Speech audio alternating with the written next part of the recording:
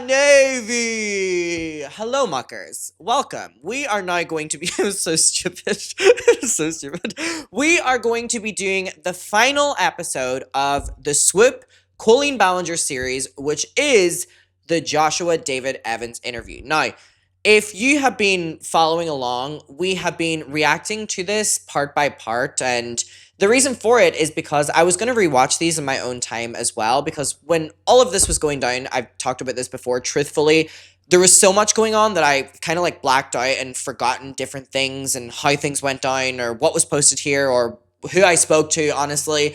And so I was going to rewatch these anyway on my own time. And I was kind of talking with all of you and we were like, yeah, let's do it together. And people had already asked me in the past to do it. And it's been really interesting. And again, if you haven't watched the last 3 ones that I did, I really would recommend it. I never normally will like recommend a video that I've already done if you're like watching a video now, because I'm like, hey, like I appreciate that you came here for like at least this time. But I will say that if you're anyway interested in what the video is going to be today, I would watch those other ones, specifically the Johnny one, because I remembered so much that went on during that time period. Actually, even the first episode as well and the second one. See, that's the thing. Honestly, I will never recommend a video of mine to you while filming a video, but I would recommend watching this entire thing because it has been really interesting. And this one, I am really intrigued for because I remember like where I was. We all remember where we were. I remember where I was when I found out that this interview was going to be happening. Because, by the way, I don't know if you can remember back, no one was anticipating this. No one was anticipating this. I never would have thought. I never would have thought. I never would have thought that Josh would have been in a YouTube video, spoken up about his ex-marriage, spoken up about Johnny, and like Swoop doing the interview. It never would have crossed my mind until I remember where I was whenever I found out, and it was mind-blowing. And I remember the lead up to it, the entire internet and me and the Weenies members, like we were all messaging again for the first time being like, what the fuck is going on? Like it was crazy. So anyways, whenever it came out, I remember where I was and I remember watching it on my TV, but in my watching it, I was calling my mom and so many of my friends in between it that I don't remember watching it one continuous way through because I would watch something, stop, call someone, forget, go back. Like, it was very overwhelming because, again, no one thought that Josh was going to speak up at all. Never thought. And so I was overwhelmingly impressed that Swoop and her team were able to pull this off. Not in any way that I don't believe that they could pull something like this off, but just because this shows that they created an environment that was welcoming, because Josh would never normally do this. So that's something, again, to give their credit to this incredible team who had someone, if I remember correctly, didn't Swoop and her team like have someone on set for that interview? I'm sure they're going to say it in this, to make sure that Josh was okay. Like just those levels of like consideration and also professionalism and caring about a human at the other side is fabulous. Quite frankly, it's so fabulous.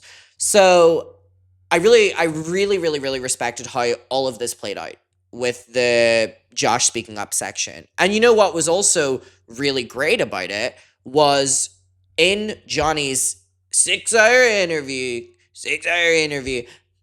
he kept, saying that he wants Josh to speak up, he doesn't, and then Swoop asks him, and he goes, the world deserves to hear from Joshua David Evans. And then Swoop does this interview where the world gets to hear from Joshua David Evans on the biggest platform and biggest spread that he's probably ever had on YouTube.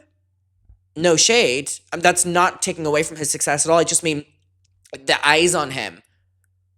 Quite frankly, it's stunning. So anyways, I'm intrigued to watch this again because it's been a while. It's really been a while. I'm nervous because with the Johnny one, there was so many things as well that I just didn't expect. But it is what it is. Also, we hit 100,000 subscribers on my second channel. Thank you so much. I actually got my little YouTube plaque for it. Look! Thank you so much to everyone. I have been vlogging every day and it'll be linked down below. I feel like Gabby Hanna in that video. I love this community. I love the community that we have over there. So please come and subscribe if you haven't. I really appreciate it. And for some reason, I am just like a daily vlogger now. Like, I haven't missed a fucking day of daily vlogging. Also, if you want to sign up to my Patreon, make sure to use the code 2026mucker and you will get 30% off. We are reacting to Shane Dawson's documentary, Making His Movie, Not Cool, the terrible one. We have reacted to the recent Escape the Night. We've done Escape the Night Season 4, 3, 2, 1. We've done Ruby Frankie documentaries. We've done Beast Games. We've watched Shane Dawson's terrible movies. It is a big way of supporting me so that I can continue doing all this, is signing up to the Patreon. And in return, you get all these things. So that is that. But yes, let's get on to this, shall we? The same way that I felt when we started the Johnny one, it is time to lock in, because we're going to be here for a while, and I'm ready to I feel like now that I have this huge table, because by the way, we are in London right now, and I have my full setup. Miss Piggy is here, by the way, don't worry. I'm so excited to have my fucking setup again. And I have this big table, and I'm like, oh my god, I should take notes on this. So anyways, let's get into it. And again, Swoop is really close to 1 million subscribers. Go over and subscribe if you haven't. What are you waiting for? What are you waiting for? All right, let's do it. I'm nervous. I'm really scared to make this video. I am dreading making this video. This video is something I never thought I was gonna ever have to make. I went from boyfriend to the fiance to the husband. Joshua and I are getting a divorce. These fucking divorce videos. These divorce videos, oh my god. The drama.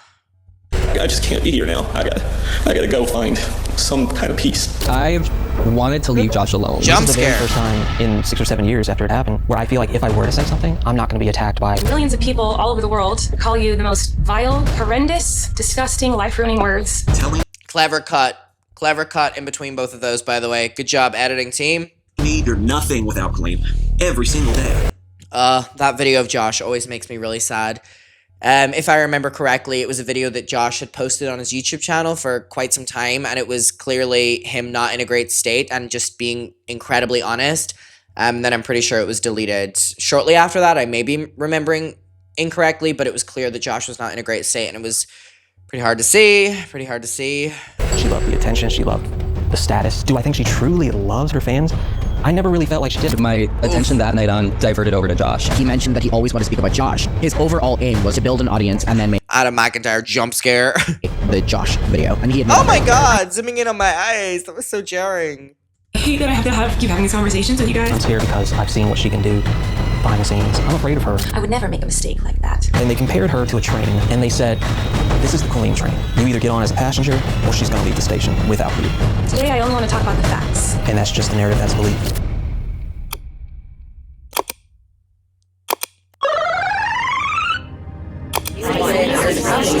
Oh my god. These intros. Oh my god.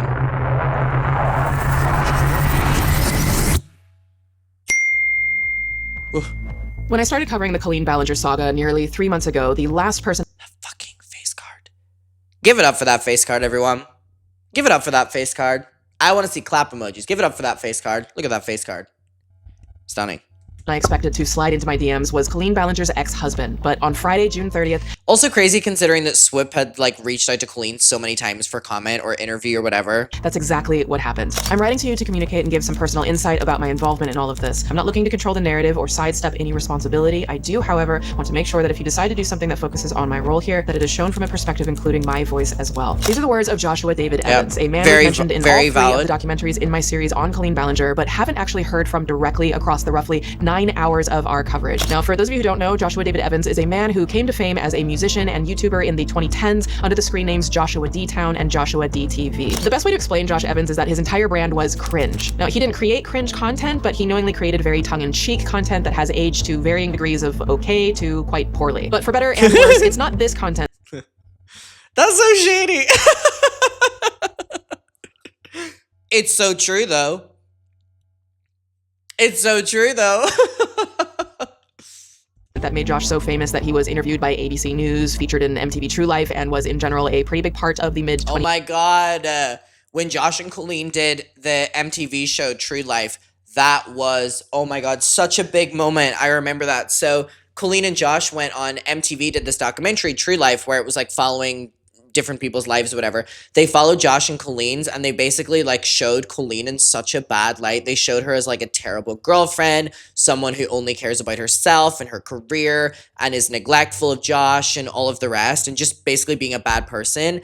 And then it came out and they showed all of that, and they showed the arguments of her and Josh fighting, whatever, and it broke the mold that they were trying to push of the perfect relationship, and both of them freaked the fuck out and made so many videos being like, MTV gave us a bad edit. MTV, it was big drama. It was drama. It was drama.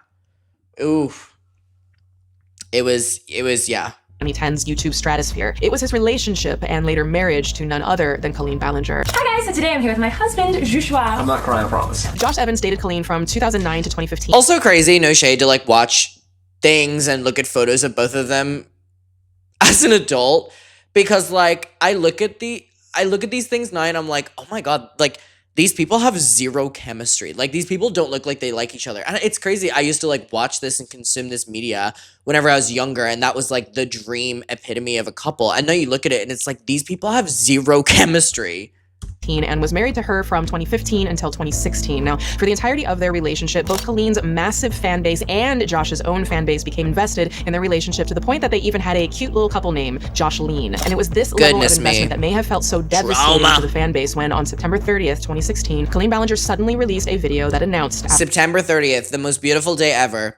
The day I was born. After less than a year and a half of marriage, that she and Josh Evans were getting a divorce. Joshua and I are getting a divorce. This fucking video. And over the years, Colleen rarely, if ever, spoke about the divorce, to the point that the Colleen Ballinger Snark subreddit even had an entire subsection called Oh my God, their profile picture, her on a train. Phantom Divorce, detailing the phenomenon of Colleen pretending that she was never even married before at all. As she moved on from her past marriage, she released 2 seasons of her Netflix show Haters Back Off. She toured with... Which, by the way, people want me to start reacting to that on my Patreon. What do we think? What do we think?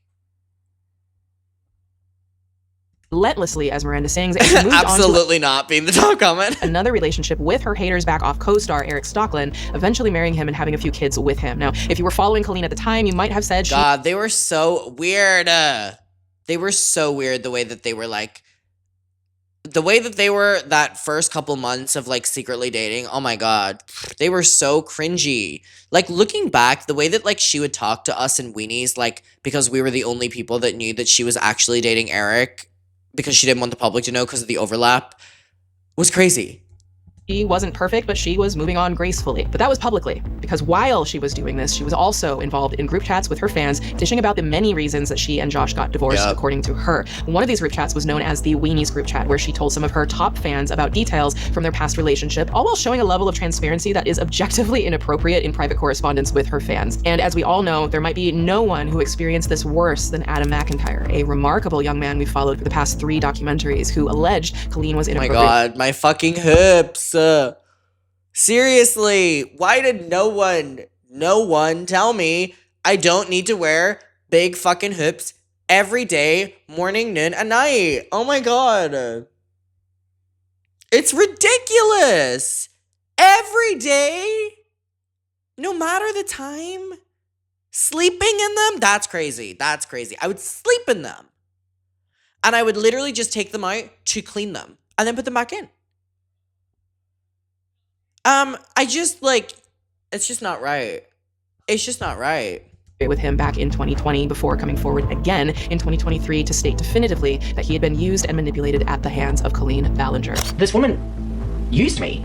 But what about Josh Evans? Friends, that's an answer that the Colleen fandom thought they had figured out for many years because of Colleen's correspondence in these group chats, where the image of Josh over the years became, as Adam McIntyre so astutely put it, the crazy ex-husband. Okay, it's a lose-lose situation for this man. This seems incredibly draining. He couldn't have spoken up in 2016. He couldn't have 2017, 18, 19, 20. Look what happened to me in 2020, and I wasn't her husband. I was just by her and her fans, a crazy fan. Could you imagine being the crazy ex-husband? It's this diminishing of Josh from a fully fleshed person separate from his past relationships that partially led him to leaving YouTube behind over the following years and fully in 2022 for a more private life with his wife Pamela. Good for him. Not related to entertainment. That's why I got super defensive of Josh when all this was going down, because dude literally created a private life so off social media and didn't deserve to be dragged into this just because of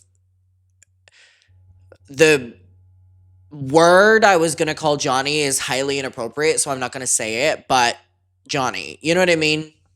And living in a self-described tiny house. And this is more than likely where Josh would have remained if it weren't for a 2-month-long series of tweets, podcast appearances, and interviews that began on June 7th. Podcast appearances is crazy.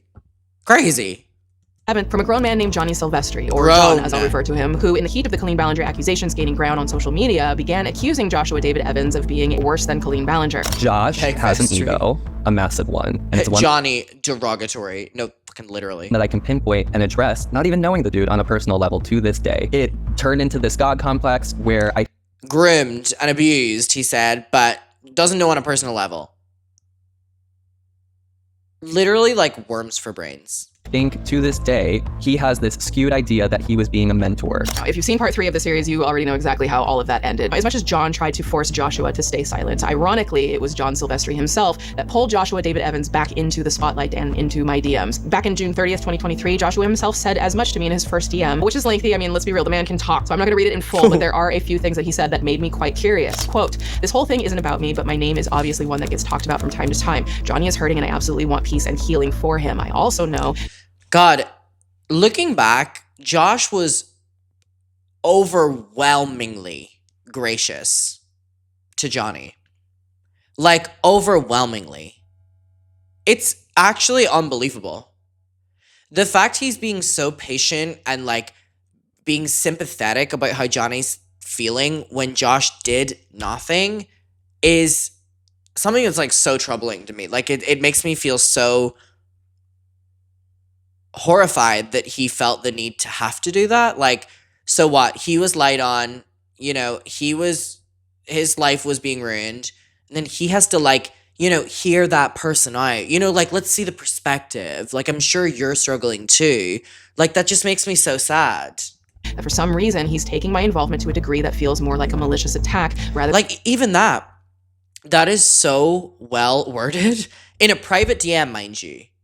Then what if I was experiencing that? Oh, I would be saying, you know? It's crazy. rather than simply a person hurting. His claims are highly damaging and could burn down the life I've slowly had to rebuild after my own trauma I was put through by my ex and her manipulation tactics using her fans as pawns. It now feels like Johnny is heading down that road as well. Now, this passage was interesting to me because for those of you who haven't watched part 3 of my series, by June 30th, 2023, when Joshua sent this DM, he had already apologized privately and publicly 4 times. Yeah. So I sent Joshua a response, and to balance the shade that I kind of just threw him a little bit ago, a can also talk, okay? Don't, yes, I can be a little long-winded too. So I'm only gonna read a couple of key things from my response here. Quote, since you reached out, I do have a few questions that research hasn't given me straight answers on relating to a few parts of the story. And I was wondering if you would be interested in answering them for me and perhaps sitting down for an interview to share your side. Some of my questions pertain to your relationship with Johnny, your status as a public to private person, and other questions that relate to your involvement with fandoms, both Colleen's and your own. Now, I let Joshua know that any interview wouldn't be... It's also crazy to me that Josh is the only person who wasn't even a public person who ended up acknowledging the responsibility of acting in a certain type of way towards fans. You know, he was addressing what him and Colleen would do together to their fans. You know, she hasn't said anything, and it makes me I'm glad he took, you know, the accountability, but it makes me sad that Josh was thrown into this and was the only one who's been probably the most gracious, but furthermore has to like is literally like having to do the YouTuber fucking apology when you're not even a fucking YouTuber anymore. You know what I mean? That's crazy. Yeah, it's great that he took accountability, and I'm sure a lot of people are grateful for that. But all I'm saying is, like, it's actually mind-boggling how well Josh handled all of this, all things considered. Someone had to say it. You know? Be easy, but I promised I would be fair. I told Joshua David Evans I had a lot of tough questions about the many words that have been thrown at him over the years. Was he really a crazy, manipulative ex-husband? Was he really complicit with the Colleen Ballinger? And all this is crazy as well, that he has to answer all this.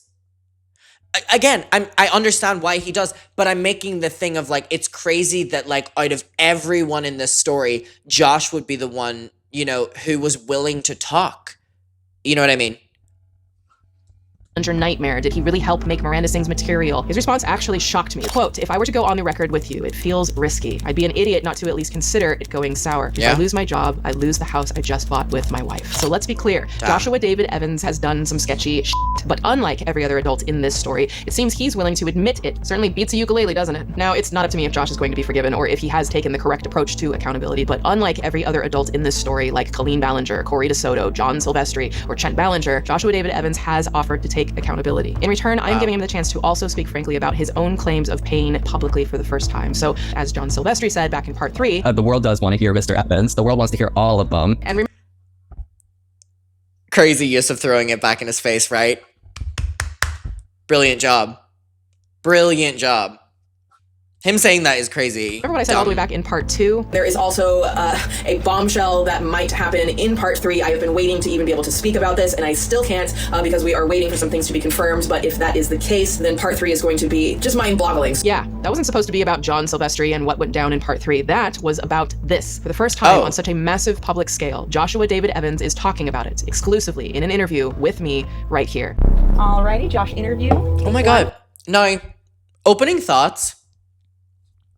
Again, I remember watching this. I remember him saying certain things. I'm going to be honest. The only things I remember from this is him saying he came in the house and it was smelled of smoke and alcohol and Colleen was in the bed playing the ukulele and he said, when you fuck Eric, I hope you think of me. And truthfully, that is the only story that I remember him saying. The fact that this is 3 hours and like 10 minutes long, what did they talk about? I forget what was even talked about. There's so much from that time period. Like, I truly do feel like I'm going to watch this for the first time.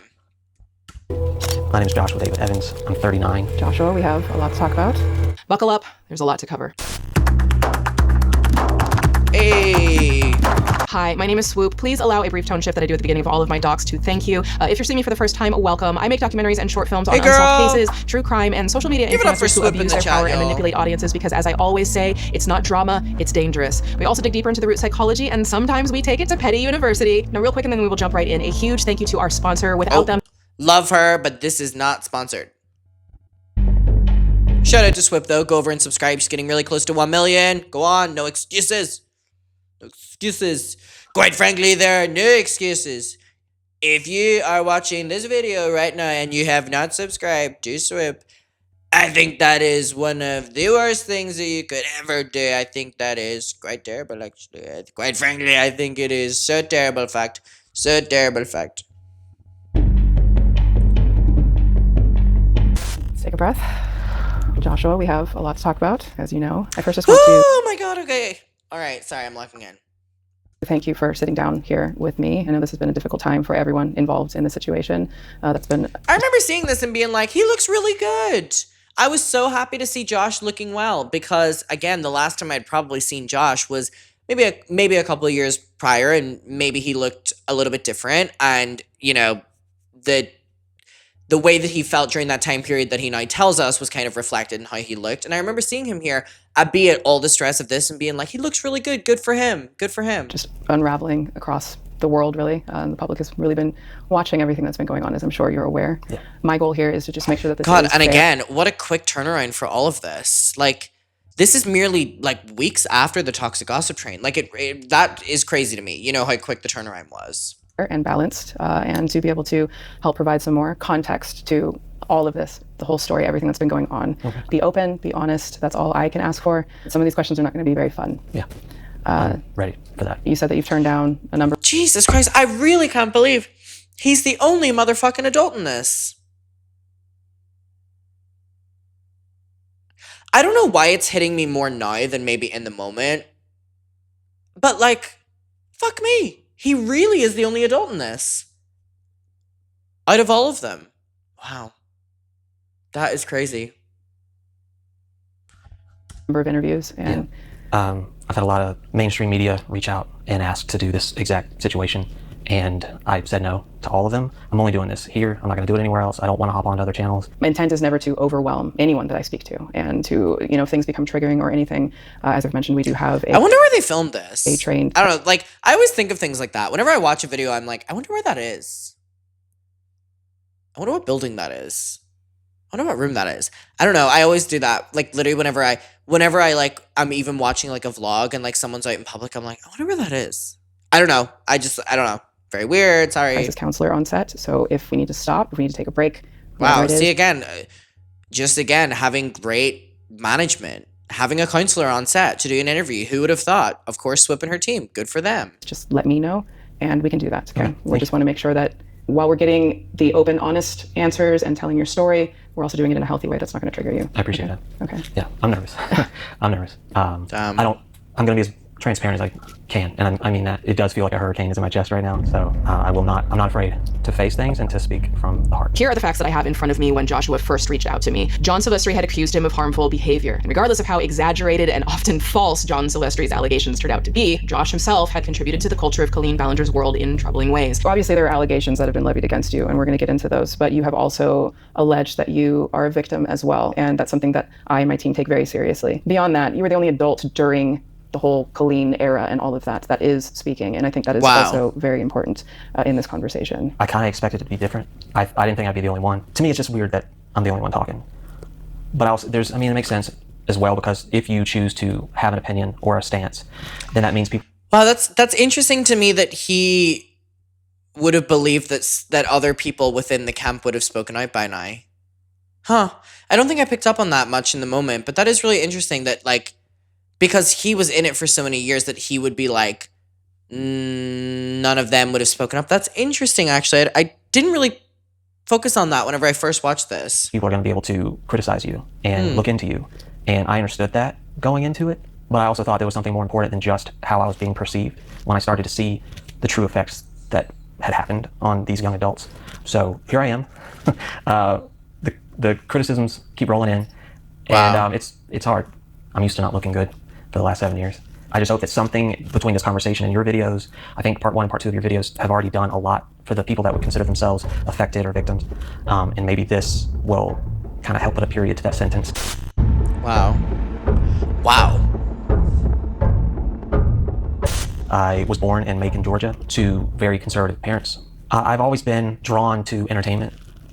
I was obsessed with anything like music related growing up. That led to being cast in musicals in high school, and I loved it. I loved every second of it, and I had made videos since I was a kid. And then when YouTube came out and I was aware of it, I was aware of it back in 2008, and I would watch people like He was an OG YouTuber. I actually think that Josh was a YouTuber before Colleen, if I remember correctly. Josh and Shay Carl. Briefly tell me what your role is in this Colleen Ballinger story. Oh, he was clearly a theater kid. Early on, it was the boyfriend of this Miranda person, and then that kind of, it took hold when I proposed, and I made a video out of it. Oh my god. I'm having flashbacks to their fucking proposal video. If I remember correctly, the song is like, all of me loves all of you. I think so. I might be wrong there. Fuck me. It's actually bonkers how when this video came out, like how much that video meant to me. Being a stan is so interesting. Ooh. Being a stan is so interesting. The multiple different angles so they can post it on YouTube. And I'm sure those bitches made sure it was longer than 10 minutes so they could get ads in there. It skyrocketed. It changed. Promposal. I had an audience. So then I definitely was perceived as like the boy next door, the guy that maybe you'll find a guy like Josh one day. Not to say that like I'm some great prize, but I knew how they were viewing me, and I tried to remain as authentic as I could. That evolved into, now I'm the fiance. And look at all the things that he's doing. I wanted to put my heart into it. And there was a chunk that it felt perfect. Everything felt perfect. Then we got married. And when that happened, it just all kind of started going down. I mean, I don't want to harp on it too much, but that fucking wedding video. Joshua David Evans, you will pay for your crimes. You know what his crimes are? Nothing to do with Johnny. Joshua David Evans, your crimes, you are guilty. You're guilty as charged. How dare you? Vlogging down the aisle? I don't give a fuck if you're marrying Colleen Ballinger. Vlogging down the aisle, you need to be arrested. Like, that is crazy. That is so crazy. He vlogged down the aisle. Yes. Yes. No, I don't even care if you're going to say that it was a different time. Get out of here. Get out of here. Oh my God, please let there be a video of it. All right. Wait. Wait. Oh my God. Hold on. Let's see. Let's see. You you should be ashamed. You should be ashamed of yourself. And you know what? I'm not even going to hate on him more because I'm sure that he probably regrets that too. You know, this really is just a product of the time. This is a product of the time. That being said, I overshare so much on my fucking second channel, which is my vlog channel, that, you know, hey, who knows? The shit that I've said over there and done over there already, this is probably next. It became almost like they were watching a soap opera and trying to read between the lines, and I could feel that they were making comments about. Oh, bless! He looks so happy to be there. It's his wedding. What do you mean? Oh, he looks so happy to be there. What's going on? It feels different. The sad part is, it was different. I started to feel almost like a character, like a sitcom character, like I was replaceable. One of the questions I would consistently get was, if you weren't married to her, what YouTuber would you want to be married to? And it always struck me odd, because I'm like, why would you even ask me that? Like, this is a real life. This is a real marriage. This is a real relationship. I don't sit here and think, well, if it's not her, which one would I want? You know?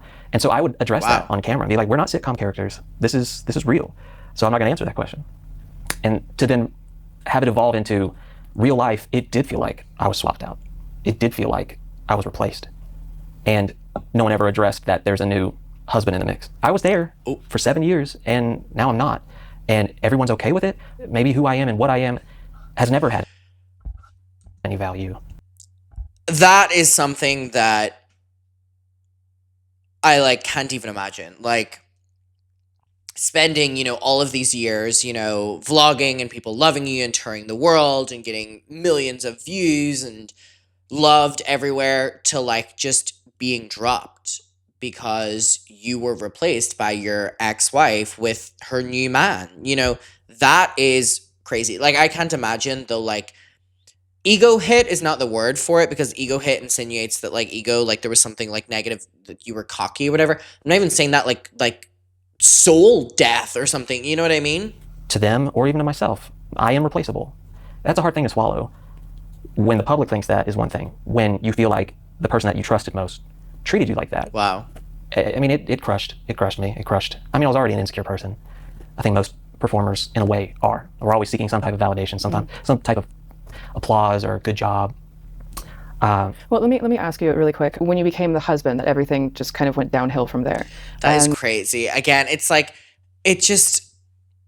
everything going so terribly after the wedding is just because the wedding was being built up to as the content, you know what I mean? And then the content was done, and then you need to move on to the next content, is how people like her think. So are you speaking specifically just about the fandom, or was it once you got married to Colleen, did the marriage also just seem to spiral? Even this, hearing someone say her name to him and him being on camera, to me, even as an adult when I was watching this, was a little bit jarring. I was like, oh my God, that's crazy to hear him talk about her. Roll downhill pretty quickly.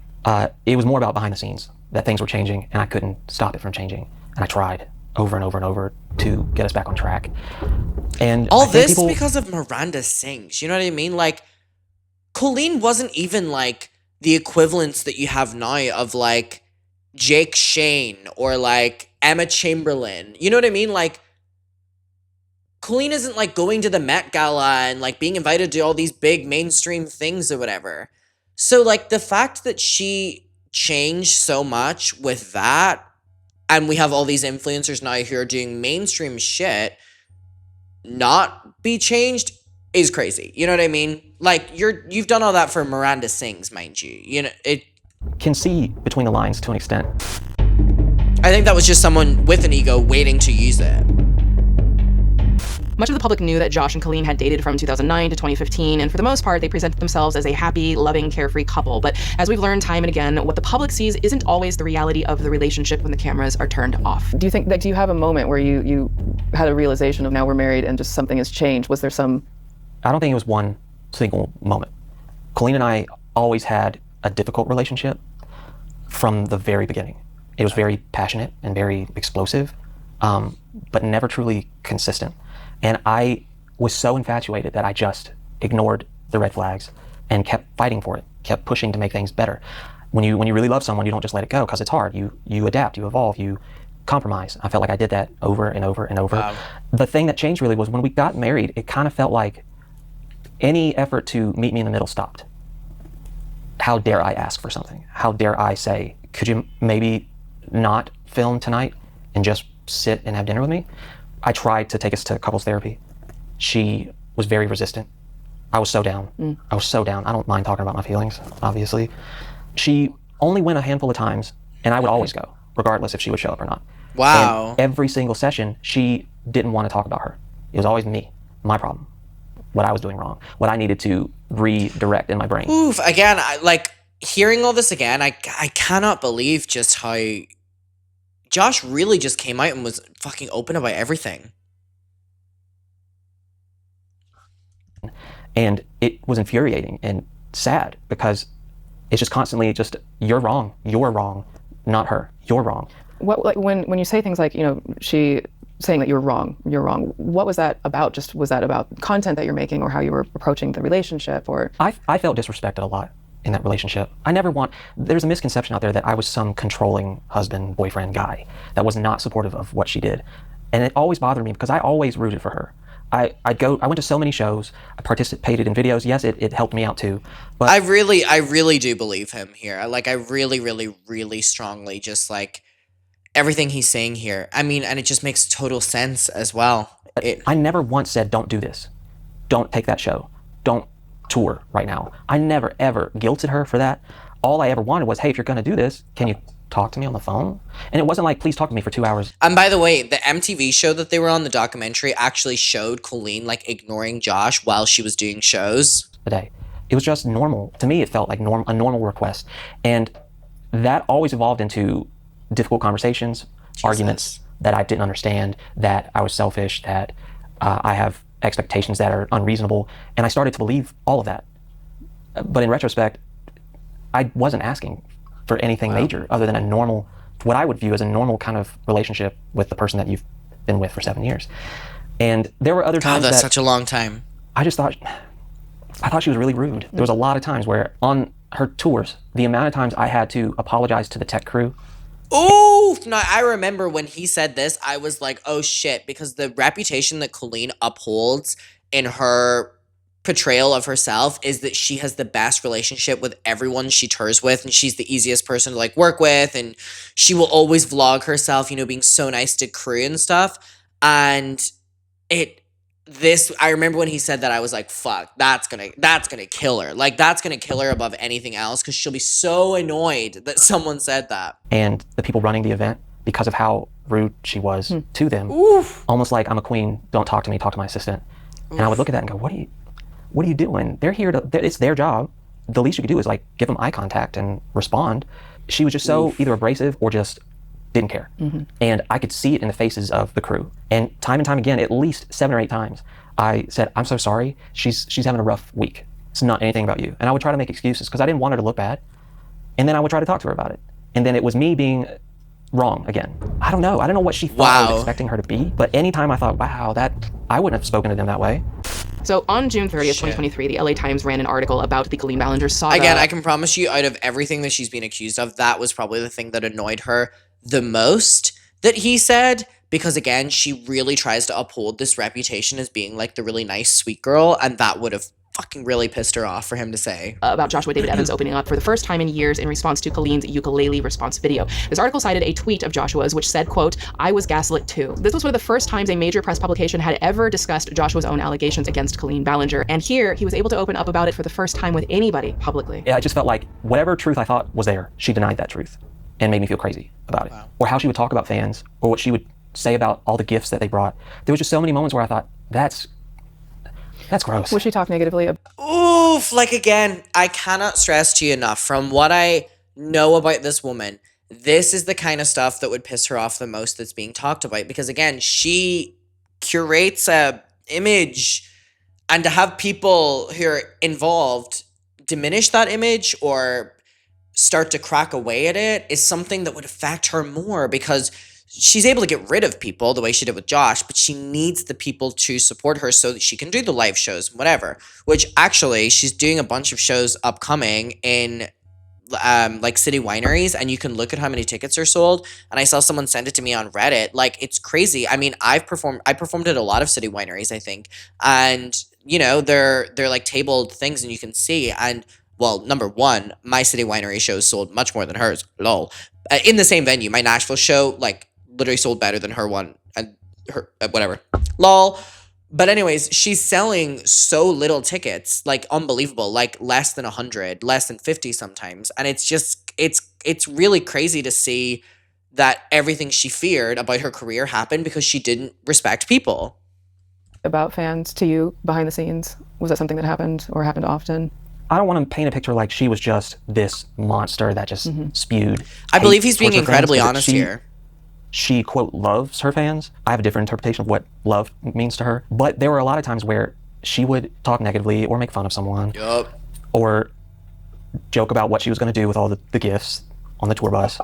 And I just thought to myself, I would never talk like that. These people are giving us a job. Well, I'm curious because you just said that you have a different definition of love than she did. And I'm curious like what you mean by that. If you could just Such great elaborate question. more on Such that. great She follow-up. says she loves her fans. When you love something, there's a part of you that's selfless, or that's truthful, or that's just kind. And I didn't see a lot of that.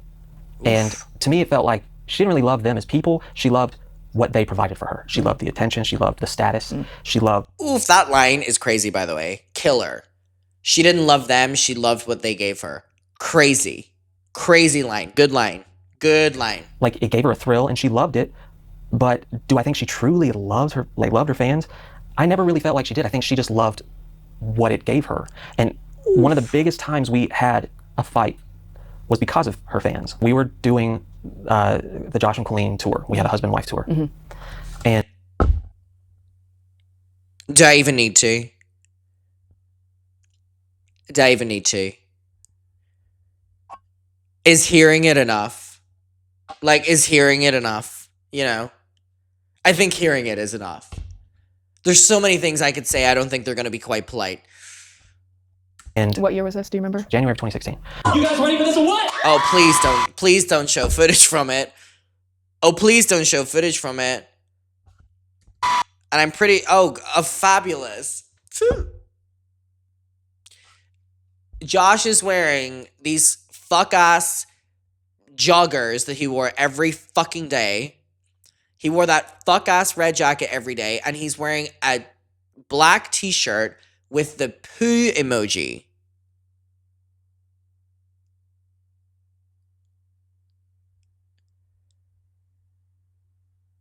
You have got to be kidding me. And I'm sure he has some fucking fuck-ass high tops on. Bright purple, probably. Don't piss me off! Like, seriously. It's terrible. It's terrible. Shirt low-key goes hard. Yeah. Okay. Yeah. I mean, I would wear it in a much different way. Anytime, like, I had the mic and it was, you know, it was both of us on stage, and we both had different things we would do, and then we did stuff together. But when we would interact and I felt like I was ad-libbing a little bit and improving, I could tell when she did not want me to keep talking. She gave me a look on stage while I was doing it, because I had... Also, I'm pretty sure there was a Miranda Sing section in their husband-wife tour. Of course the tour was a fucking Colleen tour. Gone on for like 30, 45 seconds longer than we normally do about a bit. And on mic, I said, oh, I know that look. She wants me to shut up, guys. We went on, we finished the show. I got on the tour bus first. When she came on the bus, I had never seen her so livid with me. Some of the eye contact that you saw in the ukulele video, kind of that... And being able to reference that, by the way, is crazy. She really didn't help herself there. Darkness in her eyes. Yeah, there's been a lot of comments on people's perception of her look there. I saw it all the time, especially in that moment. And she came in, and she's not really one to yell at me. She wasn't like that. if anything, she just completely ignored me. But this time she yelled. And she was like, how dare you make me look bad in front of my fans? How dare you do that? And I was sitting there thinking, what? I don't think I really made you look bad. I made a joke. It's like a husband-wife thing. Well, honey doesn't want me talking. Here I go again. But I was being honest, too, on stage. And in that moment, I realized she cares way more about how she is perceived than what the truth actually is. True. I got it. She let me have it. It was scary. I mean, it was scary because I'd never seen her really look at me that intensely before. I think it's interesting that you said I'm assuming you were paraphrasing, but if she was saying something like, how dare you do that in front of my fans when it was a tour for the two of you, the idea behind that would be that it would be your shared fans. I was curious, if you felt like there was animosity or competition, were there moments where it was just mutually supportive, or was it more of a one-sided thing, like these are my fans? Or can you walk me through that? Like, what was that like, having a relationship and you guys both creating together and separately in your own right? I always felt like, well, because she made it obvious with her. Sorry, can we just take a moment? I truly cannot imagine anything worse than like being in a relationship and both of you are daily vloggers. I just like shivered a little bit inside. Can you imagine? I truly think that there's nothing worse than that. Like, I cannot imagine a more evil life. Oh my God. Oh my God. I mean, the concept of being in a relationship with like another YouTuber makes sense to me. But like, as someone who vlogs, I would never date someone who vlogs. So like, I think I'm asking for the moon and the stars of someone who wants to date me. I vlog around people. But like, both of you doing it, so when one of you is recording, the other isn't, and when you're not recording, blah, blah, blah, constantly performing, it's like a fucking family channel. Nah. Of course, these couples end, and that's not even taking into consideration that she's allegedly an abusive piece of shit. Her words and actions, that they were her fans. They were not mine. And when we decided to do a tour together as husband and wife, I thought, wow, she's really like looking at me like an equal. And it meant the world to me. I didn't want to be bigger than her, but the fact that it felt like it's 50-50. Wow, I've never felt 50-50 with her before. And again, she probably only did that tour with him as well, not because she was trying to support him or whatever, but her image was really benefited when people looked at her in like a loving relationship. And then she was very adamant about doing Miranda on the husband-wife tour. And I didn't understand that. Why do you need to do Miranda when Oh yeah, I just said this, yeah. If you bring Miranda in it, it's just a Miranda show with us. That was one of the times that she did go to therapy with me, and the therapist sided with her. Why would you not allow her? Why would you have a problem with her doing that?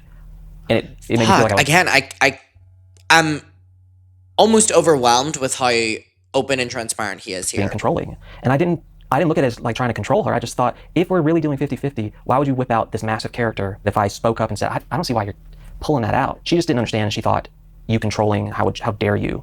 This is what brought us here. This is what got us this tour. We've seen evidence of her making the... Again, and even the way she speaks about Miranda Sings in like the big year of 2026 as well, she has this immense attachment to it that is like a little bit worrying. That's like she has no sense of personality or identity within herself. Those types of claims to her fans. I'm curious, was that something that she said directly to you? She might not have said the word, but she alluded to it countless times. There was one time where I was on my own tour and she was in Canada filming her show. And she just avoided talking to me for days. This was not a good time. We're married at this point. There was one time, I remember I was about to perform. I had an hour before the show, and I went back to my hotel room, and I finally got her on the phone. And all of this pain and like feelings of being disregarded kind of came to the surface. And I really just kind of let it out on the phone. Was I yelling at her? No. But I was very passionate in the way I talked, very upset. And what she told me days later is... even this as well, like... there's so much context and timeline being filled here. I saw Eric, which is her husband now, right after I got off that phone call with you, and I told him, oh, well, I just got yelled at by my husband for 15 minutes. Was that something that you felt was happening often, that she would go to him and share details of you? Well, she was doing it with us. Oh, that pisses me off. Eric Stockland, you are a fool. You married into what you had a vision of. And look how it is now, mind you. You know what I mean? Eric and Colleen's relationship was high passion, like love bomb, because Colleen was at the peak of her fame. She met someone who she had control over because she hired him. he was an actor who was talented at what he did, so she respected her because he likes acting. Also, she was in the process of like cheating and getting out of the Josh thing, so she had that ego thrill as well. Also, being Eric's boss was like another thing as well. But also, Eric saw this woman at the peak of her fame. He's finally being introduced to like notoriety, and he was like, if he trails along, he was going to VidCons, he was going to premieres, he was going to whatever. So he probably thought that he was going to get these huge roles and his career go off, and they only go up, up, up together. And look what he has, like the fucking Von Trapp family. They like push out a kid every 2 years, and you know what I mean. And they constantly all seem fucking miserable. So like, I mean, you know, Your relationship. I don't know if she thought I was Josh blind, won in but I the saw it end. from the beginning when she cast him. I remember all the other people that went through the cycle of that audition circuit. That character was supposed to be not conventionally like a good-looking guy. And when she started believe it. wanting him, I thought he's kind of a good-looking dude. You want him to play this character that's supposed to be like the male Miranda? And again, I completely believe this as well, that the characterization of the character that Eric was supposed to play was going to be like a dorky character. And then hiring Eric was a really interesting 180 from what everyone thought the character was going to be. I thought I can't say anything. She's gonna think I'm jealous. She's gonna think I'm controlling. I did bring up that's odd that you're pushing for him when he's conventionally a good-looking guy. Now, the person Joshua was talking about is actor Eric Stocklin, somebody we've mentioned. Actor is generous. Give me the work within the last couple of years. I want to see it. I truly would love to see it. Often in the series, I'll watch they it. haven't I'll covered watch anywhere it. near as much Just as give me a Colleen or list. most of her inner circle. Now, Eric Stocklin is an actor who, during the early 2010s, popped up in smaller roles in shows like The Vampire Diaries, Bones, and Criminal Minds before he got his big break, and a starring role on a Netflix show called Haters Back Off. What you might not know is that while she was working on this show's first season, she was married to Joshua David Evans. 2 weeks before that season came out, on October 14th, 2016, Colleen announced her divorce from Joshua, and less than 2 years after that, Colleen Ballinger got married again to her Haters Back Off co-star, Eric Stocklin. There were just This messy ass timeline. She is so messy. lot of times that I knew she was hanging out with him. I knew that he had been over to her apartment in Canada, or that she went over to his place and quote everyone was there. It's just hard to talk about. Again, I cannot stress to you enough, if you were not in this fandom and if you weren't, congratulations on being like a normal person. It is still crazy to me, like with all that childhood history of like being involved in a lot of this, hearing him talk about this. It'll never not almost like weird me out a little bit, because it feels like something I shouldn't be hearing. There was a time right before the divorce happened, and it was VidCon, and she didn't stay at VidCon very long. She, at that point, kind of thought, I'm bigger and better than this. Well, I loved it. Oof. But she left and went back to our house that we had. Someone communicated and relayed to me, hey, while you're out at VidCon, she's having a few people over to the house. And I was like, who? And they said, Eric, Corey and a romantic interest, and Rachel and her boyfriend at the time. And I... Oof, this is so messy. Like leaving Josh at VidCon so that she can go and have parties in the house with Eric, the new guy that she's seeing behind Josh's back. Oh, it's so scummy. It really is so scummy. just thought it was weird. And so I was supposed to spend the night that night near VidCon because it was a long drive. Something in my gut said, no, go back home. So I finished the show. I didn't tell her, and I got in the car and I drove back. She kept messaging me like, are you in your hotel room? Where are you? Where are you? And within the last probably 15 minutes or so of the drive, I came clean and I said, I'm actually almost home. And when I walked through those doors, it reeked of alcohol and cigarettes, and no one was there. Nobody was there. And then I went upstairs, and she was sitting on her bed, playing her ukulele. I could tell she had some drinks in her. No big deal. Have a drink. It's your house. She smelled of smoke, and I was like, what's going on? Where is everybody? Oh, they had to go. They had to leave. Also, the fact that he worked an entire day at VidCon and then drove from Anaheim to LA, hour, 2 hours, I cannot imagine this being what you come home to. And I just thought, just the red flags were popping off in my head. Like, why would you have everyone leave when you knew I was showing up? Unless you didn't want me to be around it. But the final words I said to her to her face, the last thing I ever said to her to her face, as I was leaving, I turned to her. I can't believe that's how they ended it. I can't believe that's how it was.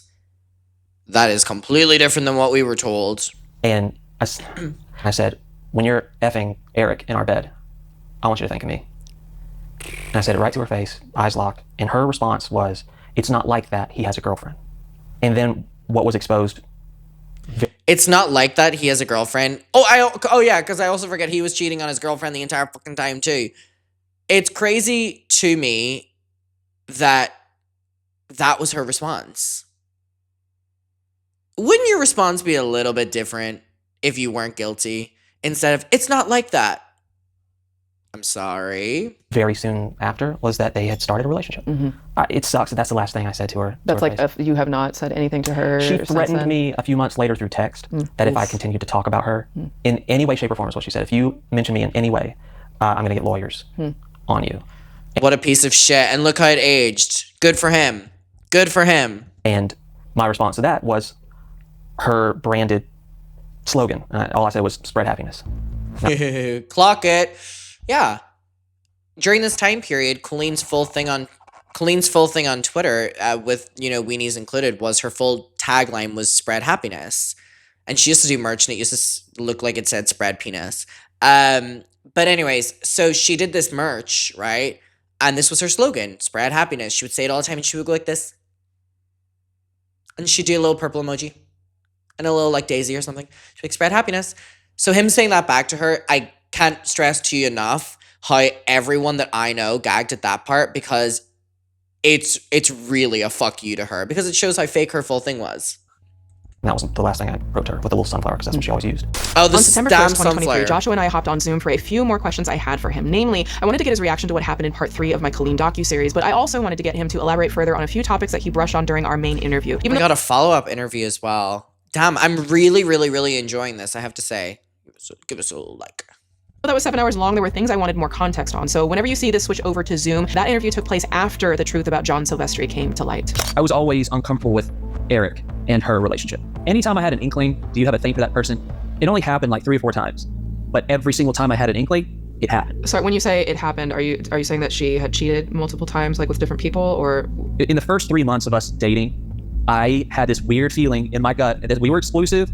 We were saying, I love you. It was this whirlwind romance. I had this feeling in my gut that something wasn't right. I didn't know what it was, and I did a foul. I'll never forget Colleen telling me that she was going on a date and having fucking, do you know the guy, Santa Claus coming to my town? Do not come to my town. You know, what's his name? Flula. I'll never forget her telling me, and I remember her being like, you're gonna hate me. Like, yeah, Flula was her rebound for Josh. Crazy, right? Do not come to my town. Santa, do not come to my town. Thing. She walked out, she was doing something, she left the apartment, and I pulled up the laptop that she was on, and I read some Facebook private messages that she had been sending. Oh. And it broke my heart. I caught her sending back and forth messages to a guy that I had already brought up. Hey, who is this guy and why is he saying this kind of stuff to you? Like, I don't think that's appropriate. And she would always be like, oh no, he's gay or he's not into me. What I found was that in those messages, she was saying exactly to him what she had said to me when we were first starting to date and get to know each other. She was using the same catchphrases, the same, you're the best in the West. That sticks out to me because she's... Oof.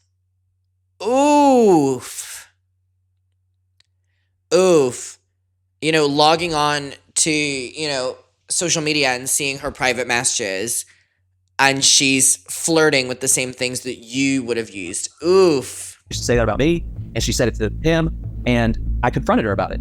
The next day, I was still upset, and I remember her saying, if this is how you're going to be, if you're not over this now, then I can't be in a relationship with you, period, if you're still going to be upset. And I thought to myself, but... Was Flula, someone said was Flula during Josh time as well. I don't know when the Flula timeline was. Like, looking back to me, I don't know when that timeline would have been. Like, I don't know when she would have done that with Flula. Because it, doesn't make sense to me. But, anyways, I remember how shocking it was whenever I heard it. I'm upset because I caught you talking to another guy, all lovey-dovey, all sweet. Now you're upset with me for still being upset 24 hours later. But in that moment, it taught me if I speak up about something that I thought that I didn't think was right, her response is, then I'm out. Then I'm gone. 2 months later, Crazy. Swoop, the same thing happened. With a different person? No, Same person. He was saying, I'm so sorry. If I got you in trouble with your boyfriend, I'm so sorry. And she said, please don't apologize. Do not apologize. We can keep doing this as long as my boyfriend doesn't know about it. I have no problem with this. I should have known because she showed me who she was so early on. It left a mark that never went away. How did that make you feel through all of the years that you were together? I don't think this now because I've worked with a therapist.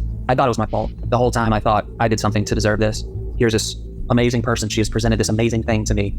It's my fault. I need to change how I view these things. I need to change. The biggest time she gave me an ultimatum was she just said nonchalantly, if you don't proposed to me within a year, I'm done. And for me, I was like, I wish you didn't say that, because I just, in my own self, got to that point. I just found that, and now you're giving me an ultimatum. Just feels icky, feels gross. Throughout the course of your relationship, do you feel like she would... Also entirely ruins the moment of the engagement then, because it's no longer special. Make posts or remarks publicly that were targeted at you? I think she would post things knowing that I had verbally said that makes me uncomfortable. Hey, I saw on your Insta story, like, you're really flirting really heavy with your director for your Netflix. Oh my God! Flashbacks. I think his name is Andrew. This was bonkers. Oh my God. Memory unlocked, memory unlocked, memory unlocked. I just got a memory unlocked of when she was filming Haters Back Off. She was posting on Snapchat, I think it was, or Instagram stories during production and filming, like the most flirty interactions with her director. Like it was clear that they were flirting and that whatever they were doing. And I remember the entire conversations and weenies with her were literally about how much they were flirting and stuff. She'd be like, he's cute, or whatever. I completely forgot that happened as well during this entire timeline. Oh my God. You know what's so crazy? Eric was fucking sloppy seconds. That is bonkers, you know? Ho, you is sloppy seconds, you know? You weren't even wanted first. So like, it's there for everyone to see. It's blatant flirtation. And then that would turn into me being controlling when I'm just sitting here going, you're not just like having fun. You're flirting and chasing this man down. Yeah. The comments are saying that you're flirting. She knew the things that didn't make me feel great, and she would do them anyway. She's her own person. She can do whatever she wants. Why do you think she would do those things, that knowing that it made you uncomfortable? I think maybe she resented me. But what would lead you to think she might have resented you? She just didn't act like she liked me. She wasn't kind. She didn't make me feel seen. She didn't make me feel like I mattered. I didn't feel like I was in a relationship the majority of the time. I felt like a shell. It would drive me crazy because people in the comments would notice, which made me feel even more embarrassed and more small. According to Joshua, the last time he spoke with Colleen, she threatened him with legal action if he ever spoke about her or their relationship. He rarely directly spoke her name. However, Joshua did try to speak out a few times. There was a common narrative that was kind of spread around you and Colleen at the time of the divorce, where people were saying that you just remained silent, which isn't entirely true. I have held my tongue for years, 2 or 3 years.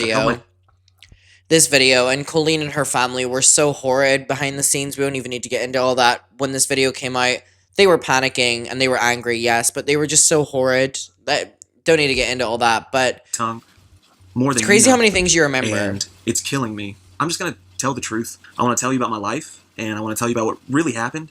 And it might piss off a lot of people. It might piss off the subscribers, and it might piss off Colleen. It might piss off people in my family. So I'm curious because you haven't shared much about your relationship. Why now are you sharing this? This is the very first time in 6 or 7 years after it happened where I feel like if I were to say something, I'm not going to be attacked by hundreds of thousands of teenagers. Now, when Colleen and Joshua got divorced, Joshua was almost immediately met with constant daily attacks in comments and in his DMs, as well as on gossip websites like Gossip Garden and Gossip Bakery. It's been rumored for years that Joshua, in response to the constant harassment, became obsessed with what people were saying about his divorce and began not so subtly trolling the gossip blogs for information. There are some interesting allegations relating to Joshua's mindset from this time period that we discovered after the initial interview, so I decided to ask him directly about it. We have seen a relationship... Oh my God. Josh, and these Gossip Garden sites. So, if you don't know, Colleen would get me to basically deep dive these Gossip Garden sites. They were basically snark Reddits, right? And they were about Colleen and Josh, they were all about Colleen and her family. And Josh, oh my God, God bless him. You know, honestly, I can't even fault him in any way because this was probably such a release for him. He would like troll with the people on the gossip sites. Like they would all like tweet out the same emoji, or you know, he would tweet like, I'm going to the bakery today, but like the Gossip Garden or something like that, or I'm going to the garden cafe or whatever the fuck it was. And it was so cringy. And again, I can understand now he was struggling so much, and this is probably such a release and out for him, which honestly, if it was able to get him through that time, then good for him. And also, he didn't have a voice really that would have been, you know, productive. So this was probably the most productive thing he could have done. And honestly, I don't judge him for it. But I remember, you know, just how many times I would have to go on these websites for Colleen, and I would just see them interacting back and forth, and it was Oh, it was a really dark time. Like, it was a really dark time. It felt very weird. Like, for everyone involved. For everyone involved. That's crazy. I was just a kid, but still to this day, like, that, all happened when I was 14 years old. So I was doing all this and going through all this when I was 14 years old. But, like, still to this day, when I retell that story, like, that was a dark fucking time for everyone involved. Like, Josh was miserable. Colleen was fucking manic. Like, everyone was fighting. It was just a nasty time. It still was. Like, still thinking back on it. That you had of sorts with a site called Gossip Garden and Gossip Bakery. These both ring a That's bell? what it was, the Gossip Bakery. And he would tweet, "I'm going to the bakery," and it was just like, oh, it was so. And then the people on the fucking gossip site would be like, "Oh, he noticed us," and then they would, oh my god, oh, it was bleak. It was bleak. Like, literally, they would. We don't even need, like, literally the post would be like, Colleen, blah blah blah blah, exposing Colleen. Then the next post would be like, "Josh is such a hottie. Like, marry me." Like, oh, please. Oh. Yeah. Okay. Yes, they do. There have been rumors for years that you were allegedly prowling these gossip sites, trying to get information. Also, in hindsight, I don't care. Who care? Like, for people giving an issue of this, right? Like, people are like, we must get an answer if he was a part of this. Who cares? Have you never been on a snark Reddit? Bullshit. Bullshit. Bullshit. You little liar. Liar, liar. Who cares? These people were directly writing about him. Let me tell you something. Most people in my personal life who have snark Reddits, read them. You keep on top of it. People who tell you they don't either are really, really, really kind of in their own world, and that's fine, or they're lying to you. And these people were actively talking about him. About your Good for relationship him. or your divorce with Colleen. There were rumors going around that I had done bad things or that I cheated on her. And I was so upset by it that I would spend so much time searching, where's this coming from? Who's saying this? I get sent links. Hey, did you see this? Did you see this as being said about you? And I would hop on. I'd sure as hell would go look and see what was going on and what they were saying. Still feeling like I don't have a voice. I'm just watching, hoping that someone is going to see between the lines and see that a lot of what's being said isn't true. But yeah, I spent a lot of time. It was not good for my mental health because anytime I get something about me, I was fixated on it because I was getting so much hate from everywhere. We've seen, some tweets and things. And again, these were a place that were supporting Josh, and he wasn't getting that anywhere. So if that's what he needed at that time to survive, good for him. That you may have been speaking in code on Twitter. I mean, sure. There was a time where they're like, we think he's lurking. We think he is reading some of these posts. Oh, God, Josh, if you're reading this, post a picture of X.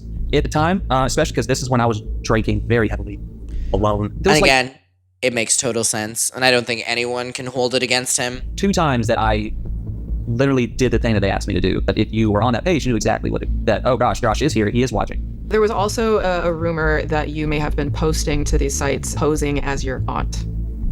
No, I was not. I would put money on the fact that it probably was my aunt. Have you ever talked to your aunt? Nope. I never spoke to her about it. I have not had a conversation with I any don't family remember member this. or friend about go to this site and say this type of thing. That never happened. There was I don't a period remember within there the first being 6 an months aunt. of everything happening. It was chaos, and people were saying that I cheated, which I did not, or that I was not. One of my friends at the time, and I'm no longer close with this person, was adamant. You got to go in there. You got to create names. You got to create whoever you want to be, and go drop the truth, because this narrative is going to continue. It's going to continue, and you won't have a way to fight against it. And for a while, I would sit there and really think about it. But then I thought, there's no way I could get away with that. It was something that had crossed my mind many, many, many, many times. So if I'm being really honest with you, it doesn't make me look good. I wanted to create an account. I wanted to, especially like when I saw the evolution, when there's someone like an Ask Me Anything on Reddit that has been verified as someone in my life, and they had gone on to say things about me that I'm like, that's not true. And who are you? You're not getting the facts right. But That's also crazy to me. There were so many like Ask Me Anythings, and these are always anonymous, but they're always verified. And the fact that people were doing these in part of Josh's life anonymously, and he didn't even know who they were, is very frightening, by the way, and incredibly isolating. Accepting it as truth. The AMA sent me to a dark, dark place because what they were saying wasn't true about me. So now I don't have a voice, and if I even try to have a voice, they'll be like, you're just trying to catch up from other people that got there first. Wow. It is interesting. I don't want to make assumptions, but you had said something earlier where it sounded like, when she said, don't speak about me, don't say my name, all of those types of things. Did you feel that for a period of time, that there was a level of silencing that was being done to you in regards to being able to speak about your experience in that relationship? I absolutely felt silenced. And I felt like I didn't know specifically then that she was orchestrating things, because what she presented online was not go after him. But what she was saying to people in DMs was, he's this, he's that, making fun of me. Yeah. Ugh, I can't even read the DMs anymore. Like, it just kind of brings like a weirdness back. It's very creepy to me. But yeah, it is something that cannot be stressed enough, how publicly she would always say, you know, never send anyone hate, spread happiness, and behind the scenes just nasty. Critiquing things, making claims about me that are not true, things that never happen.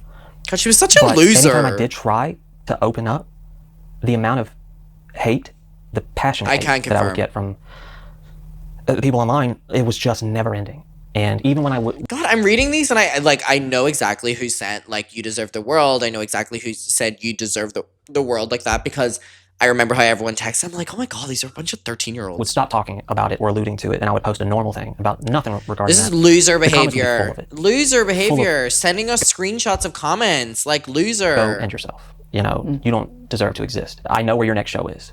I ended up hosting another end of VidCon party the next year, and the amount of death threats I got before Jesus Christ. that event terrified me, because at this point, Christina Grimmie had been killed at a meet and greet at a venue that I had performed in. She was not even like a personality type. She's just a wonderful hearted singer that has so much to give. Rest in peace, And I Christina had the thought of, Grimmie. well, if someone is innocent, and to me as pure as her, it happened to her, well, there's a lot of people that don't like me. I have to take it seriously. I can't just be like, it's nothing. They're just being dramatic. I didn't believe that. I was scared to go on. I was scared. I had to tell my manager at the time, and they gave me security. I had never had security before. And it was so daunting and weird to think the reason why I have security, just to go from backstage to the stairs of the stage, was because someone might try to do something. Wow. And then that catapulted into, my sister was getting those And again, Colleen and her team were doing nothing but amplifying this death abuse. threats. My little sister. I took it very seriously, and I got angry. I got so angry because I knew that Colleen was aware of it. And I'm like, she could say one thing and stop this. I was going to say she could have just one statement, one tweet could go a long way to provide some security for you. But that wouldn't serve a purpose for her. Wow. She's not willing to step out and say, don't do this to him. She liked it. Again, like that moment on the bus, how dare I make her look bad in front of her fans? It was that times a billion. This wasn't a little moment on stage. This is, hey, he might say that maybe I'm not the greatest person. Maybe I mistreat people. Maybe I'm very selfish. So let me paint him to be far worse than he could ever say about me, and I'll shut him up. It worked. It's exactly I what did she shut him. did. Am I innocent? No. Did we argue? Yeah. Did I say things that I regret? Absolutely. There's also a part of like control that still exists in your own heart and in your head where you feel like, I still have to vouch for this person.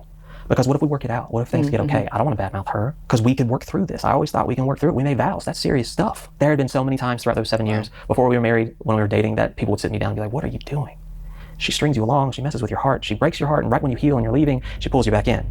It's like your toy when someone else might have the ability to play with it. She didn't like that. Now, if you've been watching my docs for a while, you might be familiar Wow. with the concept of power dynamics, which is how any kind of relationship, be it interpersonal or professional, is balanced by what each party can put into the relationship. Yeah. We've talked And about very power dynamics as they important, relate by to the way. fans and creators before, and how that power dynamic is inherently lopsided. It's very important to note that on virtually every level, there was a power imbalance between Colleen Ballinger and Joshua David Evans. Specifically, aside from the dynamic between a man and a woman, she was more powerful in virtually every regard than he ever could have been. Something that I think has not been discussed very much is the power dynamic in your relationship with. And I think as well that with a lot of things, there are power dynamics, but it's when that's used against, or what's the word I'm thinking of? Just used, you know, or abused as well. Yeah. Like there's inherently power dynamics in a lot of things. Teacher to student, you know, like that's one that comes to mind already. Like there's a power dynamic there, and that's completely fine. That makes sense as a power dynamic, because you need a teacher to be above a student for a student to respect and learn from a teacher. You know what I mean? But then if that was to be abused in any way, and then there's so many different examples in your life as well that you can apply that to.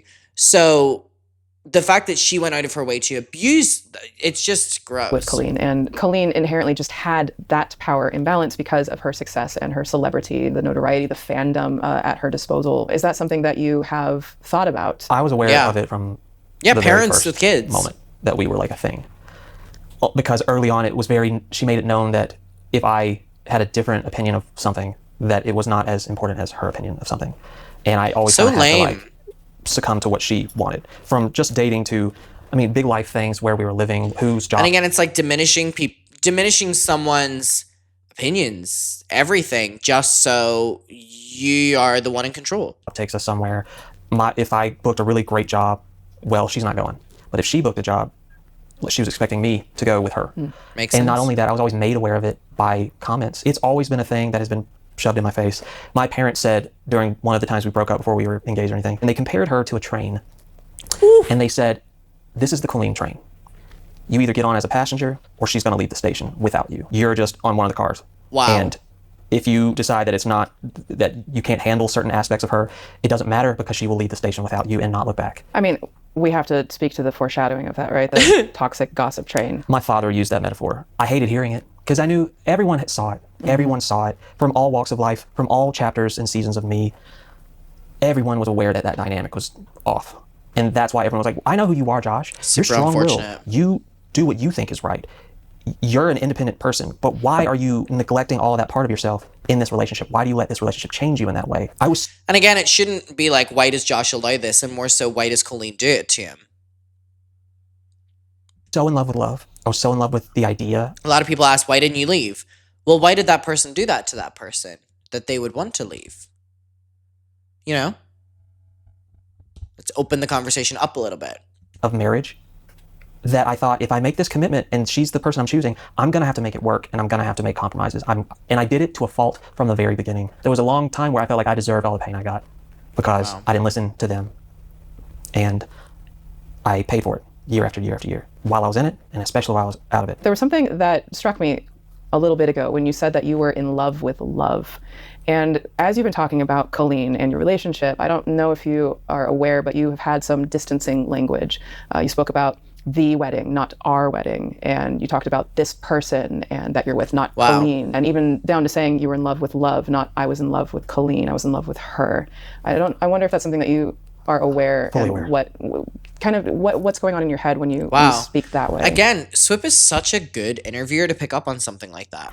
I guess I distanced myself because I trained myself to always distance how I speak about it. Because anytime I said words, names, our, this, it was, you are not over it. You're so, all you do is talk about her. So I tried not to say her name. You know, I had rekindled my relationship with my now wife, and I didn't want to be saying her name.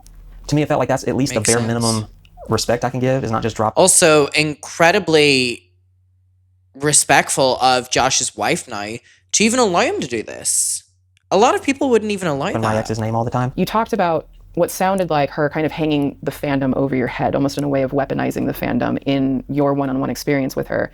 And we know from evidence that has come to light that she was weaponizing and trying to, you know, like the Cody rant and the Adam, trying to get people to dig up things about you, to use the fans against you. I knew she could always do it, but Oof, even this, I remember, like, the first time I watched this, it's like,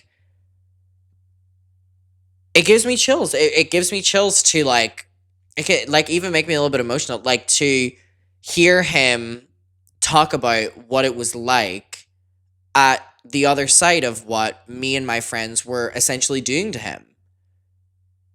You know, that is something crazy to comprehend, specifically now being, you know, a decade? This is a decade ago for me, like 10 years ago. I was a kid, now I'm an adult, like looking back on a kid version of you and seeing what impact you and your friends can have on an adult, like on an adult. I didn't want to believe that she was doing that. I just thought they are having their own perceived truth of this. The more and more that I started seeing comments like, you are abusive, you a turd, I'm like, what? Who would say that? Why would anyone say that I did that? Wow. Unless it was told to them. Then you know, your brain goes a million miles an hour, and I think, well, the only thing I think would have done that is someone from that side was saying that, because it wasn't true. It wasn't just these random fans coming up with an opinion themselves. Things were being fed to them.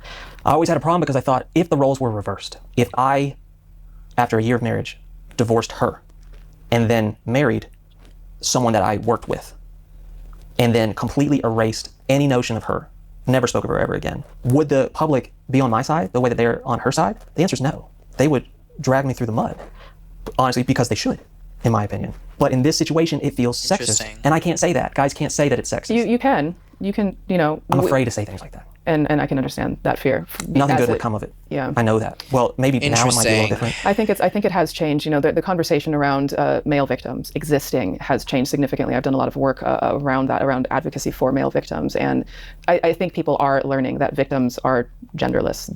There's no specific identity, and so if you lived through it as a man, that's just as valid as anyone else. So you are within your right to speak about that, and I think that those types of conversations are really important. I just felt like there was no hope. Wow. And that my name was just going to be slandered forever. That's another thing that led to such a deep depression in my life. No matter how right I thought I was, or how misconstrued I thought things were, it didn't matter. My truth didn't matter. What I felt didn't matter, because I'm the guy.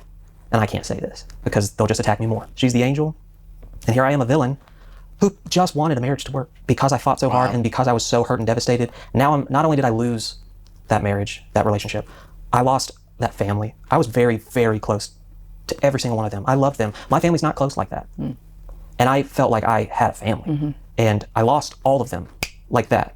And I loved them. I truly did. Rachel, I loved Rachel so much. She was like one of my best friends. And then I lost myself. I've lost everything. I lost my career. I lost everything that I built. I lost my passions. I lost everything. But if I say anything online that emotes that shows that, once again, I'm a little opportunist who's trying to use that situation to gain sympathy and to gain views. You said that you could have taken half and you chose not to. Can you tell me why? We didn't have a prenup because I said to her face, I will never take anything. I'm not here to take from you. And I kept my word. I chose not to take half because if she didn't want me, she didn't want me. And that was clear. So why would I want her to pay me money? I put a lot. Wow. I forgot that he said that. The fact they didn't have a prenup is crazy to me, because she was as obsessed with her career now back then. You know what I mean? That's crazy to me. A lot of years of my life into that person and that family, and I'll never see that again. And keep in mind, she had that Netflix money. And it's gone. So I didn't take money because I didn't want her money. You had mentioned to me privately your thoughts about the divorce video. Making that divorce video was traumatizing. She had just told me, I'm making a video to announce this and I'm releasing it in a few days. And I said, crazy, by the way. Because we were all under the belief that this was a mutually agreed, same time, same respect. And when you watch the videos back, it's so clear. She's crying and, oh, I can't believe this. And it's so fake and dramatic. And then Josh is miserable and heartbreaking and being like, I have like no idea what's going on. Can we wait? Because you just threw this big thing on me. I didn't see it coming. I don't want to make a video about this. Can we like just not say anything and like work on how we're going to discuss this? And she said that would interfere with her launch for her show. And she did not want anything to take momentum away from her Netflix show. Again, just, there are no words. There are no words. Yeah, she was announcing her Netflix show not long after that. And it was like she got Josh out of the way so that hype for the Netflix show could be about her and Eric. Like, really evil. And that she was making a video, whether I liked it or not.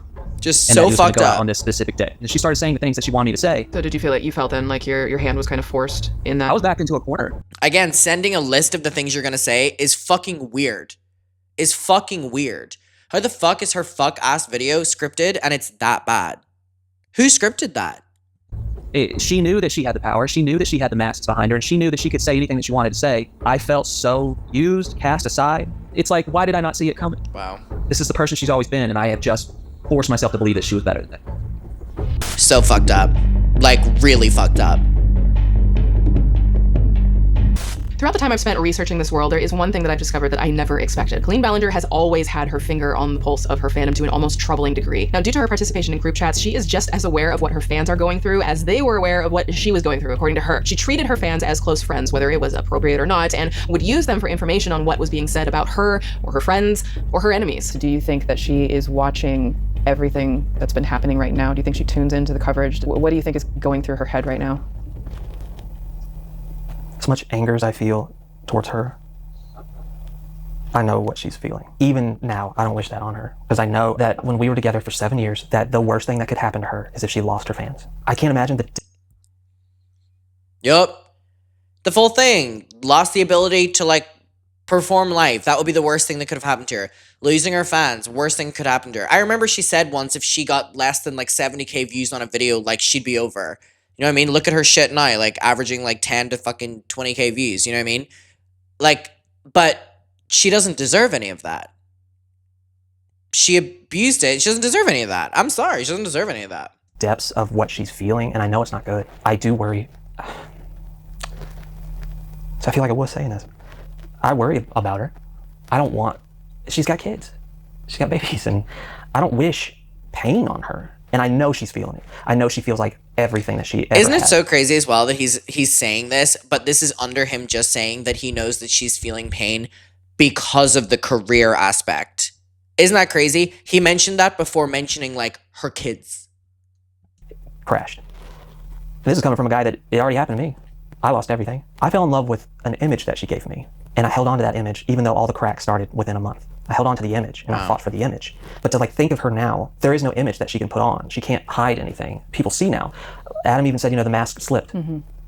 I think it's true, and I think she never thought it would happen either. I hope that there's someone in her life that she'll listen to. But to be honest, He really I don't is think she incredibly has. gracious. I'll give At him this point in my that. conversation with Joshua, a few things became clear. Now, of course, there was the distancing language Oh my god, I just forgot we haven't talked about Johnny yet. Oh my god. No wonder they were able to chat for so long. and all the allegations of mistreatment. But he also would often say things that almost sounded protective of Colleen. And in listening to all of this, there was one question that I couldn't shake from my mind. You said that there was an image of her that you loved. Yeah. Did you ever love her? Oh. I fought for the image because Ooh. I did see the good stuff. I did see the positive things about her. Goodness. She wasn't always fully this. And the more fame that happened and the higher she rose to the top, the more she leaned into, I don't have to change a damn thing about myself. Do you think the way she is being characterized now, do you think that that's accurate? Oof. I feel bad answering this question because I don't want it to come off like I'm on here to like bash her and drag her. She's got enough of that happening without me needing to chime in. If I'm being honest with myself and honest with you and anyone watching this, I think this is the truest depiction of her that has ever been seen publicly. This is the most authentic version of her that has ever been publicized. What I'm seeing, like especially in that video, the ukulele video, that's a version of her that I know. I know that person. Oof. Brittle. I lived with that person. I saw those eyes. I think everyone has the ability to change, look inward, do the hard work. Wow. I just don't think she has ever stepped up to the plate to do that. Oh my god. I'm going to be completely honest. This next section brings someone into the situation I never expected to be named in this interview. You had mentioned before about the divorce video. Was that a 10 steps ahead moment? I'd say that it was at least a 3 steps ahead, maybe not 10. The divorce happened very suddenly. Things were bad. I knew things were off, and we were arguing all the time. She didn't ever want to talk to me. She didn't ever want to like talk through it because she was either out of town and wouldn't talk to me out of town, or when she was always busy. Busy. I was shown some things when I was at Playlist in Washington, D.C. in 2016. Receipts, proof of things that she was doing. Can you tell me what you're referring to? Part of me still wants to protect her because what she was doing was awful. At the very least, can you tell me what it has to do with? This specific one was what she was saying about me behind the scenes on our honeymoon to another massive YouTuber. She basically said, I told Josh some things and he wrecked our hotel room. She told this to another Very large creator. YouTuber, yes. Okay. Can I ask who that was? It was Shane, right? That's Shane Dawson. Okay. We went on our honeymoon and we decided while we were in Hawaii, let's go to the beach with no cameras and let's say new vows that are just for us. No one else will hear them, see them, experience them. And it was one of the most beautiful moments at the time in my life. To know that within 24 hours of us saying our vows all over again, she's telling one of the biggest YouTubers at the time that she said some stuff to me, I didn't like it, and broke things when we didn't have a single fight on that trip. This is what she told Shane Dawson. Yes. What actually happened? None of that. Were you told something and then you got emotional? Oof. Now again, there's something to be said about her reaching out to the fans and also other creators and friends of these people to paint a picture of Josh. Like, what was she gaining out of this? They were on their honeymoon. Emotional or No. There was no fight, there was no argument. It was actually a really pleasant honeymoon experience. We didn't have any altercations. We didn't have any Jesus. anything. I was at Playlist. I had just had dinner with her family. She wasn't there. She was off doing some other thing. And then Steve Green was there with his now wife, Nikki, and they waved me over. And I said, okay, cool. We were just talking and laughing and just having a good time away from screaming teenagers. And then Nikki stopped and said, I can't hold this in anymore. And Steve was giving her a look like, no, don't do this. No. And she looked at me, and I'm paraphrasing here. She said, I'm supposed to hate you But after spending just a few minutes with you, I don't, and I'm confused because the things that I've been shown about you don't add up to the person I'm talking to and the person that Steve says you are. She pulled out her phone, or it might have been his phone, but it was one of their phones, and they slid it across the table. I'm like, what's this? And she just said, read it. And it was about me. And I was like, what is this? And they said, it's a screenshot of a text message between Colleen and Shane Dawson. And I looked at the date. And who's screenshotting this and sending it around? What does she benefit from ruining Josh's reputation behind the scenes while they're just married? Was the build-up for the divorce already being set that she wanted to smear his image so it made sense why she would leave? But they had just gotten married. I'm like, that's during our honeymoon. She texted that during our honeymoon. Oh my God. That I abused her. That I went ballistic. We didn't even have a fight. We didn't have an argument. I'm not the only one that has this. This text has been passed around. Who was passing it around? Was it Shane or Colleen? Shane sent it. I don't think Colleen did. Okay. I mean, that's me assuming. But you know that Colleen texted this to Shane, and then that screenshot started getting shared with other... Every YouTuber I could think of at that time. Shane Dawson is a messy bitch. That I'm like, oh, so they all sit here and think that I went crazy on a honeymoon when nothing happened. And in that moment, that's when it all dawned on me. Why in the world did you think that you were safe when she did that kind of thing about everybody else? Everybody else, she had shit to say. That was a common thing that she would do? All the time. It's like a sport for her. She's a pro athlete when it comes to that. Then we wrapped up the conversation, and like we hugged, and I excused myself to the hotel room, my hotel room, just me. And I sat there, and like, I remember looking at my phone, and it was a picture of us from our honeymoon. And it went dark, and it just fell and thudded on the floor. And I sat there, the sun had pretty much gone down. I sat there facing a wall with the phone on the ground, just going, what have I got myself into? Why do you think that she would send this message to Shane? This is something I've never figured out.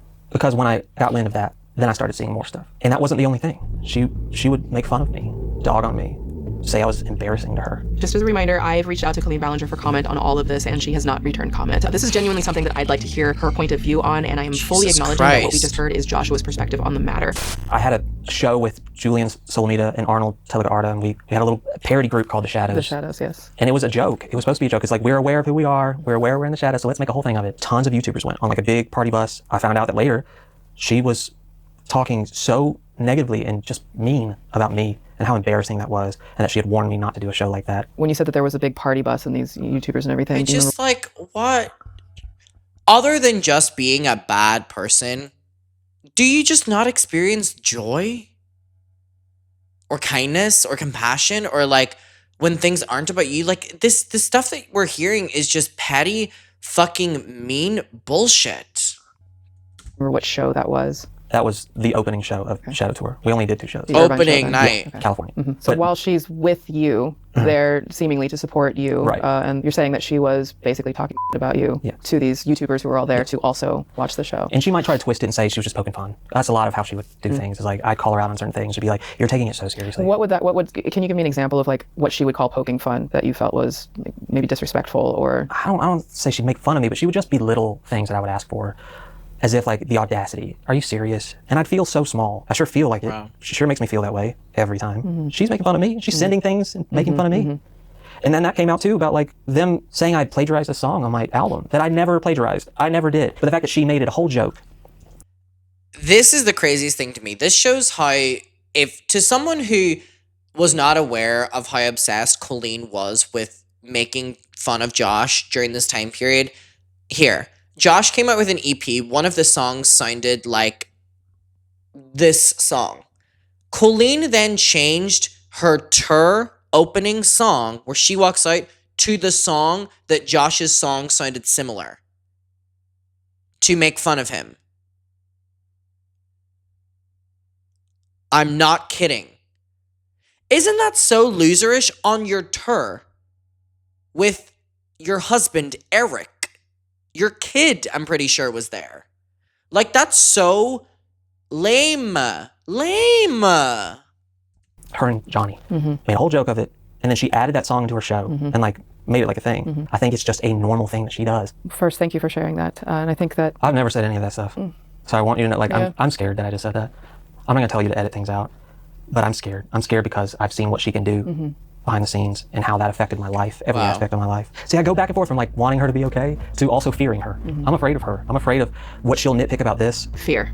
That's one of the most common emotions I've heard throughout covering this story. It's a word Adam McIntyre has brought up in regards to simply being believed. It's something Becky and Oliver and Alex have all expressed to me. Many members of the Colleen fandom who have spoken to me off the record have expressed it. Bella, who anonymously spoke against John Silvestri in part 3 and has recently come forward publicly on Twitter, also has expressed fear throughout this. And now here we have Joshua David Evans. And one thing all of those people have in common is being afraid. And that fear directly relates back to the power of Colleen Ballinger. She'll say I'm lying. She'll say it's not true.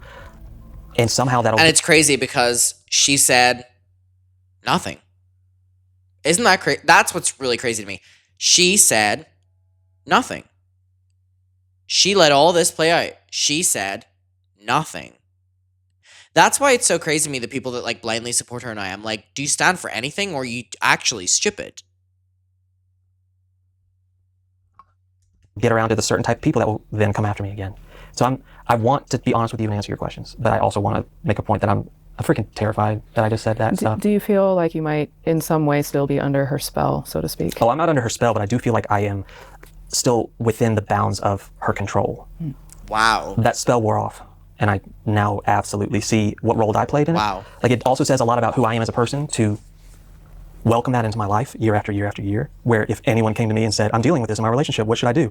My advice would have always been, get the hell out. What are you doing? Again, a lot of it is in retrospect, and you just, the people that are done wrong in this just always need to be easier on themselves. I didn't do that for myself. So no, I'm not under a spell, but I do still to this day feel like she has control of the narrative. She has control of what happens to me. And I really don't know how to get away from it other than what I've done with my life now, which is peace out and get away from having other people be a part of my life. And again, he was brought into this again because of Johnny. Johnny, you evil bastard. You evil, evil, evil bastard. In that way, I'm very closed off. I don't trust people. I never used to be that guy. I was always almost like the golden retriever in the room. It's always like, everything's good. Cool. I know that you beat me yesterday, but I'm gonna come love on me today. Not saying that she beat on me. I mean, there were times that she definitely smacked me around, but not like we were fighting and she smacked me. I'm not saying that. Well, I'm gonna ask, was she physically? We would never get into an altercation where she would smack me or anything like that, but playfully, she would roughhouse with me. It was more consistent than I wanted to believe, because people were like, people screenshot and like make compilation videos, and they're like, look at all the times that she's done this on the honeymoon. She sprayed sunscreen in his eyes, and look at this where she smacked his chest really hard, or look at this where it's very known in our relationship that I didn't want her like touching my butt all the time, especially out in public. I'm insecure. I was always uncomfortable having any attention put near there, and she would always try to like mess with me back there, and that's playful, but she also knew that it made me really uncomfortable. Did you ever express to her that it made you uncomfortable? Trust me. Oh yeah, about like the butt thing, sure, yeah. And she would still continue to do it. There's even a blog where she does it, and then you can see that I'm not happy, and I walk away, and she's still filming, and then she says, he doesn't like it when I do that, but I'm being a brat and I keep doing it. So she acknowledges. It doesn't matter you being a man. That's not a factor. If you set a boundary about where someone can touch your body or how they can be in your personal space, I can see you you're crossed. Sorry. Everything is crossed on your body. I just don't want it to. I think she's got so much on her plate. I don't want to add another thing.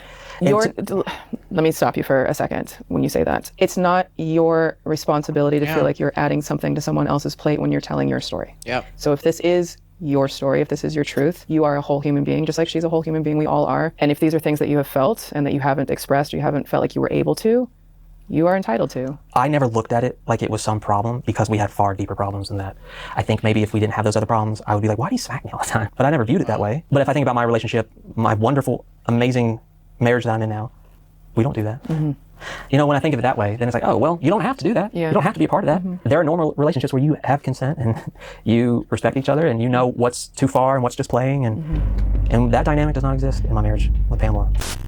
And again, I'm so happy for him that he is in a stage of his life where he is able to do this and feel comfortable enough to do this, where it doesn't affect that relationship that he has now, that he worked really, and the life that he worked really hard for. But he also had to do this to defend the life that he worked so hard, to do as well.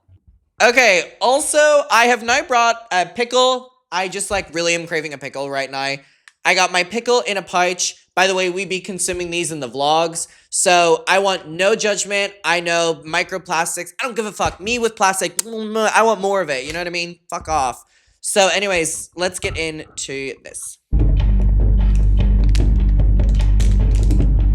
Do you guys like these ones? What's your favorite one? Dill, hot, garlic, or sour? Quite frankly, hot pickle, hot mama pickle is actually the full name of it. That is my favorite one.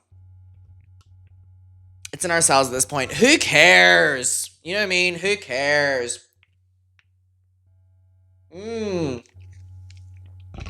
That is so good. I don't like pickles. I don't understand that. What's a sour pickle taste like? I like a spicy pickle. The hot mama pickle. The hot mama pickle is so fucking good. I don't know how people don't like pickles. I shivered at the sight of that. Really? Pickles and hot Cheetos are delicious. You know, that is taking it a little bit too far for my stomach personally. I face the repercussions of that. I love pickles, but those pouches are nasty. Talk is cheap. Talk is cheap. A moment to acknowledge someone who is deeply affected by this story, but is often left out when it comes to discussing who this all impacts, and that person is Pamela. Pamela is Joshua's current wife. They've known each other for decades and have been married since 2018, and it is Pamela who witnessed and stood by Joshua during some of the darkest moments in his life. By her own words, it was Pamela who stepped in to be a source of strength for their family. Pamela who would put her hand on his chest while he slept day in and day out to make sure he was breathing. And again, want to just stress as well that Pamela was getting so much backlash for no reason. This private citizen, private fucking citizen was getting harassment for starting a new life with Josh. Pamela, who stood by him when he chose to face his participation in this story. Like Joshua before, Pamela has also been relegated to the shadows in conversations about her more famous spouse, often referred to as just the other woman or the new wife. It's not uncommon to see hurtful comments made about her whenever Joshua would speak up, with parts of the fandom putting words in Pamela's mouth because she has never spoken out publicly. Also want to clarify as well that Colleen was on their relationship obsessively. She literally, this is how obsessed Colleen is with herself. She would literally send side-by-side photos that she would edit herself of her and Pamela to say that Josh tried to find another version of her. That's how fucking self-obsessive she was. She would edit photos side-by-side of her and Pamela, like selfies. Isn't that so crazy? It's so weird. And she was with Eric at this time. I think she might have even had her first son. I don't know. That is until today. Now, Pamela and I spoke on the phone for about an hour. She is her own person who I believe is often disregarded in the story and has asked to speak with me in her search for peace. Now, I'm going to be real. It was a very emotional call. Pamela shared a lot of tears, a lot of concerns, but most... This also shocked me as well that Pamela was a part of this. Of all, compassion. Through all of the fear and pain that Pamela has experienced over the years, I was taken aback by the profound level of empathy that she had for everyone involved and her desire for healing. And a couple of days after our call, Pamela decided that she wanted to share a statement with me, which I would like to read in full for all of you now. Quote, "At the core of my heart is a desire for people to have peace and for everyone to live from a place of humanity and kindness. You never really know what a person is going through and the profound effects your words and actions can have on them and their lives and the people close to them. There are so many things I could say and I've wanted to say throughout the years and even recently. I have chosen to keep things close and focus on taking care of and protecting our family, our little safe bubble, and our mental health. I love Joshua with all of my heart, and I am so grateful for and admire how hard he has worked to overcome some very heavy and dark times, choosing not only to live, but also to strive for peace and goodness, all while continuing to learn and grow in the midst of it all. My hope and wish for my husband, myself, our family, and everyone involved is for peace, healing, and to be able to close this chapter, move forward, and be good to one another." Regardless of what your opinion might be on the people directly involved in this story, I think it's important we always try to remember that these stories have far-reaching effects that impact more than just the central people involved, and that just because Pamela has been quiet until now does not mean she's not affected. Pamela is deserving of a safe space and healing, just like all of the others who have been hurt, and I hope that we can all extend her the same compassion as she is. So Pamela, I just wanted to thank you for sharing your words with us, even when you did not have to. I know that this has been a very stressful time for you, and I just hope that everyone shows her the kindness that she deserves. And again, incredibly gracious to, number one, be so supportive of your partner during having to go through something that's going to be throwing you into something as well. You know what I mean? Pamela is now standing by Josh, talking about his ex in the relationship. A lot of people wouldn't want that. And that's also just some people's boundaries. And the fact as well that she's willing to give statements as well, just good for her. And again, cannot stress enough, private citizen, uninvolved in this. People like Colleen involved her. Deserves. And now the moment that many people have been waiting for, the questions that we asked Joshua about Colleen's alleged toilet cleaner, Corey DeSoto. Because in case you didn't know, oh my god! Oh my god, I was not expecting that. That is so funny. You are absolutely right, Miss Swoop. Colleen Ballinger's best friend in the world is a man who is also her assistant, somebody she has called her soulmate, who has lived with Colleen at her house over the course of 2 marriages now. which is weird as hell, by the way. Cannot stress enough how weird that is.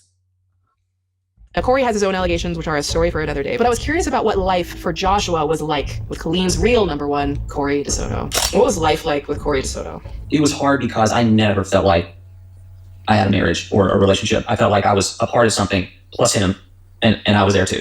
Everywhere I look, there he is. I wake up in the morning, there he is. I go to bed at night, he's going into his room. She made a post on Instagram, and she said that, this is my soulmate. And I remember looking at that and being like... Which again is so weird. Regardless of how deep you look at words, some people don't look at the word love that importantly, soulmate, whatever.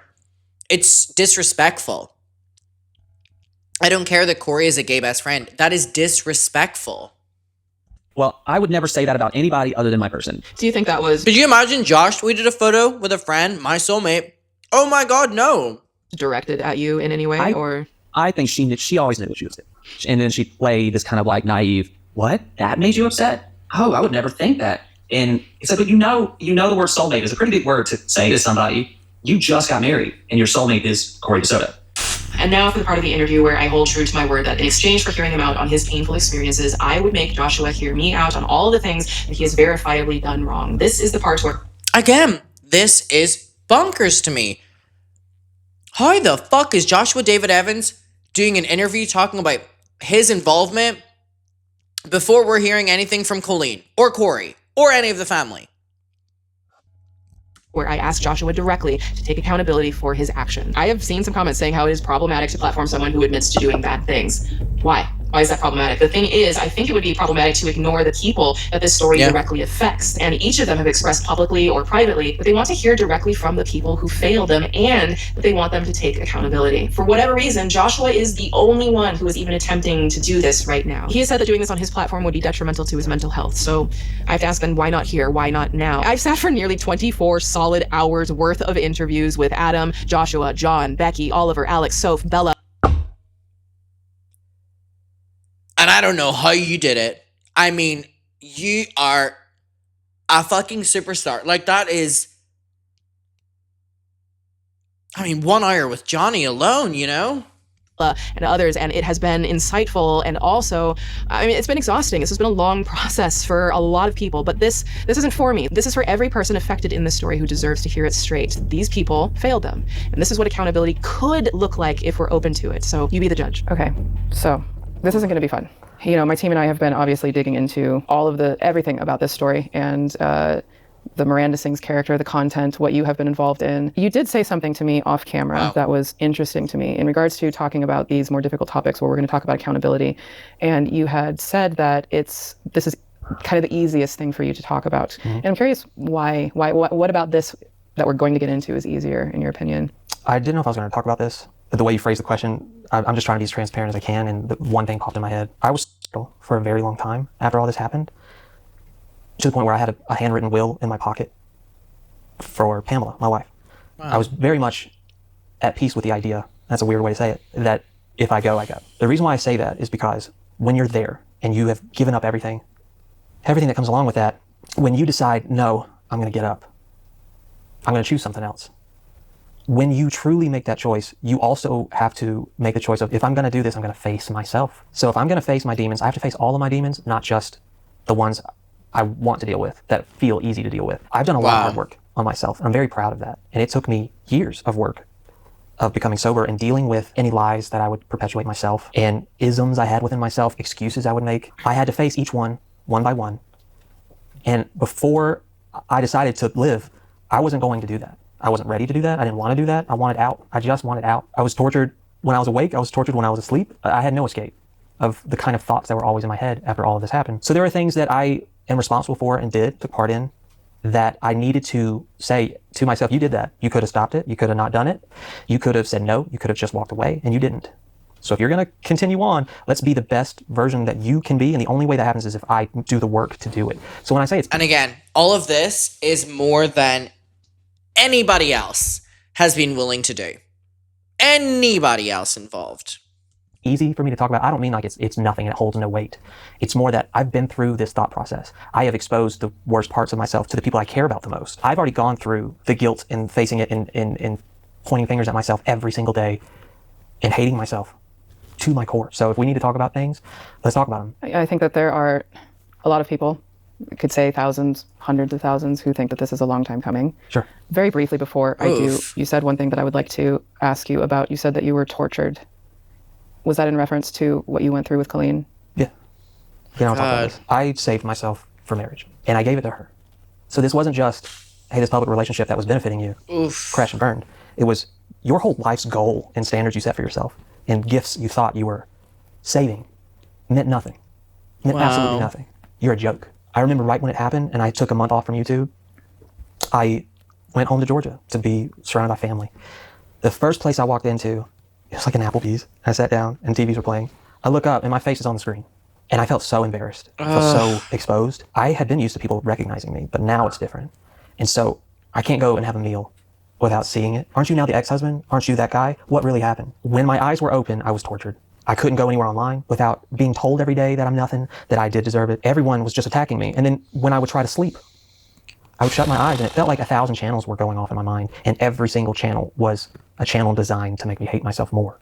And I just felt no release. I felt no way of escaping any of it. And that's when drinking became a whole different thing for me. It became the only thing that chilled my mind out enough. And it was okay and manageable at first. But then it took over. And it became the thing that I needed. I needed that more than I needed anything else. There was no out for me. That's why eventually I started looking at alcohol as like, cool, if you take me out, at this point I'm okay with it. So yes, I felt tortured. I was absolutely tortured. So. Well, I would like to revisit that, what you just shared a little bit later, and I appreciate you being open about that experience. Being able to discuss is not an easy thing to... Wow, Swoop is a really, really, really good reporter. Like, interviewer, sorry. Wow. Like, yeah, incredibly professional, like exactly what I was thinking. And I know that personally, how difficult that is and what a dark place that is. And it is a pit of hell that I would wish on no one. So I appreciate you opening up about that. I think it takes a lot. If someone hasn't experienced that darkness, it can be a little hard to understand just how severe those emotions are. But I appreciate you sharing that. But in the same breath, as you said. Yeah, let's get to the nitty-gritty. Now, much of Joshua's struggles with mental health and alcoholism is well documented after his divorce with Colleen Ballinger. He's made content dealing with it, he's tweeted about it, and if you're familiar with the content in part 3 of my docuseries, you know that it was sadly weaponized against him by people like Jonathan Silvestri. It's disgusting. It should never happen, regardless of the circumstances. But putting all of that aside, so to speak, even though everything is ultimately intertwined, Johnny's it's fucking time evil. for accountability of Josh's own behavior over the years. I can't believe Josh is the only person who just as you took have accountability. Experienced pain, there are things that you have done that has contributed to pain in others. It is important that we talk about this. I know that Miranda Singh's the content was catered for 13 to 21-year-olds. You had said that in an interview clip that we found. And the fact of the matter is, the content was inappropriate. As it evolved almost top to bottom, that was just seemed like the constant underbelly to that content for... And again, here's my take on this. I understand people wanting him to take accountability, and I do agree with that for the involvement with the Miranda Singh stuff and being a part of jokes and stuff like that and enabling it. But I do believe as well that the way that we know Miranda Singh's runs is all Colleen. And I don't know if everyone around her necessarily needs to take accountability rather than her for what the character was. Yes, he was in inappropriate videos, and for that I understand it, but you know what I mean? Like, she is the monster. Reasons he can only take so much, yeah. Even I'm still trying to understand why that would be the approach. So I'm curious, and I think a lot of people would like to know what drew you to that content, and how did you get to a place where you felt that it was appropriate for you to participate? When I discovered her, before we had ever spoken, she probably had 2 or 3 videos out, period. That was it. They were not what they are now. And I was very intrigued with what kind of mind would create this. I was more intrigued with her than the character. I wanted to know her. I believe because it. those I believe original it. shows that she would do were for the audience was older. The audience was college and up, and the Broadway scene. That's where she started, and it was definitely like we were the youngest ones in the room for a lot of it. There's a lot of people in my program who God, those bangs just had the characteristics of Miranda, the character such they a do. clip on brick. And just they talk like this, and just like they just thought they were so good, and they would record themselves singing songs and post it online for everyone to see, and no bad comments. They only wanted good feedback. But then slowly it shifted because her content started getting passed around to not just the theater community. It started becoming more mainstream. I would chime in every now and then at the beginning and say, "Are you sure you want to do that? Are you sure that's okay? You sure that's the kind of thing you want to post?" Let me ask you though. Let me jump in, because if you say you were periodically, let's say, jumping in, kind of chiming in, are you sure you want to do this? Was that more so from the perspective of, is this a good PR move? It was very much kind of me going, is this where you want to take it? But then I also felt like I can't speak up because, of course, I'm the one with the problem. I'm the one with an issue with it. It doesn't ever go well when I speak out against certain things and choices. And so I became very complicit. Very complicit. It got worse and worse and worse. The uncle jokes kept happening. I kept going to shows as just her partner, not even in the show. And I would see the audience change and get younger and younger and younger. Mm-hmm. And when you're in it and you're living in it. You don't need to address it. It's good. Every day. And she's filming every day around you. I'm not saying this is okay, but you become numb to it in a way. And she asked me to be involved in certain videos, and I said yes. And I'll be honest with you, the reason I said yes was because I knew if I appeared in videos, it would help me too. It would. And again, I'm glad he's being honest about this because at the end of the day, his job then was being a YouTuber as well. It exposed me to a bigger audience, which means maybe I can do YouTube full time. So if you're saying that you knew, okay, this is getting bad, this has escalated beyond anything that you ever thought it would, and you're saying, I would never do something like that, but then you do, and you start to participate. Right. And then you say, you participated in this, you start making those bad things that I would never do. What I'm hearing is that you were willing to create this inappropriate content for views. I was willing to participate in things that were inappropriate because it was going to benefit me. It's going to benefit me professionally and financially. Did it occur to you? And I mean, again, he's saying it. We all know that that's the truth. You know, there's no way around it, but he's admitting it. At the time when you're like, I would never do that, but now I'm doing it because I'm getting the views.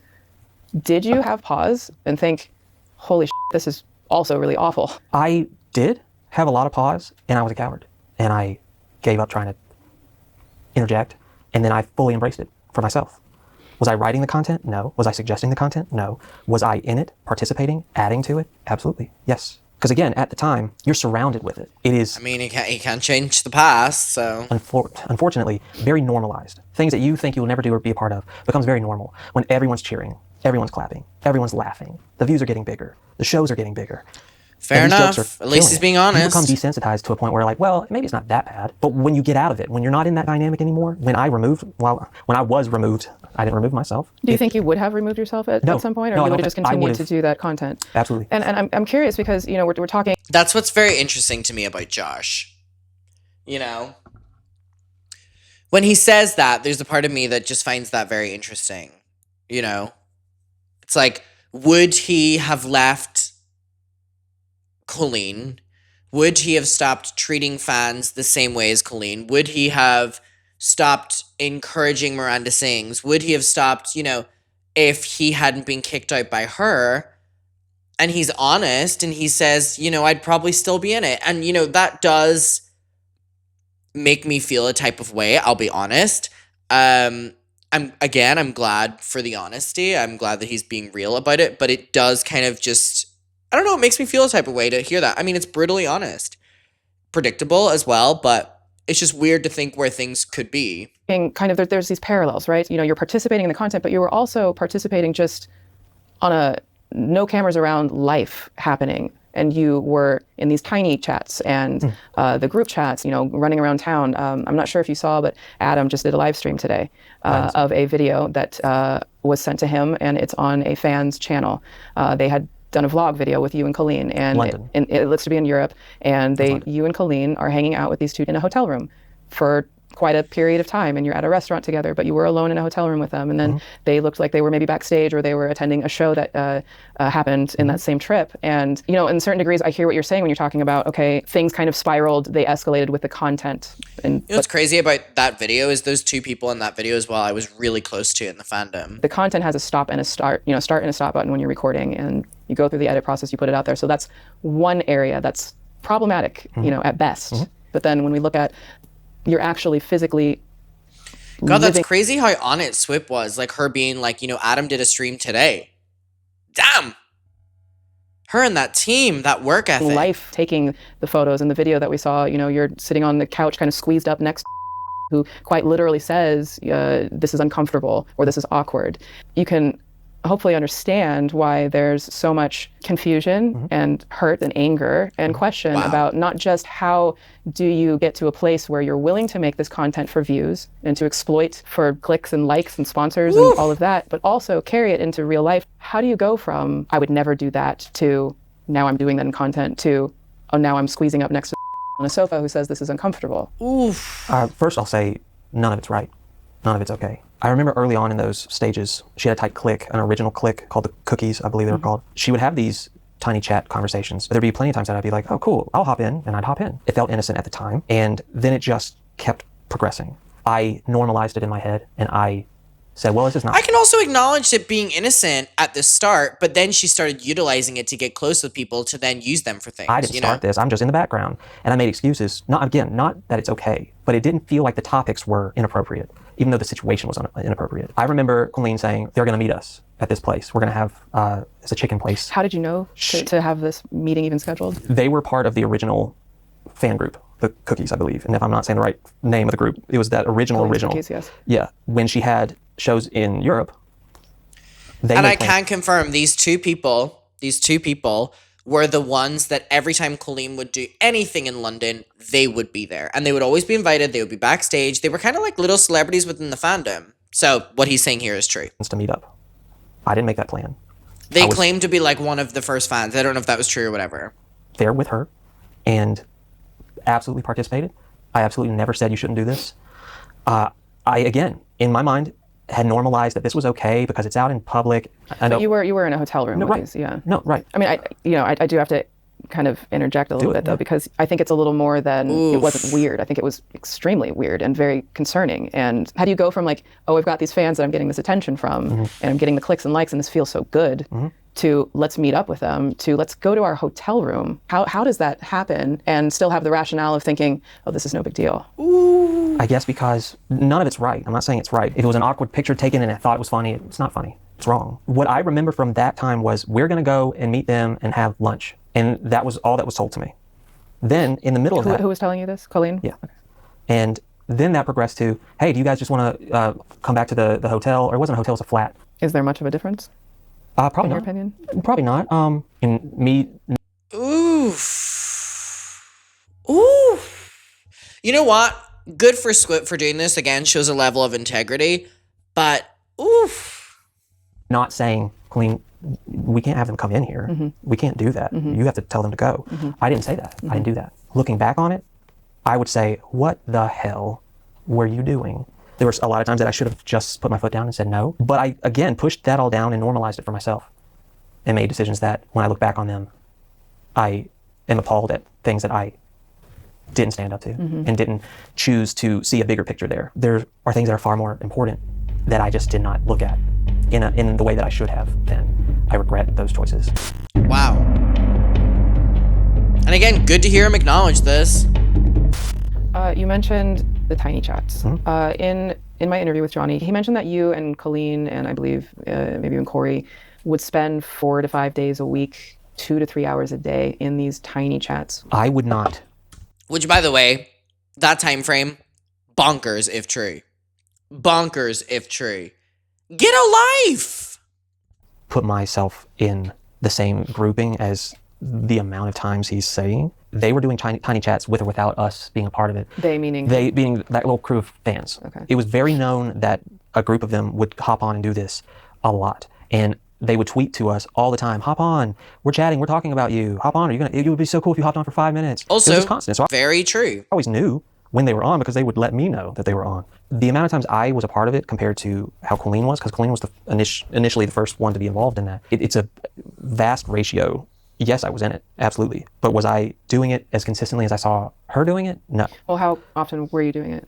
When I look back on that time, I would say I participated in 5 to 10 amounts, 5 to 10 times. Like in total? In total. The whole... Yeah, it was not I'm hopping on every day with them. I knew they were on every day. And if you're saying that's also true, by the way. To 10 times, for how long? For a span of like a year that I knew they were doing it. It's a weird place to be in. At the time, I was like, the right thing to do is to interact with those people, to encourage them to watch more of your stuff, hope that they would share it with their friends, and that you would slowly build a fan base. And again, that's very true as well. That is very true.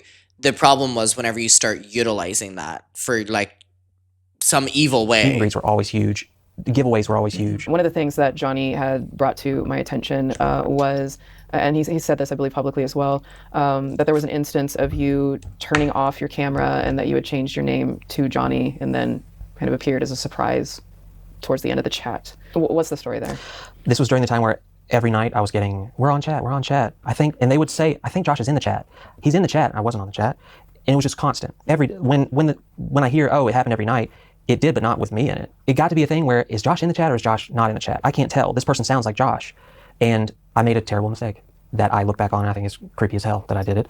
I thought, I'm going to go on, but I'm not going to say I'm on because I want to see what they say. I want to see what they say when they don't think I'm there. Lighthearted. Not like, oh, I'm going to catch them. If I add to the chat, but I don't say it's me, what are they going to say?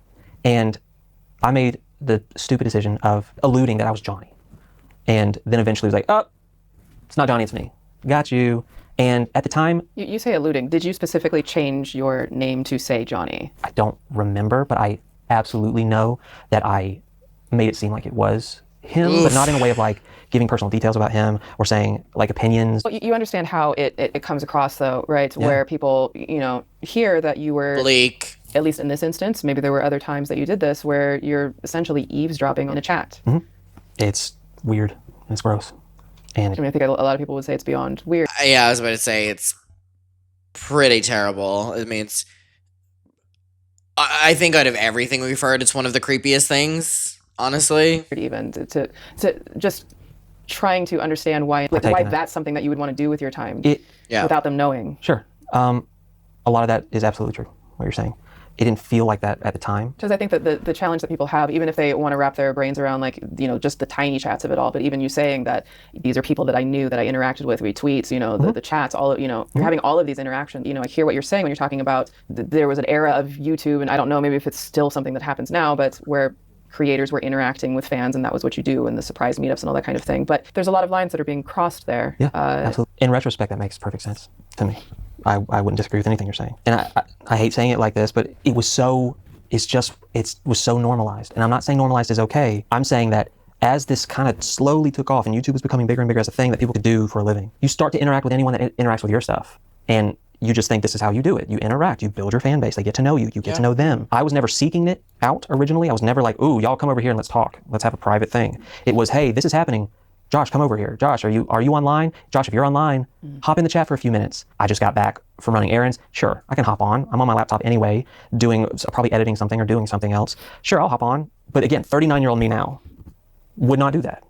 I would certainly hope not, after all of everything that's happened. I just mean regardless of YouTube and exposure and what people are saying, just me as a human being, I would not choose to do those things. And I wish I could have said that back then. It was wrong. Wow. Now, since I conducted this interview with Joshua, the lovely folks at the Colleen Ballinger Snark subreddit, and specifically users GenCat... Snark mention Ethan Klein! Ethan, the ears are perked up right now.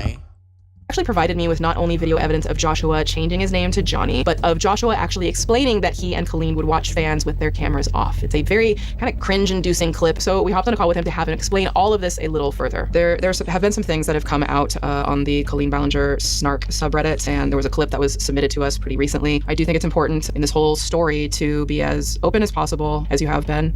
I understand that. Okay. I know it's not easy. This topic hasn't been easy for quite some time, so and anything that I might have done, I don't want to sugarcoat it. And again, I think there's such a level of integrity that he's willing to do follow-up interviews as well. I want to sidestep it. We have a clip that I would like you to take a look at. Okay. Sometimes when we're bored, we go on to Tiny Chat and watch our friends chatting with each other without them knowing that we're watching them. We're basically watching you guys right now. What is this? What are you guys doing right now? Oof. I can see the innocent element in it, but yeah, it's just so creepy. I feel like I should not be watching this.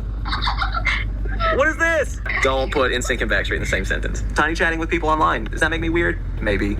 I'm no weirder than these guys. Yeah. Can you kind of tell me the circumstances then of what you remember around that, or if this was something that was common? This was very similar to the other situation where every single time they were on a chat, they would tweet to us, we're on this chat, we're talking about you, come join us just for a sec, come join us, come say hey.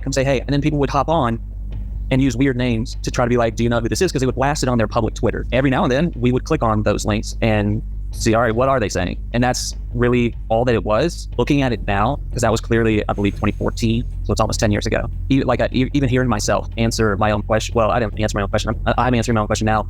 Isn't that weird? I feel like I should be watching this. That's because it is weird, and I should not be watching that. It was just another situation of, you build this fan support, and you connect with them, They tell their friends tell friends, and then you have a bigger base of people watching. And that was the base of people that were always together, always tweeting together, always doing tiny chats together, consistently asking, are you on? Are you on? You should come on. We're talking about this, about that. And so I went on. I can see how it's innocent seeming. Yeah, that's what I'm saying. I agree with him on that. But oh my God, looking back. Johnny. Can you tell me why you chose Johnny's? I chose Johnny because I knew he was in there all the time. I knew that he was a presence within them because I would see all the tweets and the requests to hop on the chat. I mean, it sounds so weird, and because it is weird, if I pretend I'm Johnny, then they'll say the truth. They'll say whatever they actually think about my content or, you know, what I posted. And I was curious, like, do they actually like me, or do they like that I'm associated with someone? And that was my mentality. That's why I would hop in every now and then just to see what they were saying. Can you tell me like how long you would watch for? Again, it'd be sporadic. It'd be like one time I hopped on and it was for 10 minutes. The next time I hopped on was a week and a half later. That was like a quick 5 minutes. And then they spoke to me like, John, it was weird. Shouldn't have done it. It's creepy me thinking about it. Was did you do this alone, or were you with Colleen? What was that dynamic? She was present for a couple of them. And I even used that one for content. I used that one to be like, hey, I'm going to put you in my vlog. All of the little justifications that I made in my head then were very much of, this is what you do. You're in this element. You're a YouTuber. This is how you connect. And I made every excuse I could to normalize things that I would not have done if YouTube wasn't something I was hindsight, for the most part, they were always like, we know it's you. We know it's you. It was all very surface level, fun, talking about the blog, talking about content. It's weird. Someone said, why do you want kids to like you? I don't even think it has to do with why do you want kids to like you. I think it's you want your audience to continue liking you. You know, it was that time period. If you told me that scenario, just remove me and put some other grown man in there, I would be like, hell no. I don't care that you asked him 1,000 times to hop on. Why is he doing that? In that time of my life, I was desperately trying to build and create a channel. I didn't do it all the time, but it was definitely part of it. And I severely wish I did not do those things. I also, cannot stress that my issue necessarily isn't the way that they like interacted with their audience as if they were close, but it was that there were occasions where they abused that power, you know, because back then on YouTube, I don't know what age you are, but if you're like my age or older, you know, the era of YouTube that we watched was when creators were directly being told by YouTube, you know, be close with your audience. Now, in hindsight, you know, people are so aware of things. But I do believe that, like, when looking back, it has to be a little bit contextual. And then if they abused it, you know?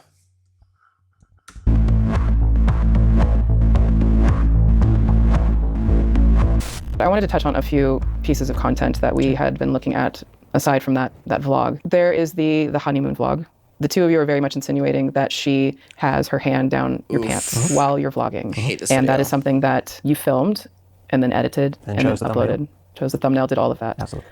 There's also the Miranda Sings kissing tutorial. What were you thinking in that moment when you're filming this and laughing about it and then editing it and then uploading it and then leaving it up there and then enjoying the comments and the ad revenue and all those types of things? By the way, I remember watching this in the moment and was weirded out by it. For that moment that she started to do that, and I was vlogging, I could have stopped. And I could have been like, all right, I'm not filming this.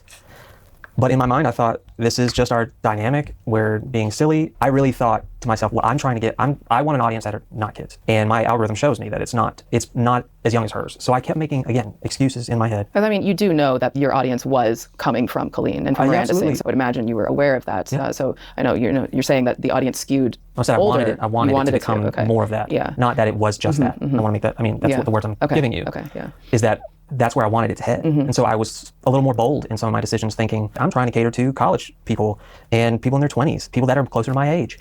And so I'm like, it's okay if I push it because that's what I'm gearing it towards, while also knowing that a massive chunk were not that age. I clearly regretted it the next day because in the very next vlog, I tried to squash it and say it's not a big deal, it wasn't this, it wasn't that. Yet I still kept it up and still benefited on the ad revenue of it. There were a lot of decisions that I made that were very close to that, very similar to that. Well, because you say clearly you regretted it, so then you made another, sort of something addressing it of sorts. But you can see that it would be hard for people to believe that you clearly regretted it if you left it up and monetized it. Right, because I was selfish. I wanted to gain money. So would that be implying that you didn't actually regret it? I guess I didn't regret enough to change it. But I did regret enough that I was like, let me clear the air that it wasn't what I implied that it was. I knew that was going to be a clickable thing, and I chose to do it. But it wasn't big enough in my head, in my moral fiber, to say, just take that down. Because I also was dead set on making a video every single day for a year. That was my promise. And I'm like, I can't take down one. I've never missed a day. I'm not going to take it down. It was me. This is going to affect me. It all has to do with I wanted the attention that it was giving me. I absolutely did. When you say you wanted the attention, you know, my first thought then is that you enjoyed the attention from content heavily laden does. I mean, that is what was happening. Both of your channels. You're spot on with how you're phrasing it. At the time, I didn't put A to B in my head because I had, once again, during that time, just started making excuses for myself because things had become so normalized in that era and in that group of people I was with. If I had sat down and really thought, do you know what you did? Do you know what you posted? Do you know what kind of people are, can you visualize who's watching this? Can you? I didn't do that. And I didn't care enough at the time to sit down and really give myself a hard look in the mirror. And I just At least he's taking accountability, bless him. Yeah.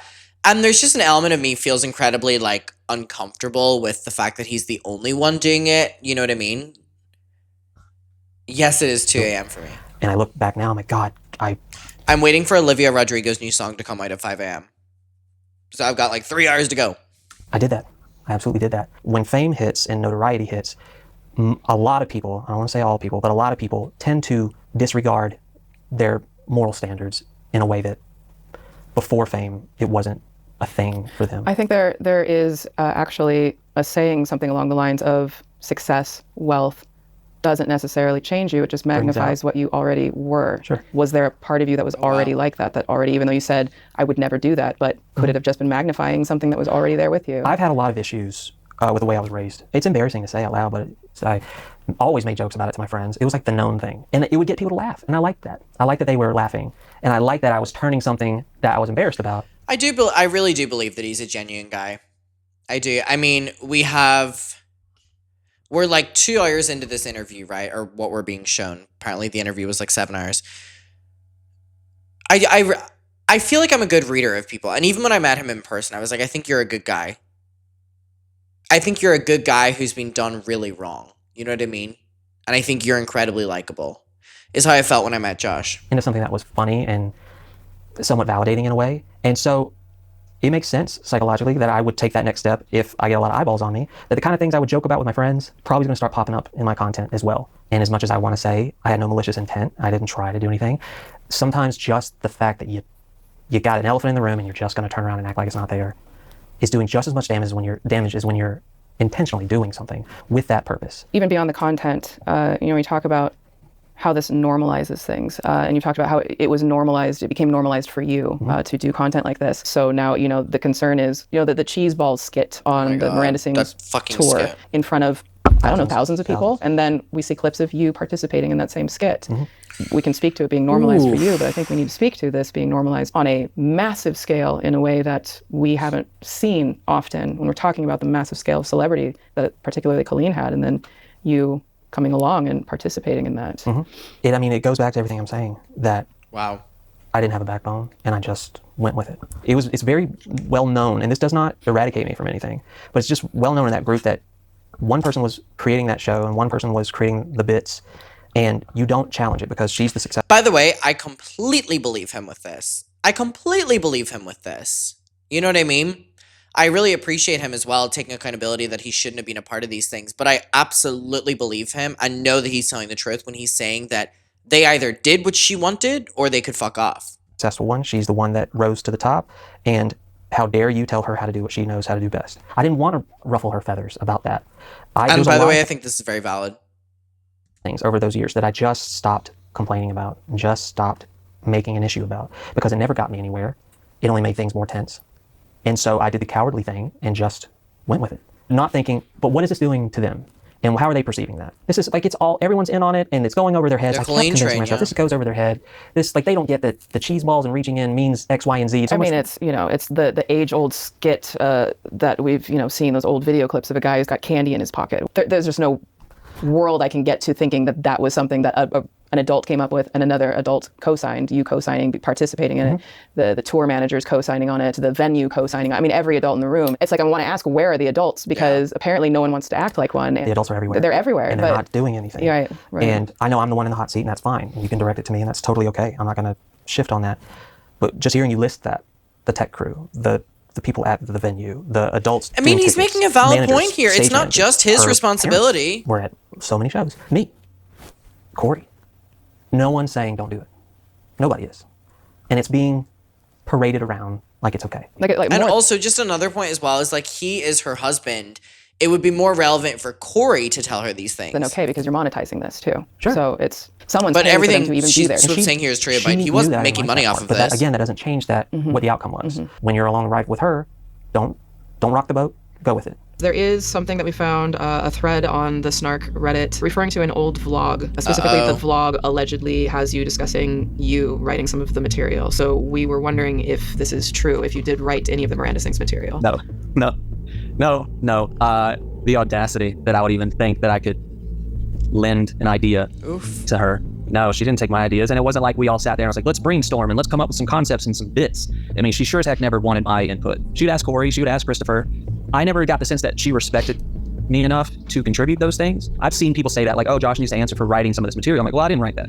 I participated in things that I'm like, oh, that's cringy, shouldn't have done that. That's gross. But I didn't write it. It never happened. Wow, okay.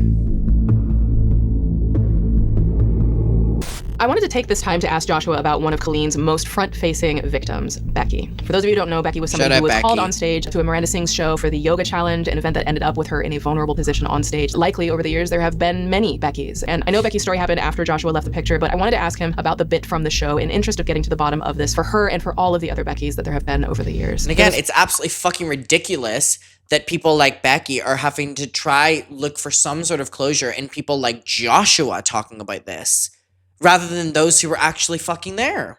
Spectrum of opinions about this stuff in general, but on a probably more critical take, I'll put it, is it just generally kind of looks like you guys were willing to sell them for a buck. I think that's what has really disturbed people about this whole story and why this has become an international story now. And everything that's been happening with Colleen and her entire tour being canceled now. I'm guessing the venues are the ones who stepped in to cancel it. I don't presume that Colleen was the one who did, but I think about one victim in particular in this story, Becky, who was brought on stage in a romper and was put in the yoga bit that happened. So glad she brought I think this about up. her story and what she went through, and then to hear her story and to speak with her. I'm curious to know, you have posted some apologies and you have on Twitter, you've made some statements saying that you support their feelings are valid and all of that. And I'm just kind of curious, as someone who very openly participated in those shows, I'm wondering what you would think Becky might feel when you're now saying your feelings are valid. Someone should have been protecting them.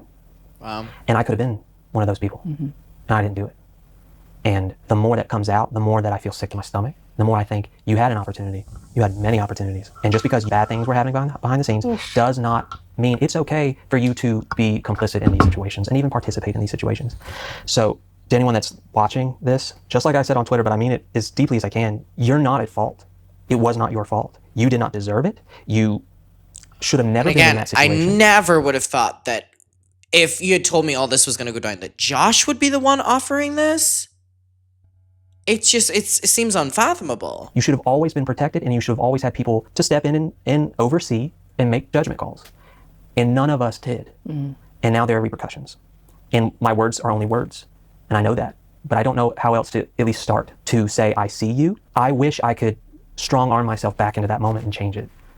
And I'm ashamed that I didn't do anything significant enough that would have resulted in them not experiencing what they're experiencing now. And then after the show, we did meet and greets, and I hung around with the parents most of the time while they were all meeting her. And we would joke with the parents, and they would joke back. And again, I'd walk away thinking, there's nothing wrong. We're fine. And it's not. Now, it was about this point that Joshua brought up someone completely on his own that I hadn't been planning on asking him about, JoJo Siwa, a former reality star made famous in her appearances on the show Dance Moms before transitioning to a career on YouTube. There's a lot of hush discussion online about JoJo Siwa's relationship with the Ballinger family. Now, JoJo has not come forward either negatively or positively about her experiences, but for context, she has been a collaborator with Colleen Ballinger, her sister Rachel Ballinger, and Joshua David Evans at multiple points in her life, and to this day remains public friends with at least Rachel Ballinger from what we can tell. But after the Colleen and Josh divorce, JoJo initially took Josh's side and continued to collaborate with him for at least a year following the divorce before the two had an undiscussed fall. Yeah. Oh my God, this just brings me back. So yeah, this was super interesting. And remember I told you before everything about Trisha came out that Colleen would shit talk Trisha and JoJo, right? That was her main things, right? The JoJo one was because when the divorce happened, JoJo and Josh, weird, yes, would do collab videos together. And Colleen was so annoyed at JoJo doing that. And then that was whenever JoJo and Josh stop hanging out, and somehow JoJo's like a sister to Colleen, a daughter, if you will. falling out that led to her becoming closer to the Ballingers. There's a situation with JoJo Siwa that I walked away from because it was starting to get that way, and I was being pressured to continue pulling her over to my side. And I flat out said, I will not. This is after the divorce, so like I'm starting to like snap out of it, right? Weird. And to the people that were like, you need to reach out to JoJo because she was very much, you know, a fan of you and favored you. But the Ballingers favored you again is crazy. The Ballingers putting fucking kids. I don't care if it's JoJo Siwa, kids in these weird positions of choosing and like are trying to get to her and bring her over. Yeah, we noticed that there was a shift with her in her engagement or interaction with you. The reason why that happened was because when I was on the telephone, and I won't name names, they're like, if I were you, you should text her back, call her, let her know, DM her that you still want to be in her life. And I said on the phone, I said, I'm not about to try to navigate control over who she likes. It's weird, and I will not do it. And that was one of the first times that post my involvement, I got to make a decision on my own. I knew I could continue being close with JoJo. The same way it is with Colleen and the Ballingers and Rachel Ballinger, I'm looking at you specifically, there was no world in which Josh and JoJo needed to be friends. JoJo was like, what, 12 years old, 13 years old? Josh grown, you know what I mean? No. Works both ways. And I am not going to go down that road. So she's going to have to think. I can't stress that enough. I don't care what age you are right now. I assume I know the age of my audience is like 18 to above, you know? It's like, could you imagine a 12-year-old being with you right now? That's not my friend. That's not my friend. I actually feel uncomfortable with you being here. I'm actually threatened by you. Because I'm not going to engage anymore. And I'm not going to try to sway her over to liking me and believing me and not believing them. And then it happened. I watched it unfold. So weird. And the moment she even went on a podcast with Rachel, I believe, she even said, oh yeah, for that year, I didn't talk to you guys because I was, y'all were mad at me because I was, you know, hanging out with Josh or whatever. I'm paraphrasing. I got tweeted that information and I thought, well, okay. Everything I thought was going to happen did happen. It's just and at least weird. Look at this situation, this one thing, and be like, you did the right thing. You could be doing what I think they have done with her for years now, is to take that name and take that involvement and benefit from it, which is something I used to be a part of. A kid, when by the I have way. opportunities to do the right thing, I want to take them and do them. It doesn't erase things, but it's the bare minimum of what I could start doing. And I could have kept doing that, and I just decided to walk away. Now, the topic of racism, unfortunately, is part of the story when it comes to the Colleen Ballinger universe. We've seen many video clips of Colleen as Miranda sings, mocking and belittling people of color, asking if black people speak English, and of course, the blackface, greenface scandal in the middle of this current story breaking. Joshua had also participated in content considered racially insensitive, so as you might have guessed, I confronted him about it. And just a reminder, there will not be anything graphic played in regards to this. I'm just going to very briefly address just one other piece of content that is unfortunately out in the world. You, Colleen, and Rachel made a music video called Generic Rap Song. Yes. Where, unfortunately, the three of you dress in very offensive, racially insensitive, stereotyping outfits, and the entire song is mocking rap and hip-hop, which, of course, is quite central to the Black community culturally. You've said that you've learned, you're taking accountability for things. Yeah. Why is that video still up? It's on my old channel that I do not have the password for anymore. It's on a channel called Joshua D84, which was my first channel. Oh, that was like a roller coaster of emotions. Oh my God. That was a roller coaster of emotions. But his answer immediately makes sense. Yeah, at this point, it's like 15 years old. But yeah, if I could access it, I would take it down right now. I absolutely understand why it is offensive. And I thought we were teetering on the line of just commenting on how a rap song is created and the type of things that you hear in a rap song. And I was very insensitive, not even understanding. I wouldn't even call it microaggressions. I would call it aggressions, if that's how you phrase it. We generally just call it racist. Sure, racist, yep. Where I'm from, I was taught a mentality, whether I was aware of it or not. And I've had to go through a lot of growing pains through seasons of life where I had to unlearn a lot of things and unlearn a lot of things I thought was funny to talk about. Jokes I would make about other types of communities and changing my perspective, changing what I think is okay and what's not okay. And I made excuses in my head thinking, I'm not talking about black people. I'm talking about anybody in the rap game, because there, you know, Eminem and all those people back then, that it doesn't matter. That's how I justified it in my head back then. I see it now, and I think there's only one way to interpret that song. And I thought it was funny, and it's not funny. I want to take full accountability. I didn't write the whole thing, but it doesn't matter. It doesn't matter. We all decided on it. We all filmed it. We all recorded it. We posted it. I think once you put the do-rag on, you're pretty committed to the cause there. Yeah. Sure. In those years, I've had to face Why did I think that was okay? Why did I think that was funny? Why did I think, when you think, oh, but SNL, they'd make a sketch like that, and Mad TV would make a sketch like that, and that's the content I've watched, and you start to think that's okay. Doesn't mean it's okay.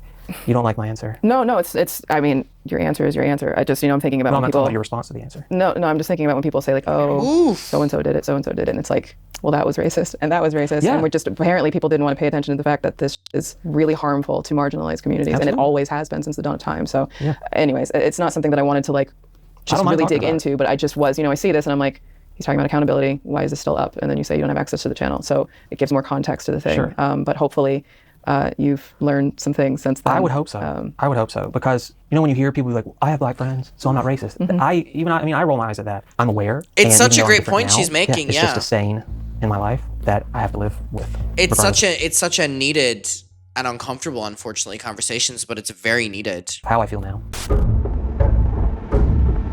Oh my god, we haven't even talked about Johnny. Hi, I am Johnny Silvestri. On June 7th, 2023, a man named Jonathan Silvestri took to Twitter to accuse Josh of harming him. As the Colleen Ballinger story blew up on social media, Let's take a moment, take it in. Literally is how I feel before getting into Johnny again. You might want to sit down for this. Take a moment, sit down,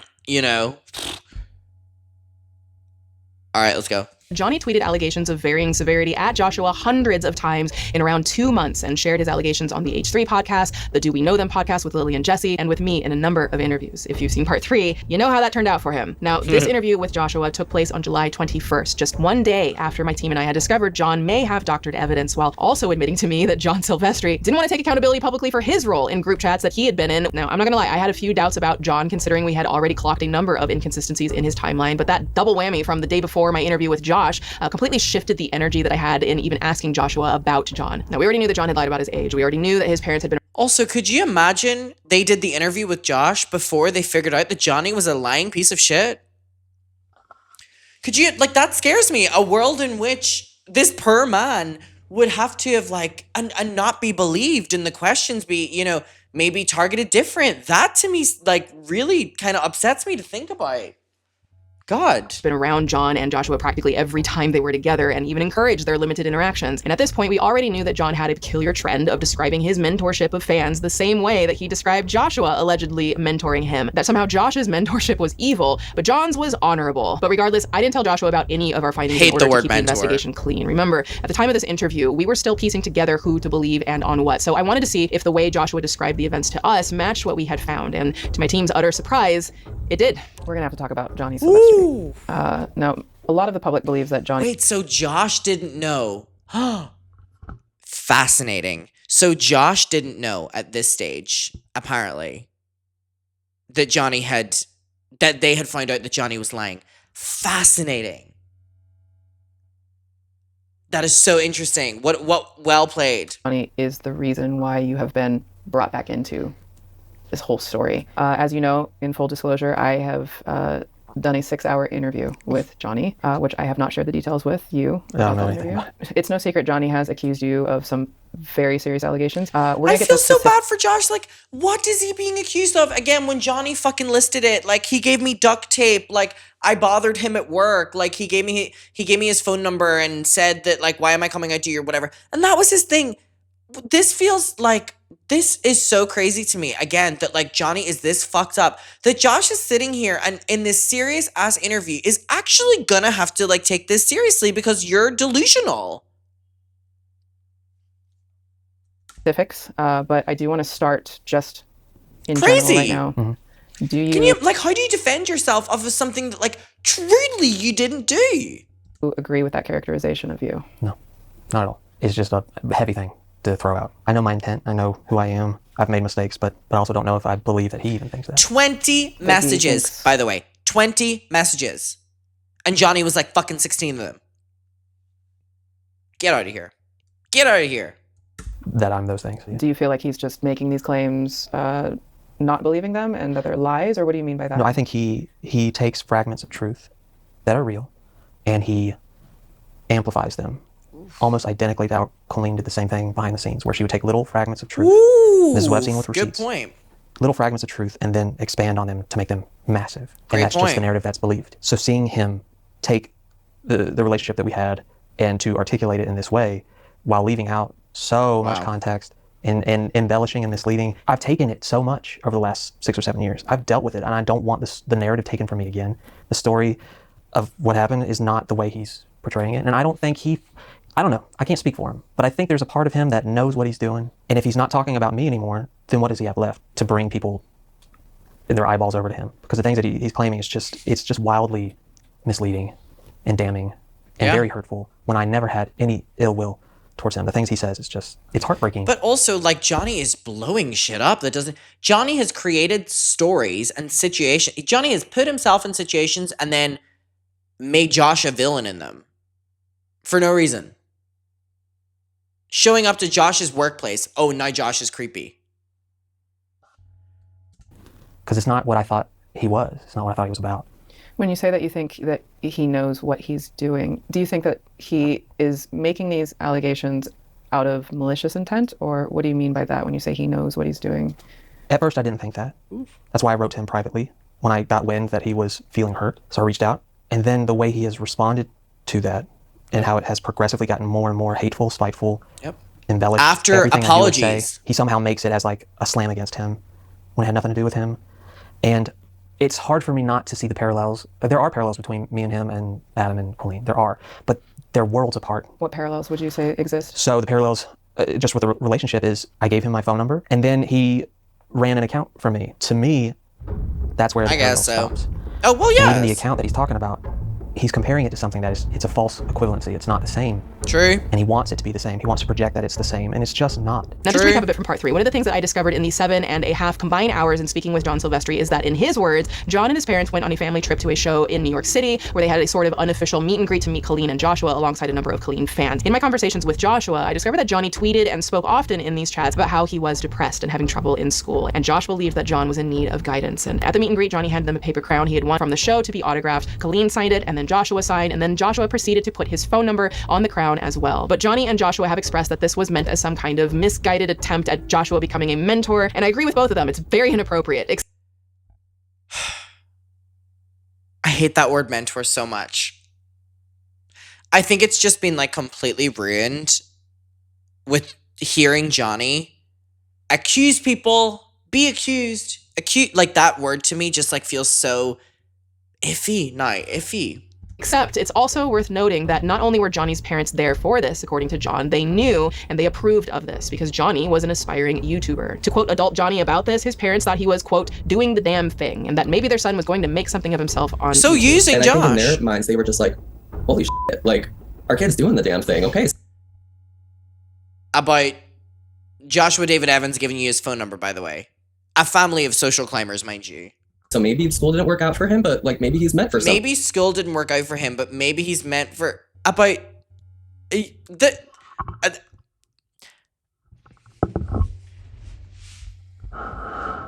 This is literally Johnny and his fucking family. I think the apple's rotten right to the core from all the things that you know what I mean? Really?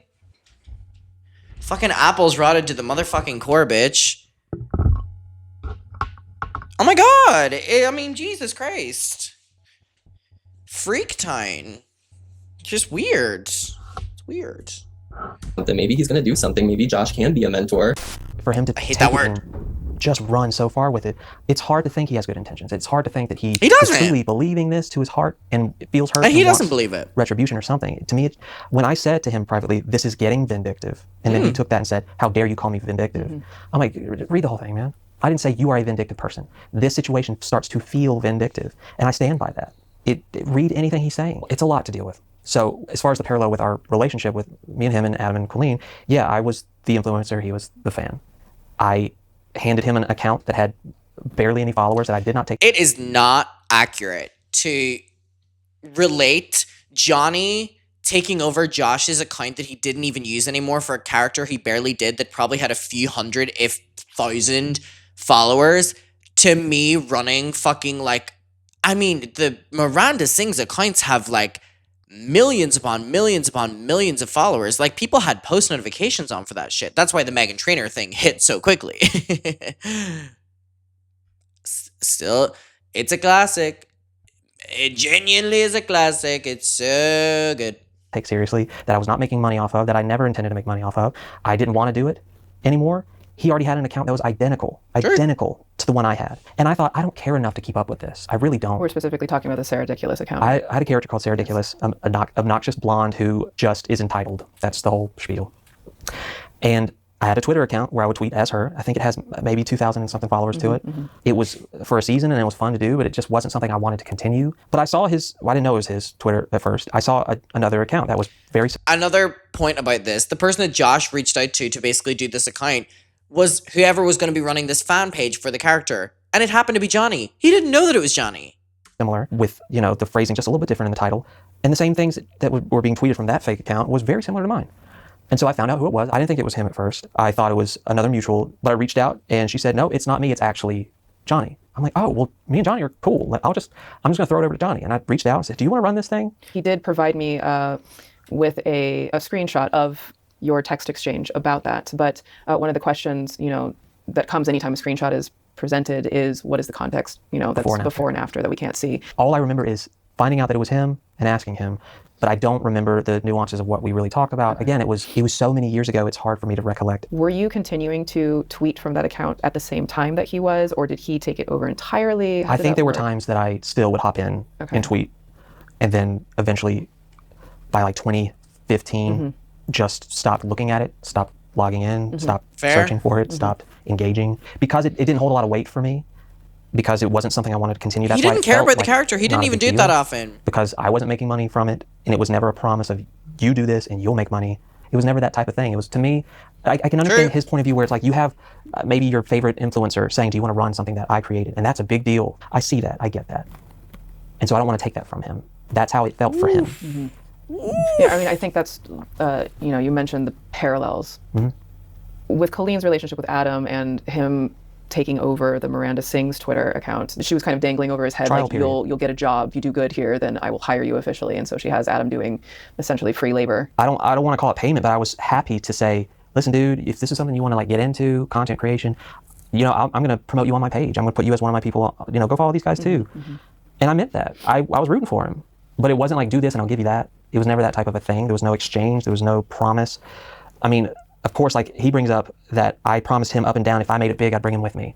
This was my ticket to success, my ticket to happiness. Which also, I forget what Josh says here, but that also just sounded so weird and bullshitty to me. That Johnny, the person that we're already kind of seeing is a little bit arrogant, is saying that Joshua David Evans, his favorite creator, is telling him that when he gets big, oh, he's going to bring little old Johnny with him. That just doesn't even make sense. That's bullshit. I'm currently in London right now. I moved my background up. We're no longer in our little wardrobe. Ta-da! We're now just in a room. We're actually in my bedroom. I'm staring directly at my bed right now because the only place for me to have a good filming setup is in my bedroom, facing my bed. You know what I thought about whenever I put this setup? Okay, this is going to be a little bit like... Whenever I was setting this up, I sat in my bed and I looked up and I just saw the most crazy, manic display of photos ever, right? And I was like, oh my God, I can never bring a guy back here. Like, how do I explain this? This is like, no context, this is crazy. This is crazy. I'm seeing people say, like, get a curtain. Like, I cannot stress to you, my bed is there.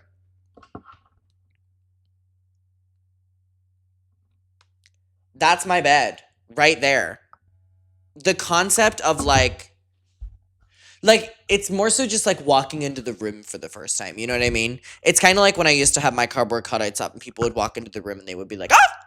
And then I'd be like, oh my God, sorry, I forgot to give you a heads up. Wendy Williams is here. You know? So, and I mean, my biggest fear is like a guy comes back and he's like, oh my God, tell me about everyone on the wall. I'll be like, really? Really? Really? Everyone? You want me to go through all of them? Really? I don't know if I want to do that. So, yeah. I'm hoping that by the stage, I would bring someone back here. I'm classy. They'll know that I do YouTube already, so I'll be able to be like, oh, that's just my backdrop. Sorry, just ignore that. That's just my backdrop. You know what I mean? That's so much better than having to be like, so. No one could take it away from me. You can ask anybody. He would be like, oh yeah, me and Johnny, we're going to take over the world. We're going to make it big together someday. Johnny, my whole world and career crashed. Have some to the ground. respect. Where was I going to take you? What did you expect me to do? There was nothing to take you to. I lost everything.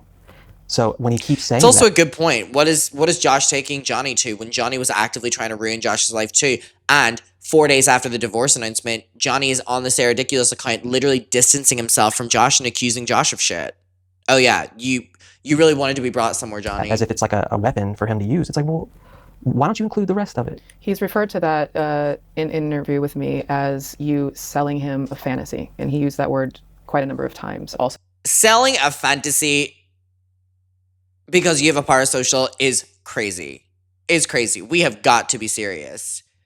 We have got to be serious. So this selling a fantasy fantasy. Get out of kind here. of a bigger brother to him. You're going to take him under his wing and whatnot. And that's The something that fantasy he's was being with characterized quite often. Josh. Do you agree with that? Were you making those promises? Was there a fantasy?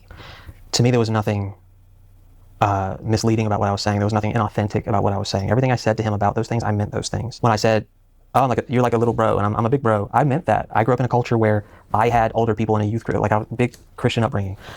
I had older people in their 20s as mentors, and it was very normal for me because my father and I, we were on such bad terms, and he was incredibly abusive.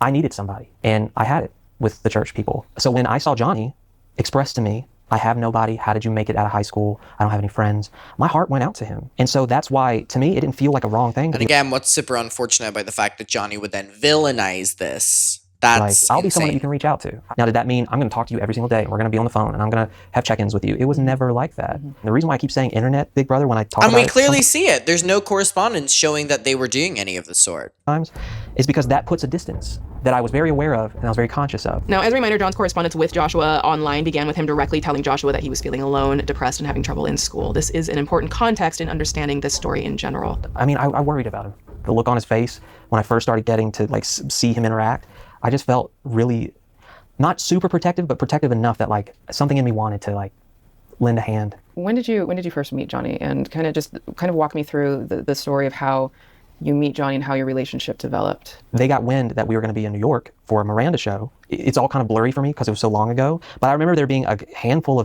of people with him. It wasn't just him, and we were all talking. We were all like, oh my God, yeah, hey, so nice to meet you in person. He always had this kind of presence that seemed... The entire family... Does this entire family go to every function that fucking Josh is gonna be at? Damn. Y'all got good, like, holiday pay or something? Like... See, I feel bad saying this. It seemed sad. He just seemed sad to me. And I remembered how it felt with my situation. And it broke my heart, and I made a mistake. And while we were giving autographs, which was a new thing for me, because YouTube, at that point, I want to make that clear, YouTube wasn't my job then. To me, that's why it's like, it wasn't this weird influencer fan dynamic. I Also had an important other jobs, note. not YouTube. So it really for me felt like, oh, this is kind of like the youth group thing. I'm the older one now. I want to lend a hand out to him. Also, I think that's really important context that people don't talk about enough, which was that Josh wasn't a full-time YouTuber at this stage. That's what happened for me. So there was no creator everyone knows. The fact that they power wanted my play signature was new. necessarily, There was yeah. still a power dynamic there, of course, because you're attached to one of his idols. You become an idol as well, just kind of... Well, I guess in that instance, Swoop saying like Josh was like a regular worker, but he was still attached to Colleen, who was the superstar. I didn't think of it from that perspective. That actually makes a lot of you're sense. associated with Colleen. Well, I hear what you're saying, that YouTube wasn't your job then. There's still going to be that element I understood the at play dynamic. there. Yeah. I'm not saying like, oh, I'm just the Joe Schmo and that's all I am. I know I am, by association, part of this growing thing at the time. All I saw was someone that I felt my heart go out to, and that was it. I think you were about to touch upon, but Johnny has obviously said publicly that when he met you in New York, he was getting autographs from everyone. It was Colleen is Miranda, and you. But you, instead of just giving him your autograph, you also gave him your phone number. I sure did. Why did you do this? Why did you give him your number? The same reason why my mentors growing up had my number, and I was introduced to that idea as like there are boundaries. You don't you don't like call this. Also, I'm going to be honest as well with everything that he has provided us from his perspective. I also understand in the heat of that moment why he did that. I'm not saying I agree with it, but the villainization of it goes completely against what the intentions were behind it. This older guy at all hours of the night, you use it. If things are bad with your dad, use it. I didn't know the way he had painted it to me. It was like no one was there for him. He didn't have anybody. He didn't have any friends, and he didn't feel like he connected to anybody. And I felt terrible for him. And it was a mistake to give him my number. I understand that now. But my intent was, to me, it never felt creepy. It never felt like I wanted to get something from him. I felt almost responsible, like I should do this. I should help him out. Thinking that we're going to understand boundaries and it's not going to be some consistent all the time thing. To me, it was just like a knee jerk, this is what you do. Like, does he have anybody? And so I just thought, what if no one else reaches out to him? What if this is it?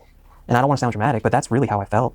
I thought this guy needs somebody, at least to say, I believe in you. I think you're going to do great things. You know, obviously the public is seeing you sort of unsolicited giving your phone number. Can you understand why people have so many questions around that? Yeah, I can understand how people will look at it now and be like, why would Josh do that?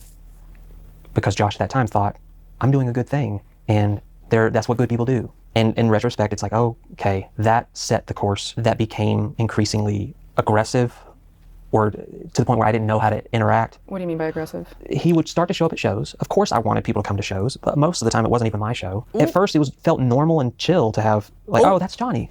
He's at the show. That's my boy. That's my little bro. What's up, dude? No, I'll hang over on the side where everyone else is here, but yeah, dude, how's life? What's going on? I didn't know that was going to be time and time and time again, that he would continuously show up at these shows. Ooh, that is so embarrassing. Oh my God. Oh my God, I would die if someone said this about me. That is so embarrassing. Ooh. Oh, that stresses me out a little bit. Oh, it's like a beg. It's beg behavior. That is so cringe to like hear about if it was you, like, you know, showing up time and time and time again. It's like, oof. Oof. You characterize this as aggressive. Was this something, were you directly inviting Desperate. him? Like, you know what we call it? Beg. You're a beg. That's the term I use for it. Himself, were you inviting him? Was it a mixture?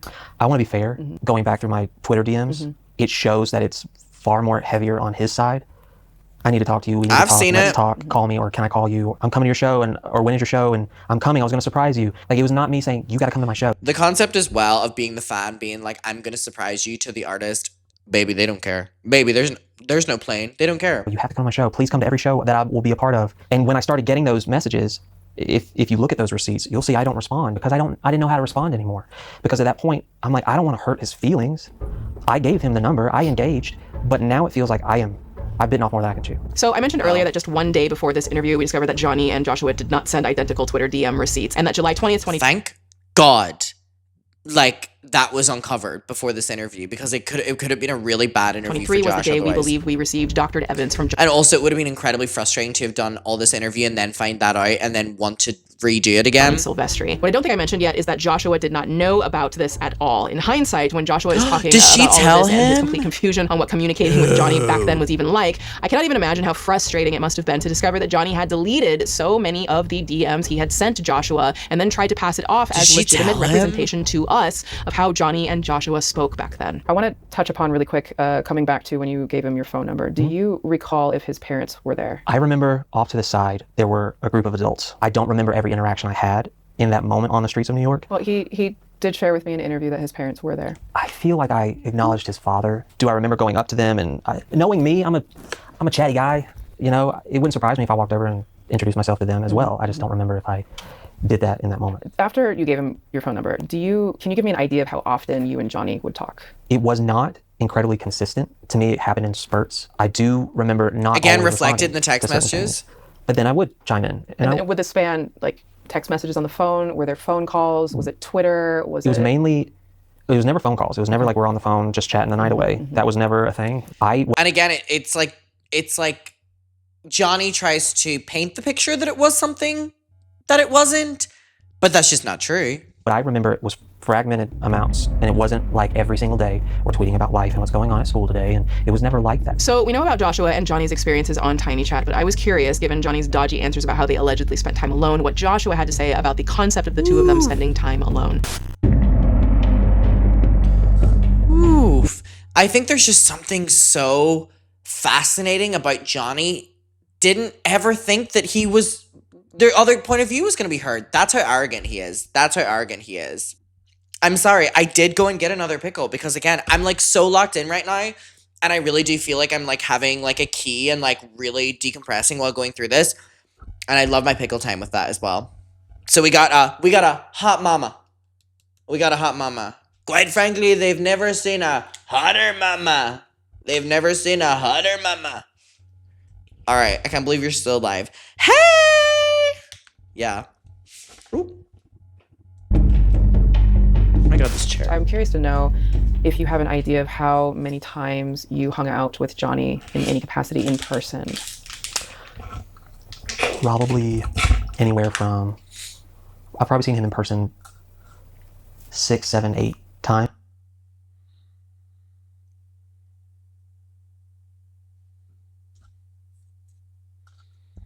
To my recollection. Were any of those times alone? Every single time I was ever around him, there were other people around. It was never, we're off on some secluded place, just us. And Johnny would like you to believe that it was date. It would be like coffee, date. It was either in public where hundreds of people were around, or it was his family was right there. The one time that I hung out with his family. I can't believe his family would also want to be there. It was like a fucking stretch to get my parents to want to come to Miranda Sing shows. You know what I mean? So, or shows, like meet and greets. Right. So I want to talk about the auto show. Johnny has Chicago mention to this, him coming to the auto show, and he refers to having a coffee date with you. Okay. That's how he characterized it to me. A coffee date. We had a little coffee date when he worked at the It's so clear. He was in love with Josh. auto show.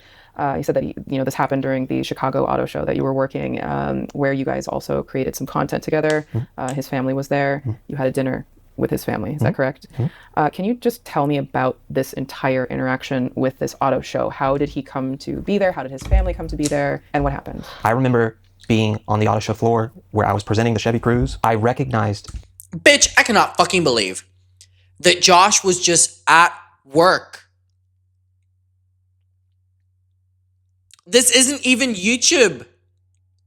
This isn't VidCom. He's an auto show.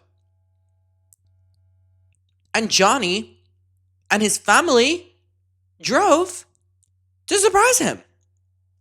That is so weird. His sister walking around. And I was like, oh, hey. And at the time, I believe his sister was like in college or getting into college. And I'm like, what are you doing here? You like cars? And I'm sitting there on this rotating thing with a car, talking to her just like I would talk to anybody coming up to see the car. And that turned into leading to, well, now Johnny and my family also want to hang out. Or they're wondering if you can, or they're wondering if there's time so to. you run into his sister first? Yeah. Okay. To my knowledge, I saw her first. And there's also a picture on Instagram where we're at the auto show and it's me and his sister. Yes. And I'm like hiding behind her hair. And that turned into discussions of my family would love to have you over for dinner. And I'm like, well, I don't know. And like, I was nervous, to be honest with you. I didn't really know them like super well. But I also knew I'm on this auto show circuit for months and I eat fast food every night. And all the people in the auto show, they go party every night. I don't want to do that. I don't want to party again. Hey, Johnny's cool. And his family seems so much like families I grew up around. So I was like, you know what? I guess being lonely, in hindsight, obviously don't do that. But obviously, in hindsight, you wouldn't think that Johnny would be so fucking crazy and do what he did. Fine. Yeah, that sounds like a great idea. Was Johnny there when she had invited you to dinner with the family? I honestly don't remember. I don't remember if he was or was not. I do remember talking to him at some point about it. To be honest, again, like I'm trying to fill in gaps in my head right now. Do you remember having coffee with Yeah, absolutely. Yeah, I did. Tell me about that. He wanted to hang out again. Where were you? This was the auto show floor with not cafeteria. It was a food court. Girl, can he leave them alone? Is he literally just like hanging out at his fucking workplace? That's so weird, man. This is creepy. This is so fucking weird. And I remember him wanting to hang out. And I was like, well, you can come see me on my break, but it can't be for too long because I have to get back to work. And I remember we both got a coffee. I believe I paid for his coffee and hung out for 15, 20 minutes. Can you imagine having to spend your break with like a psycho fam? And then I had to go. I had to go back to work. How do you feel about that being characterized as a, quote, coffee date? It makes me feel weird inside to have anyone think of it that way. Because to me, it was, I'm chill with your family. We like had a fun dinner. We were together for a couple of hours. And he wants to hang out again. Okay, like to categorize it as a date feels very Again, and the only person categorizing it as a date is who? Johnny. misleading and very like, I'm going to paint it in this light when it was not like that. Okay. Can you just briefly tell me about the having dinner with Johnny's family? We all sat around the table and had a great meal and got to know each other and talked. And it wasn't like super long. It's not like I was there for 4, 5, 6 hours or anything. And then they took me back to the auto show. Okay. So it was a short dinner? It was a casual dinner and we enjoyed our time. And I loved like talking to. I would also argue that there's an element of him being forced into this as well. They're springing it on him. He's outnumbered.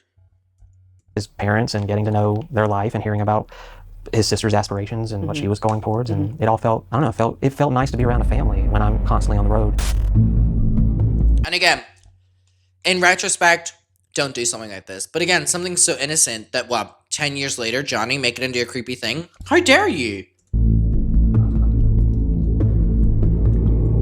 One of the things that made interviewing John Silvestri so frustrating is that in virtually all of the stories he told me, he claimed back then he was 15 or 17 years old and being directly invited to Joshua's shows across the country, while also proving through his own words that this wasn't the case. One of the most perplexing examples of this came when John told me a story about how he flew down to California from Illinois to catch one of Joshua's shows that he claimed Joshua made Girl, the amount of flying he was doing for these people as well.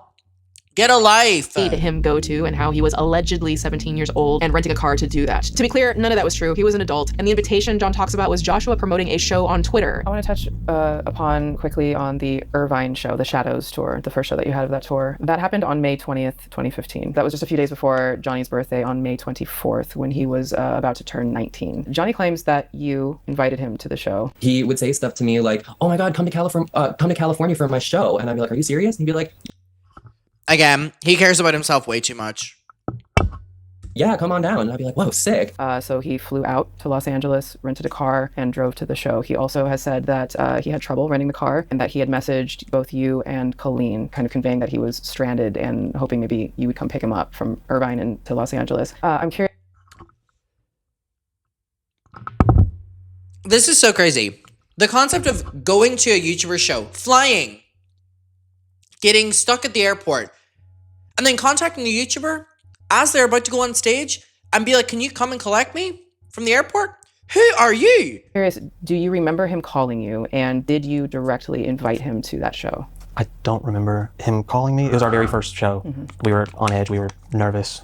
Everyone and their brother was coming to that show. Every YouTuber you can think of was at that show. If he did call, and I just don't remember that was happening, I had so many things going on. Tech runs, making sure everything is set up. Sure. Also, he didn't invite Johnny. This is Johnny's fucking situation. Josh was about to do a show. It's a busy time. It's a lot. So if I got a call, I probably was overwhelmed at the time. Don't really remember it, but I'll take him at his word if he said that's what he experienced and that's what he called. So it wasn't me saying, "You got to come to the show, man. Do whatever it takes." Like, that's not what happened. This is the night that Johnny has stated that he came out to you. And he said that you responded by saying, quote, "That's none of my business." And when he said that he has expressed that he had told you that he was considering coming out to his parents, and he has said that you discouraged him from doing so.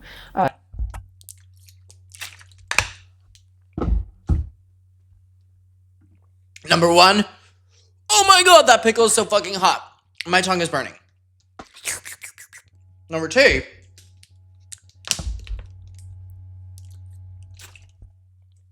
goodness me. Number two, I've already talked about this coming out story. I don't care if Joshua David Evans would have slapped him again. I'm kidding. I don't care that Josh said to him, "Why are you telling me?" or "Why are you telling me this?" or "I don't care," whatever. I don't even care if Josh would have said, "I don't care." Honestly. You know why?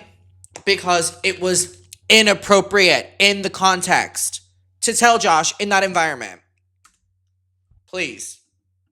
Is this how you remember that happening? Yeah, it did happen that way. He said it to me. I was taken aback. I was not expecting that kind of In the context of Johnny's relationship with Josh, in my opinion, it was weird for him to do that to Josh, specifically in a workplace environment. Someone had to say it, and it was me. major life declaration, especially in that dynamic and that Y'all situation are with so what was going on annoying. around us. The first response was, that's not my business. You don't have to tell me that kind of a thing. But then when it comes to his parents, what he's leaving out is he also expressed immense fear of what his parents would say or do in reaction. And so being from the South and knowing how people treat and seeing people being treated a certain way. Again, another moment of innocence being villainized for no reason. My first response was, if you feel like this is dangerous for you, and if you do it, you might not have a place to sleep at night, and you don't know what's going to happen, maybe you should wait until you're 18. What, he said he was 19? Valid advice. There's been different ages that have been That's what I'm like. But when he has said that this happened at the Shadows show, which would have been in 2015, so that would have put him 18 turning 19 at the time. So he has said that this is when it happened. So I I'm just going off of that absolutely, sure. information. So he would have been well, then, about to turn 19. Then what I recollect is that he was living with them. He was still under that roof. And again, this is none of Josh's business. Josh is... There's only two types of people in the world. The ones that entertain and the ones that observe. Come on, Johnny. You know, fuck, that pickle is hot. Whew. It's ridiculous. This is a nothing burger for me. It really is. my response was, if you feel like that would mess that up and that you would not have a place to go, then my advice is to get on your own 2 feet and be able to take care of yourself. If you don't feel like the response, you know them better than anybody else here would know. So if you don't think they're going to receive it well and you're afraid of that, then I would argue some good fucking advice, by the way. I would argue that's some good ass advice. Where it goes sour and they're left on the street and it's real and it's bad. It was never a thing of don't tell them, like that's not, I don't feel that way. I did not feel that way during that time. I believe so for him. him to say that I was just like kind of shoving off, say don't tell them, it's so bad. I believe him. That is not what I thought. That's not my tone. If anything, he's picking and choosing parts of it and leaving other parts out. I remember thinking he's afraid of what his parents are going to say, or if they're going to be distraught, and it's not going to end well for him, and maybe he doesn't have anywhere to go because he still didn't have a lot of people in his life, to my knowledge. I'm not going to provide my thoughts on this. He does seem quite hurt and upset, feeling like he was discouraged. I don't believe him. Oh! Oh my god, I was about to say that. Yes! Good. I'm so glad to hear that, because I was about to stop and make a comment that he was lying. I'm so glad Josh said this. Good for him. I think he knows me. For him to say that I discouraged him because I thought it was wrong or there was something wrong with him is absolutely the polar opposite of who I was then, especially who I am now. There's no part of me that would shun him. Because for as much as Josh is accepting accountability and talking, he also deserves to stand up for himself. It's only fair. In a way of like, don't you say that. That was never part of it. I think he knows that. It feels like a lot of things. He pulls fragments and he leaves out context. And when you do that, you can string together any type of narrative you want. It's happened to me so many times with the Colleen situation. So it just doesn't feel right for him to twist it without the context of, but he also communicated this other thing that changes to me the whole dynamic. I feel like it was at the meet and greet. There's a lot of things happening and he drops this. Okay, you dropped it. I don't know how to take that in this moment. I got a whole line of other people waiting. And again, I don't give a fuck about this meet and greet thing. Johnny was in the wrong for this. Johnny shouldn't have just came out to Josh at a meet and greet in the context of their relationship. In the sense that Donald Trump, you know what I mean? And now you're expressing... It was inappropriate. So to hear him just push that narrative over and over and over feels very dishonest. I'm going to leave your words to speak for yourself there. I agree with you. I do believe that what Johnny wanted was Josh, I'm gay, and Josh to be like, I'll be gay for you. Something like that. Because I think it's a very obviously a very sensitive subject. And within the same time frame, though, a few days later, per what Johnny told me in an interview, he said he received a birthday gift from his family, which was a video montage of a bunch of. Oh, don't get me started on this damn video call. I can't believe this is another nothing burger that Josh has had to fucking face. This Johnny is so crazy. He says that Josh is creepy for this birthday message that Josh sent when Josh was hounded, literally the words, by Johnny's family to get this video done for him. It's the equivalent of a cameo. Is a cameo cringy? No. Or sorry, like bad faith and whatnot, Well, I guess wishing him they a can happy be, but- birthday. And it included clips of you saying happy birthday to him and Trent Ballinger. On Twitter, Johnny has characterized your video clip. He's clipped it out, he's put it on Twitter, and he's characterized it as very creepy, a creepy act. Just disgusting. Disgusting. The framing. It's disgusting. What's up, Johnny? Happy birthday, man. Today's a big day for you. Happy birthday, man. I believe in you. I'm proud of you. And I cannot wait to see what the future holds for Mr. Silvestri. Sit it to Johnny. What the future holds for Johnny. However, in Cannot my believe interview with it. him, he told me that, and I don't think he's shared this publicly anywhere, he told me that his family hounded you to make that video. And then even more confusing And is that again, no one would have known this if Johnny didn't fucking say it. Just let him talk and he'll talk. you see of him wishing me a happy birthday, they told me now that they had asked him if he would do it, and he said yes, absolutely. And then they had to hound him and be like, dude, you said you'd make the video, like, come on, like, you're the only person we're waiting on, you're not Beyonce, get on your phone and just say, hey Johnny, happy birthday. And again, I can't believe he's telling this story with like a straight face. You know, he's telling this story as if this makes him in any way look good. It doesn't have to be anything extravagant. You said you do it. I was asked repeatedly, can you send this? But I was Wow. asked that question Must from be so validating. numerous fans. It's my birthday. Can you send me a birthday shout out? It was like Cameo. Like it was something that, yeah, every now and then I would either tweet to people, Yeah, it happy was birthday, Cameo happy before birthday, its or time. I pull up my phone right then and there and be like, hey, Margaret, I heard it's your birthday. Happy birthday. Hope you have a great one. And I remember Also, I've done this for people. I used to have a Cameo. I actually really want to bring back Cameo. Do you know I had so much fun with Cameo? Not even like the money aspect, like they take transactions and stuff. Like it's like, you know, it is what it is. But Cameo was so much fun. Gotta go. I'll watch the rest on YouTube. Have a good one and take care. Have a good one. Should I set up Cameo again? How easy is that? You know I don't like to do something that requires a lot of pre-registration. They did email me recently and they were like, they were like, we had to deactivate your account. That's so fun. I was about to say, should I do Cameo for like $5? Or am I setting myself up for like failure? Is Cameos at $5 setting myself up for failure? I guess I can just do the ones I want. You know? Log in or sign up. I wonder what I was under. What price do people do? Doesn't Peter Mon have Cameo? Should I buy a Cameo off Peter Mon? Should I buy Cameos off of YouTubers? We should do that as a video. Let me see what YouTubers do Cameo. Oh my god, we can for sure. we can order a bunch. Wait, why is it making me? I wonder what YouTubers. Lisa Renna. I want a Cameo from Lisa Renna. Whoa! I didn't know Cameo was still a bustling thing. Goodness me. How much is a Peter Mon Cameo? Can I get a Peter Mon Cameo? Should I just FaceTime him? What happened to your Cameo?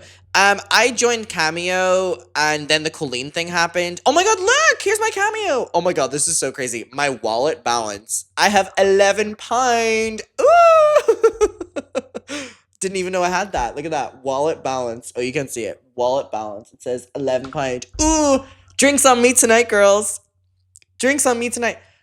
I have 5-star rating. Ooh. You know what? My pricing was $40.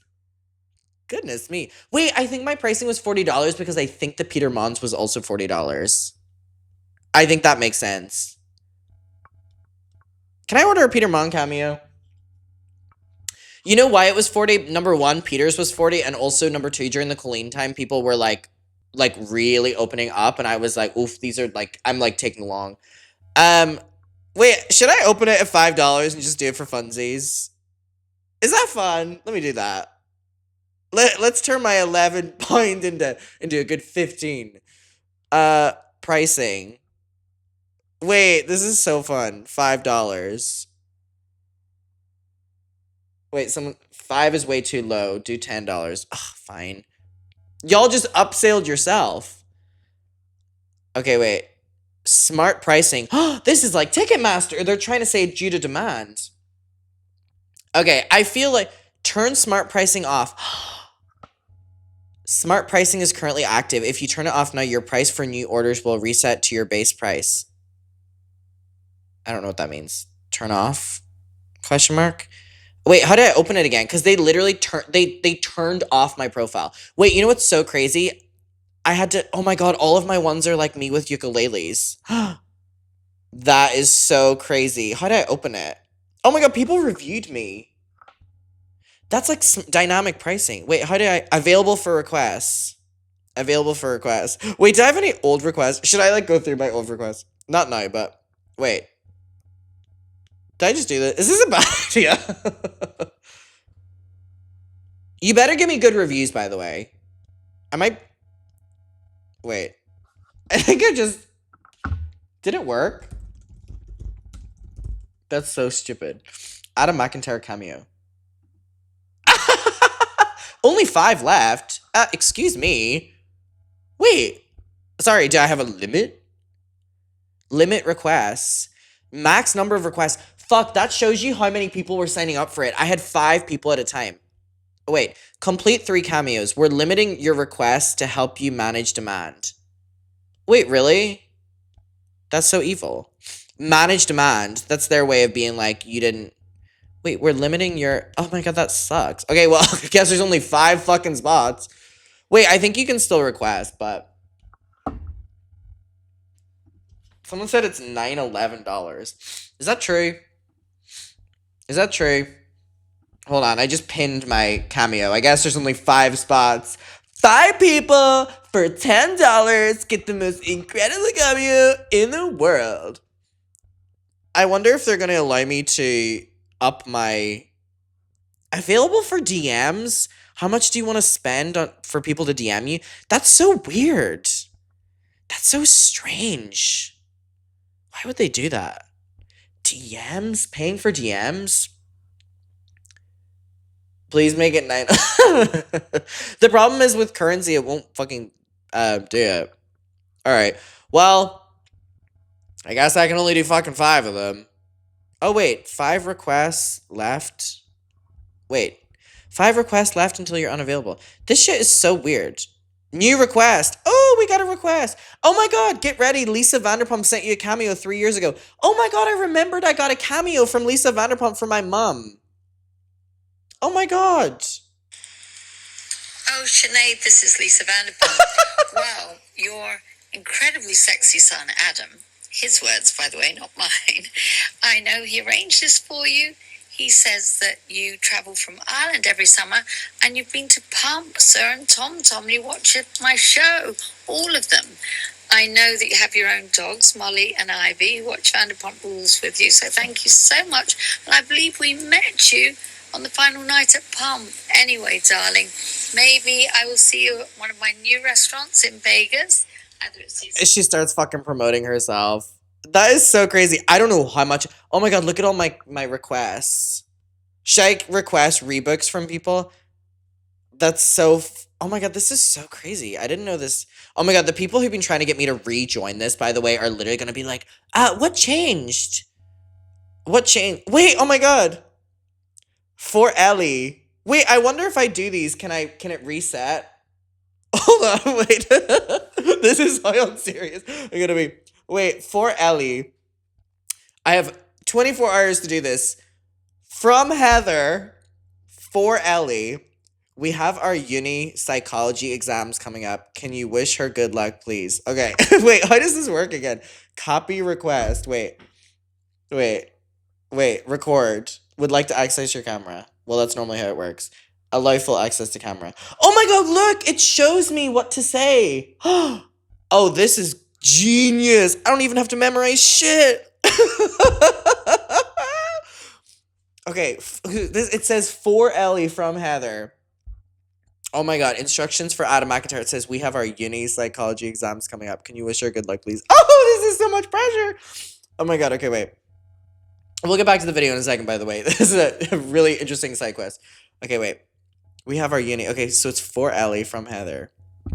Oh, I'm so nervous. Oh my god. Oh my god, wait. Do I have to hold the button or... I don't want to, like, millennial pause. Do I hold the button? I'm scared. Do I hold the button or do I just, like... Ellie. Oh my god. I am reaching out because I hear that you need to lock the fuck in soon. I know that you have your psychology exams coming up. No, you've already made it further than me. I didn't get very far in school. I always cheated in exams. So if you're planning on cheating during the exam, best of luck. I have some good tips. I would always write on my upper thigh because what? If I get caught, is a teacher going to like ask to see my thigh? I don't think so. So good luck if you're planning on cheating. Make sure to think ahead. And if you're actually revising, I hope that's going well as well. So Heather and I are sending you love. Shout out to my muckers and good luck. And yeah. Mwah. God, what a natural I am. I'm such a natural. And just like that, I'm done. Wait, how did I send it? Allie. You better give me 5 stars.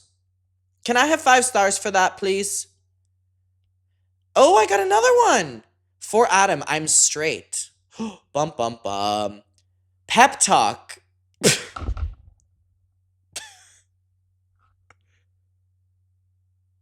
Really?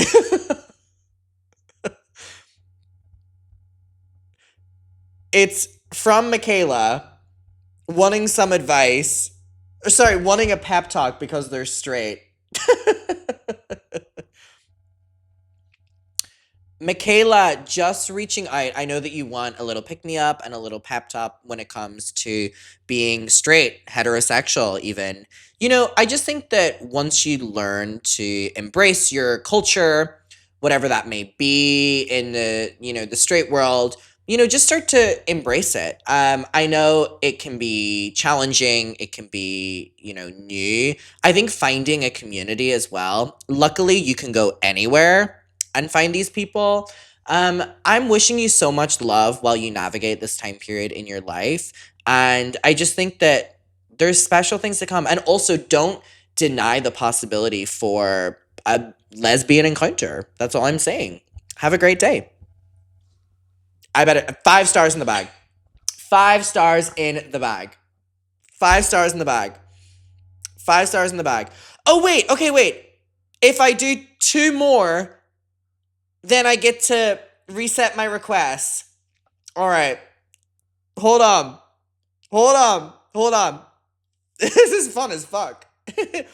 Wait, for Lauren from Angie. Lauren is my twin. She's been engaging in violent gestures. She's been engaging in violent gestures. Please tell her I don't deserve her elbow. All right. Lauren. Oh wait, I forgot it. I forgot what it was. Someone said, I love how we're getting these for free. Wait, I forgot it. For Lauren from Angie. So I need to, Lauren, Angie doesn't deserve your elbow. Lauren, it's me, Alexa Nicholas. Angie doesn't deserve your elbow. How dare you? Lauren, I've been reached out to by Angie, and things are getting pretty serious. And I've heard that you've been doing some violent gestures. And I called up my good friend Alexa Nicholas, and she does not play around that. So Lauren, cut the bullshit. Goodbye. 5 stars in the bag. If I do 1 more, my limit resets. Do you know I'm literally going to get an email from the person that brought me onto this, and they're literally going to be like, you're back. I promise you they're going to be like, you should up your price that you do, because they're going to be like, look how many people are requesting. Okay, wait, I just need to do 1 more. All right, 1 more and then we'll get back to the video. For Julia from Julia. Beautiful. Pep talk. Hi, it's Julia from Canada. Long time. By the way, I look chopped as fuck in these videos, by the way. Like, I look sweaty as hell. Like, from far back, it's fine. Hi, it's Julia from Canada. Long time watcher. Look forward to watching your videos every day. I live in PEI. I live in Pi. Is that how you say that? Never heard of a place called Pi in Canada. It is Pi. I live in Pi. Wait, I live in PEI. Pi. Is that how you say it? Living in a pie. Prince Edward Island. Oof, the full name. All right, I'm gonna need to remember that. Can you spam that in the chat so I remember? Prince Edward Island. I wish I was close enough to do one of your shows, but one day, just turned 24, would love some kind words. Julia! It is none other than Adam McIntyre! I am just reaching out because I know that you're Canadian, and I know that I'm coming to Canada for the first time. I know, unfortunately, that the show I'm doing is in Toronto, but I do hear from you that you live in piss... Oh my god, no, someone wrote... Sorry.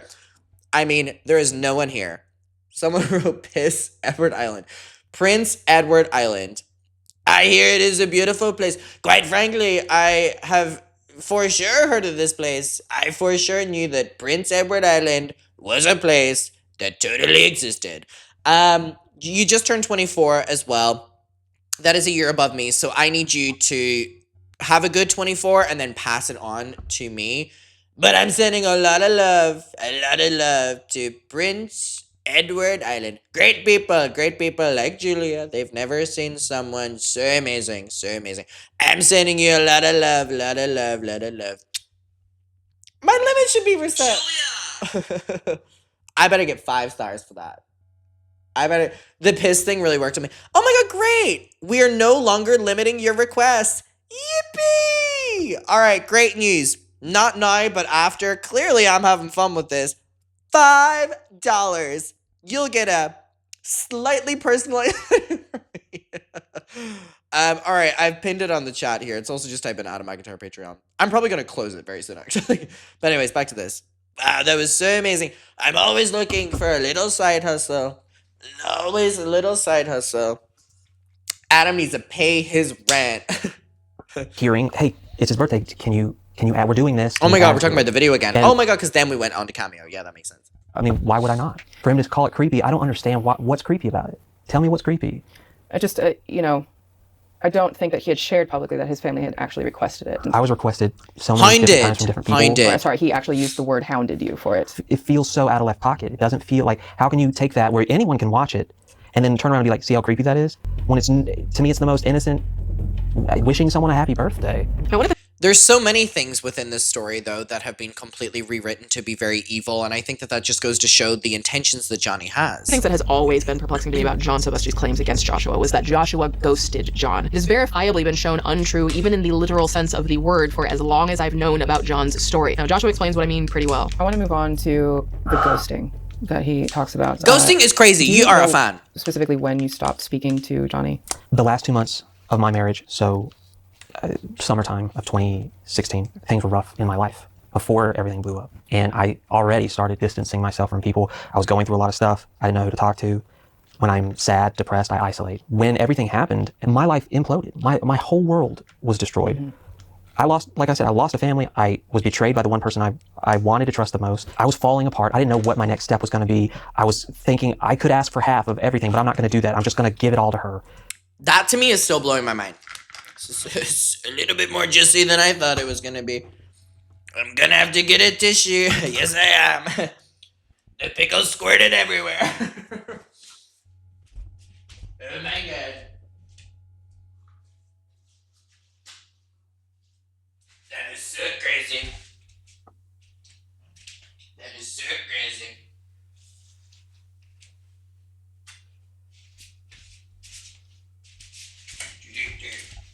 That is so crazy. Alright. And I did do that. And I don't remember half of the people reaching out to me because I just went into a dark, silent place. And most people didn't. And the next thing I can remember that has anything to do with him is seeing him tweeting positively to her. And so in my mind, I was hurt by that. I was hurt thinking, why are you showing support? And he has every right to be pissed or drop Johnny. He does not owe Johnny anything. To someone that you know, if you're like my internet little bro, like what? It feels weird that you're like saying admirable things to this person that wrecked me.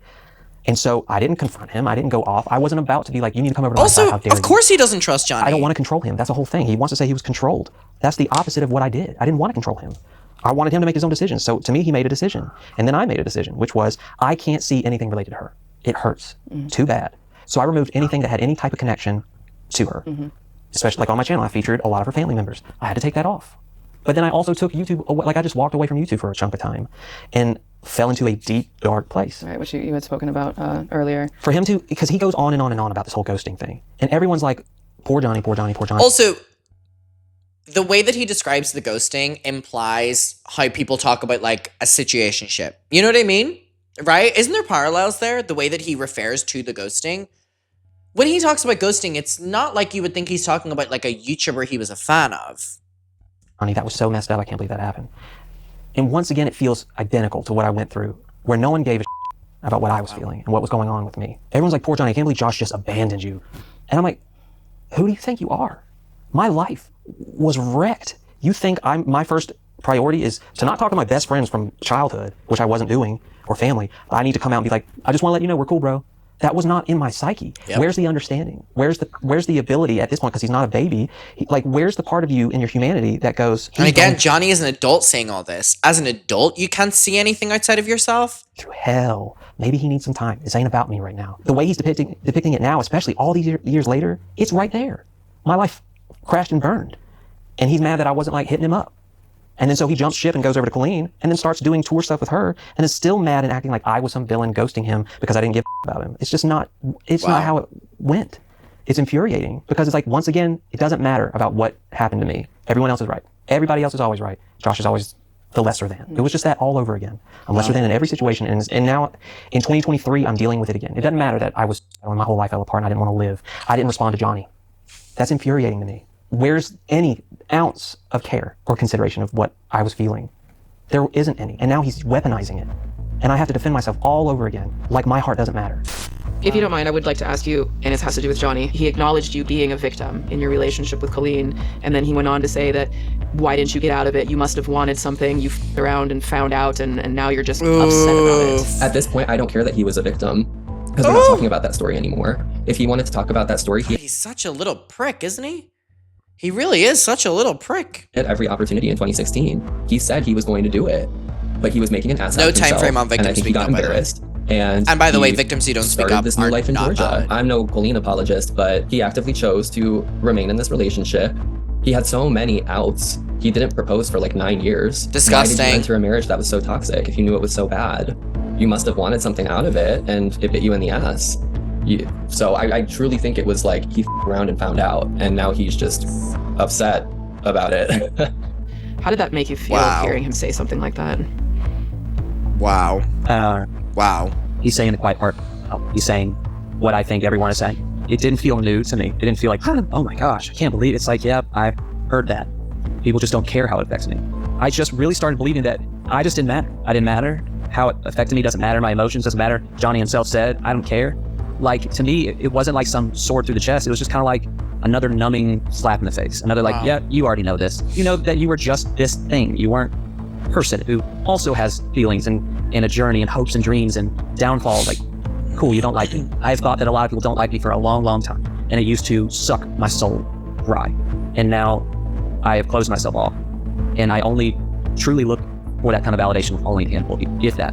You have been, I don't want to like just kiss up to you. I don't feel like you're in my corner. I feel like you are, you just care about truth and finding what that truth is and presenting that truth. But I feel like I have never experienced that. Presenting the truth has changed a lot for me. It's one of those things that I just never thought it would happen. So thank you for being the only person in this whole shenanigan that like made me feel like I was worth a couple of cents. You know, like I really appreciate it. Wow. Well, you know, as I've told you, we just feel like in order to have an accurate story, the responsible thing is to hear from as many of the people involved as possible if they want to speak. I don't want to skew how you're going to edit this or what you're going to show. You can't, so don't worry about that.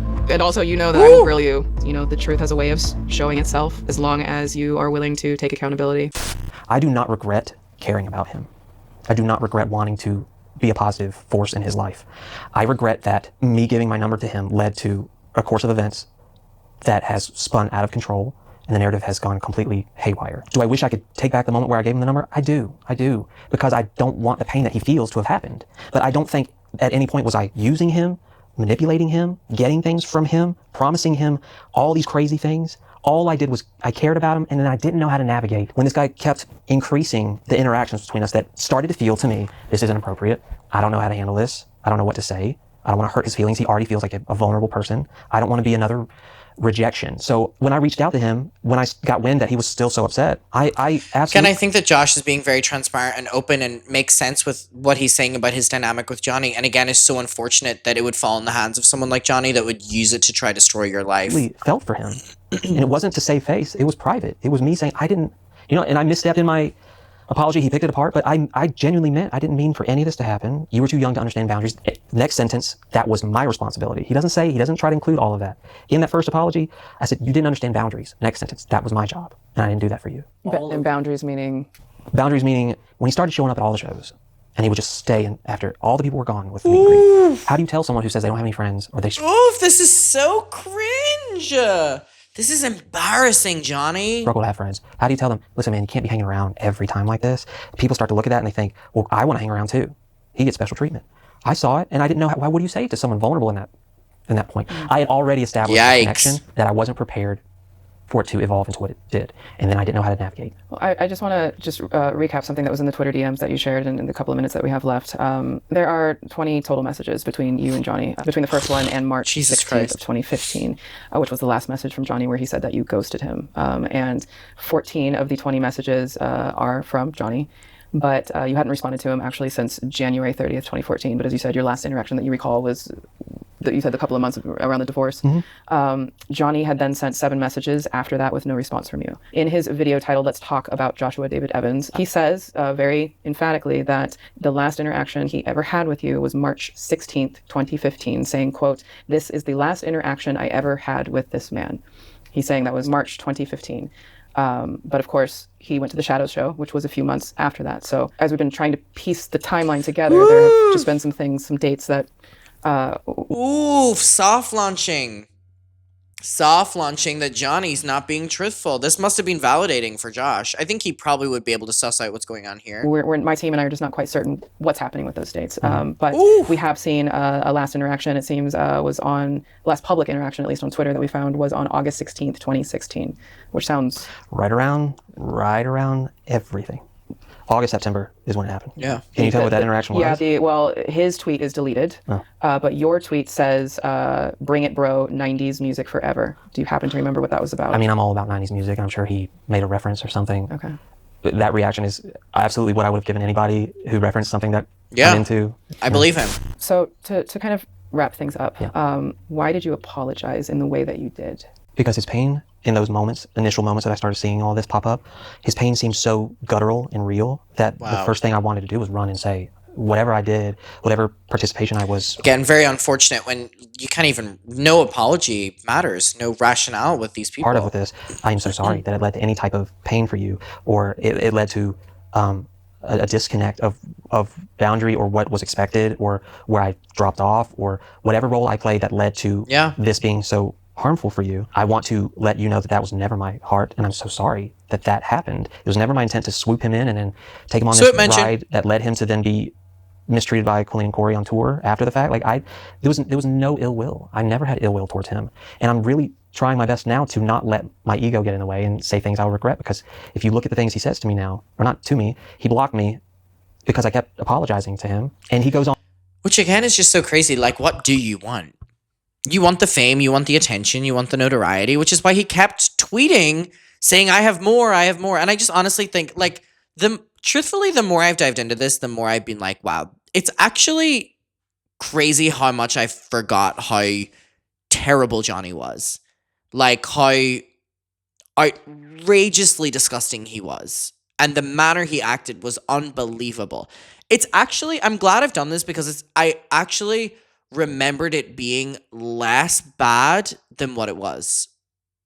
In rewatching, I'm like, oof, it actually feels worse than what I originally, you know what I mean? On to berate me daily on lives, on tweets directed at me, and then tells me, get my name out of your mouth, Josh. Yet all he does is drag me through the mud and embellish every single thing he can. The way he's piecing it together is so unfair, and he's using it now. It feels exactly how Colleen used other people behind the scenes to come after me. It's identical. The way it's being strung together, his word choices are so mean-spirited. I have never once tweeted something mean back to him, or you're this or you're that, and I can't, nothing.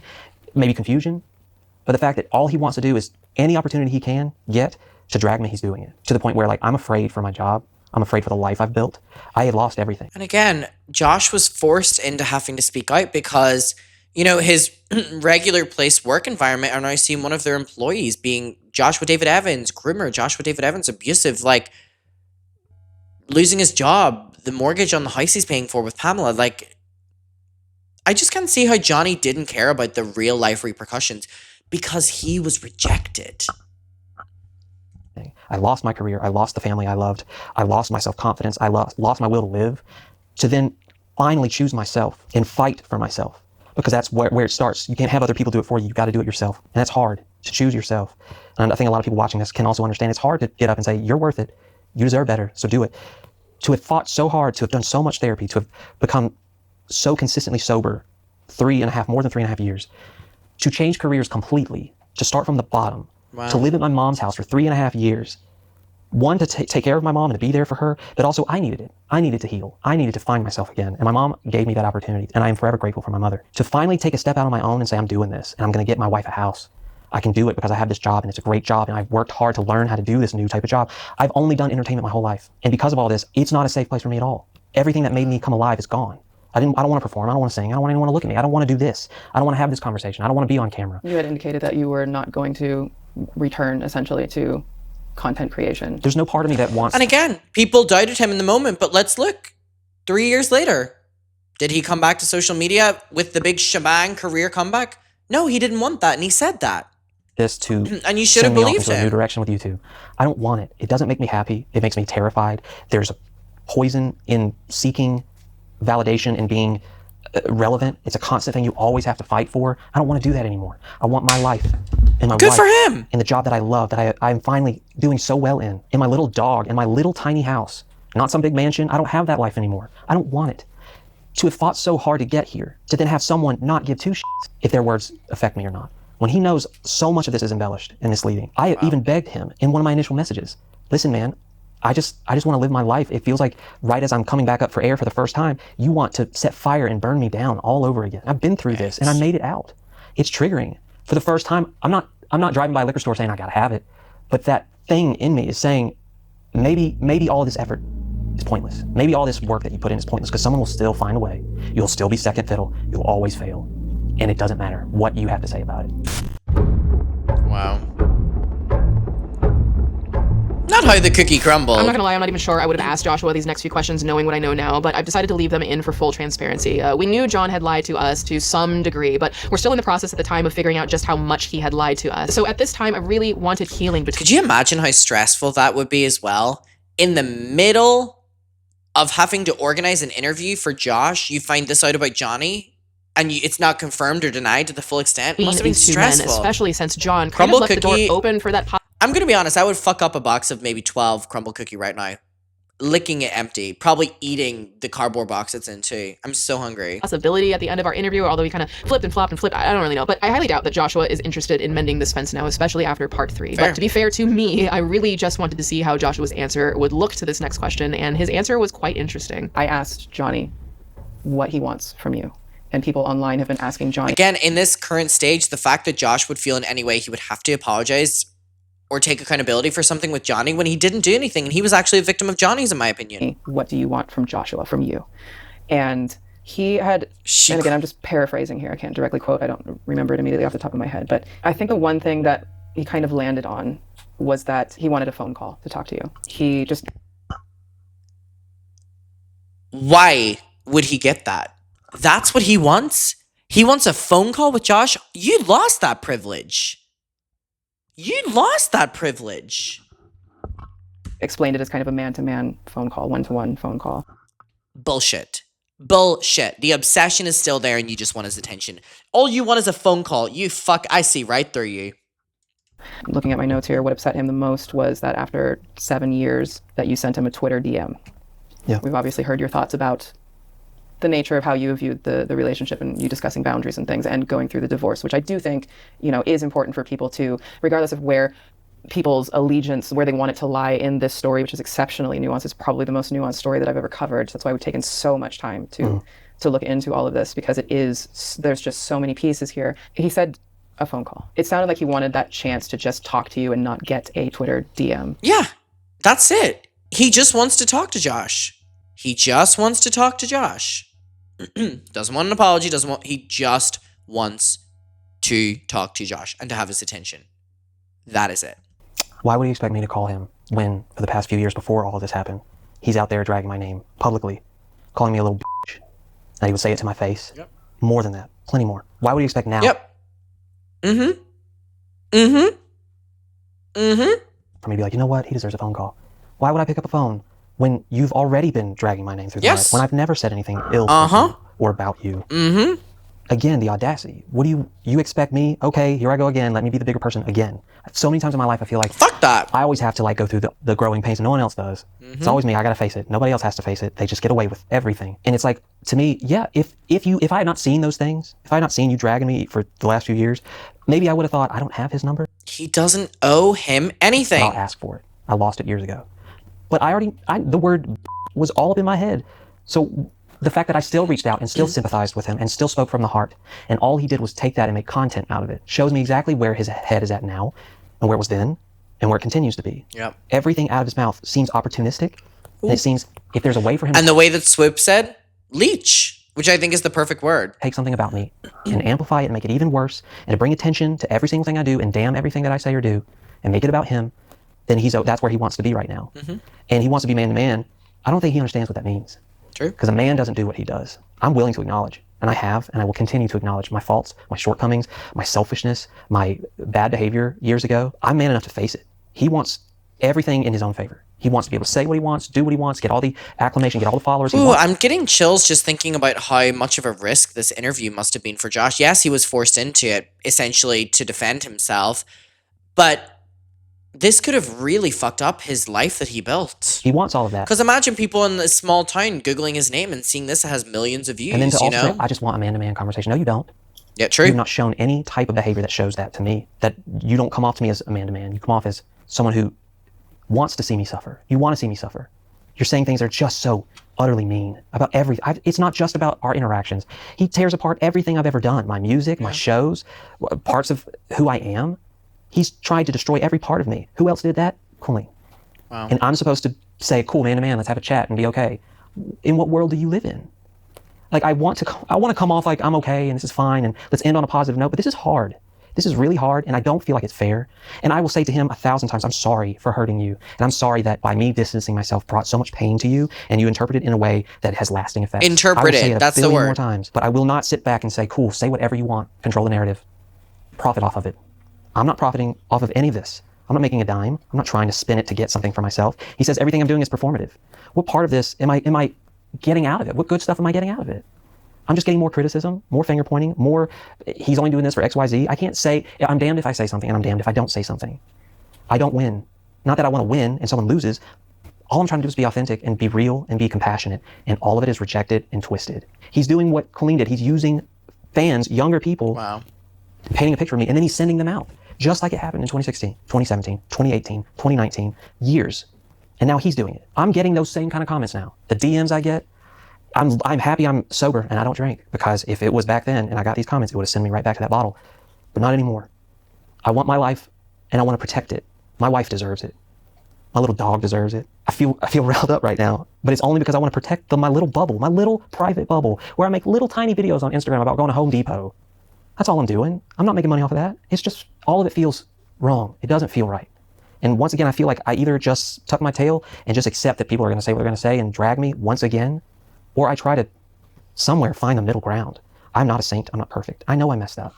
But the proportion of backlash is way unproportionate. So much work to right those wrongs. I don't see anybody else popping up and taking accountability. It's not easy. I was the one rejected in the first place. And here I am again saying, I did these things. Yeah. And it's like, it just doesn't matter. It's hard to feel like when you're a kid and you think you don't matter because someone tells you you don't matter. And then you're 39 and all of a sudden you got tons of DMs telling you how you are, like you don't matter. I wouldn't wish that on him. If you could Horrible. sum up what you're feeling in one word, what would that be? So many words. Afraid. Wow. I'm afraid. I've been afraid of her for years and what she was capable of doing and what she did. Afraid of now losing everything that I worked so hard for in a very genuine, heartfelt way. No manipulation, no shady stuff, just trying to do the right thing and work hard. I'm afraid. This is my life. Let me ask you one more question. One word, yes or no. Have you forgiven Colleen? Oh my God. No one's ever asked. Do you think Feel terrible saying?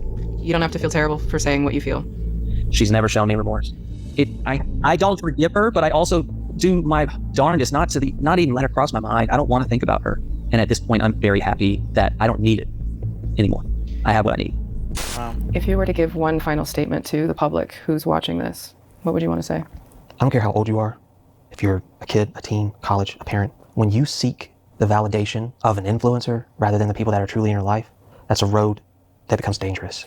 That will lead to only pain and feeling let down. Value those in your life that truly show up, not just enjoy the clicks and not enjoy what your view does for them. There are a lot of mistakes I made, but I know there are a lot more that could have been done, that has been done from other people.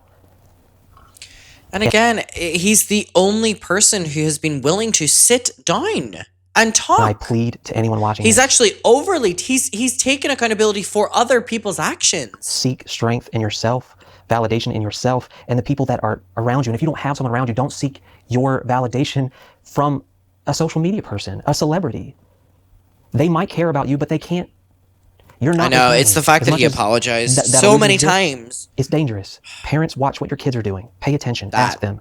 Say, can I see your phone? Don't be their best friend. Protect them. Because these influencers, me included, did not protect them before. So please, think about them first. Wow. And any influencers that might come across this and hate watch because I'm on it, you have an opportunity to make things better. Wow. Choose those things. You have an opportunity when you see things are wrong and that you could be complicit like I did, step up, go through the growing pains and say, this is not right. Being complicit, to me, can be just as damning as pulling the trigger yourself. I understand that because I did it and I have to carry that. Regardless of where, this whole story lands. Perfectly said. Perfectly like I said. At the beginning, I think your perspective. It also must be super scary for Josh doing this as well and not knowing what the public reaction and response is going to be. He didn't know if people were going to like him after this, and he must have been truly terrified in the lead up to this, doing it. The filming was a long time after it. Like, that really breaks my heart. Your context, sharing your story, I believe that you have the right to do so. And I appreciate you talking with me, sitting down here. I know this wasn't easy.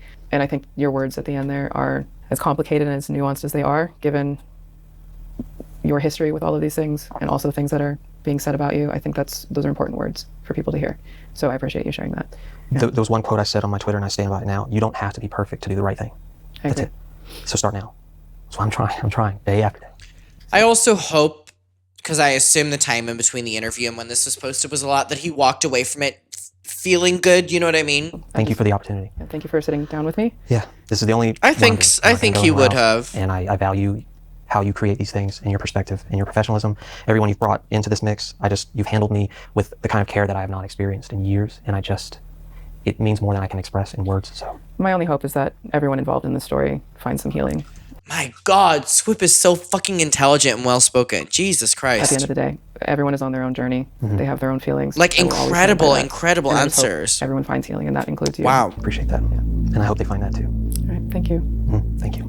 I want to take a moment before I give my final thoughts to this series and thank you all for being open enough to allow these very nuanced and complex conversations to be had. Joshua did not have to come here and speak with me, but he did. Pamela did not have to share her heart, but she did. In reality, there have been so many people involved in this story who have opened themselves up to share their stories with me throughout this entire docuseries. People like Adam, Becky, Oliver, Alex, Ella, Bella, Soph, and others. Being open, being vulnerable, no matter how difficult it may be, is not easy for anyone. And my hope throughout this series is that we can start to approach these topics the way that Pamela hopes for, with compassion, accountability where needed, honesty, and humanity. Now, accountability is a layered word and its actions are open to interpretation depending on how we as individuals decide to view it. Again, I'm just on the side of hoping that the truth can be discovered, that healing can be found, and that maybe as a community we can make an impactful change in how these stories are told, even when it hurts. It's why I'm so grateful to each and every one of you watching for taking your time to explore this nuanced portrait of so many individuals. No matter where someone in the story lands, whether they remain in the shadows with their actions or step into the light, I think one thing is certain. There's a lot to be learned here, and hopefully the path forward for these people who are hurting healing becomes more and more clear by the day.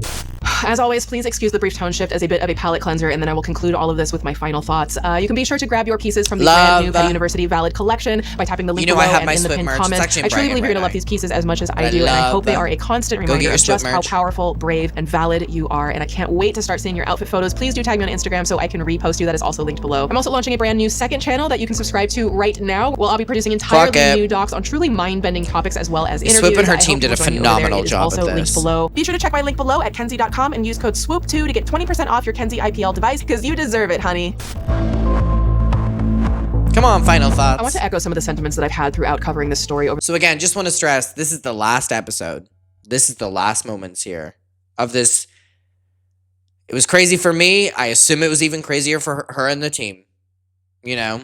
The last 3 months, which is my belief that the Colleen Ballinger universe and the actions of a few have had widespread, lasting, negative effects on so many people, almost too many to count at this point. When I first pitched the story to my team, the three of us set out with one singular goal here: to get to the 3 people pulled this off.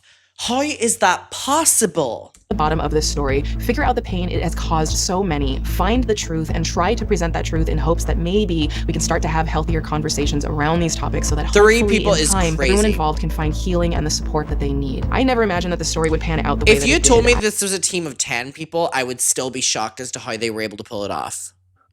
I never imagined that halfway through this, I would even be pulled in. Covering this story has been one of the most mentally, emotionally, and physically draining experiences I have ever had, and that goes for my team as well. The gaslighting, the manipulation, the uncertainty of who we could and who we couldn't trust with information as our investigation went deeper and deeper became almost overwhelming. And even with that in mind, my experience here, my team's experience, still pales in comparison to the experiences of those who I always want to keep front and center. Adam, Becky, Oliver, Ella, Bella, Alex, Soph, April, and all of the anonymous witnesses who have come forward privately and publicly. They have experienced a level of hurt, exhaustion, confusion, empowerment, vulnerability, and bravery that I can only try to comprehend, and through it all, they remained steadfast in their truths, no matter what the world did or didn't say, even in the face of Colleen Ballinger denying them the accountability that they asked for. And the fact of the matter is, more information could come out about Colleen or Corey or John or Josh or anyone directly involved in this story, and if it does, my team and I will be there to analyze it. But for the time being, Joshua came here, like many others, and shared his story, his pain, his participation in causing pain, so and ultimately his well-spoken, hopes for everyone involved and the protection of future generations. And while it's not my place to accept his words on behalf of the others, I do hope at the very least, when all is said and done, as we refocus back on everyone I listed,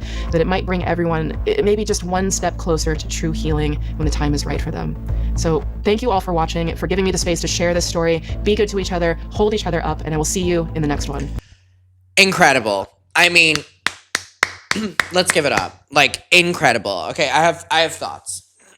So, with this doc, to me, this Josh episode was unbelievably, like, healing.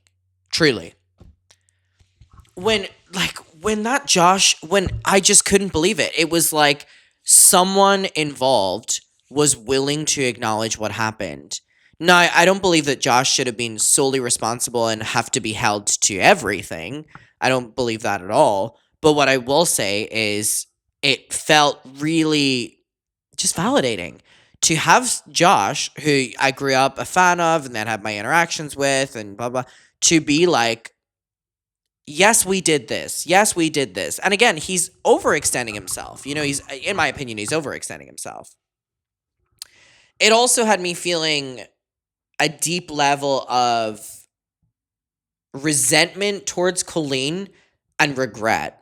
The resentment towards Colleen was because I watched as an adult. I watched this for the first time at 19 years old, or I think I was 20, 19 or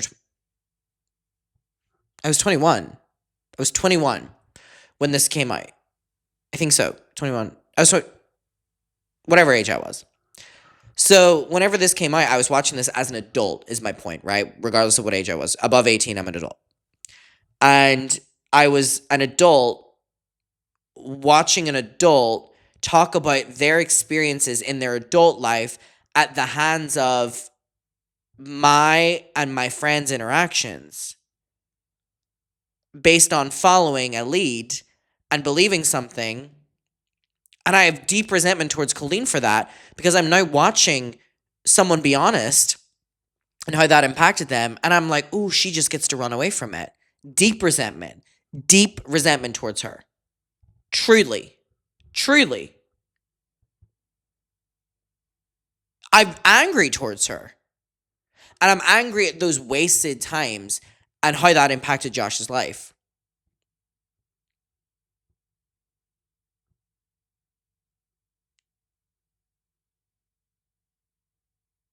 This was not expected. When Swoop first messaged me and was like, let's talk, I never thought it would be this.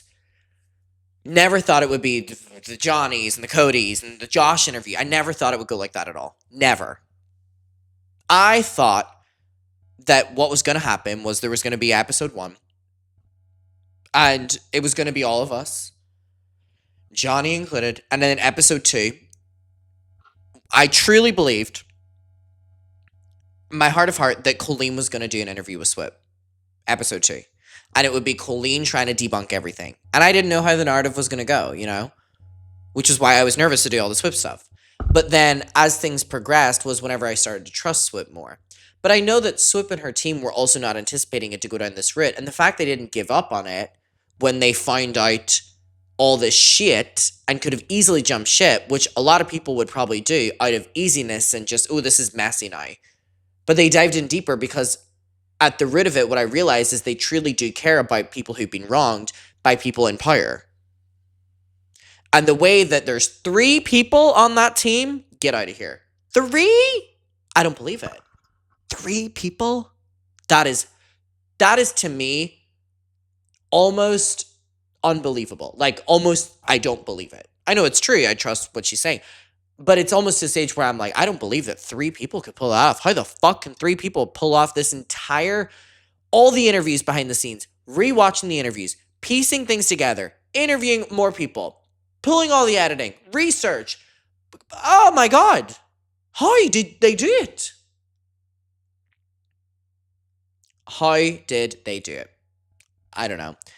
This was an incredibly turbulent time period of my life, and I look at it in a much different way now. I've always really wanted to watch these again. Truthfully, I've only ever watched them once when they came out. It was not something I was going to revisit. As we know, they're long, and it's, diving into it, you've got to devote, you've got to pay attention. And I feel like the time was right, and I feel like in watching this, it's been incredibly almost validating again, but also just reminded me that it's been 2 years, 3 years since this, and she never did an ounce of what Josh did. Crazy. Lots to think about. Lots to think about for sure. Now, I'm going to leave it here right now. We have completed the series. Now, I am going to be honest, there are some things to do with this that I really am considering revisiting as well. I'll let you know if I do. There was just so much that happened since this. And I feel like I've almost been diving into this as just an audience member, and not directly involved because it's not that relevant to me anymore. It's like it's been years since this. But I'm going to love and leave you all. I hope you're all doing very well. Thank you so much for being here, and goodbye.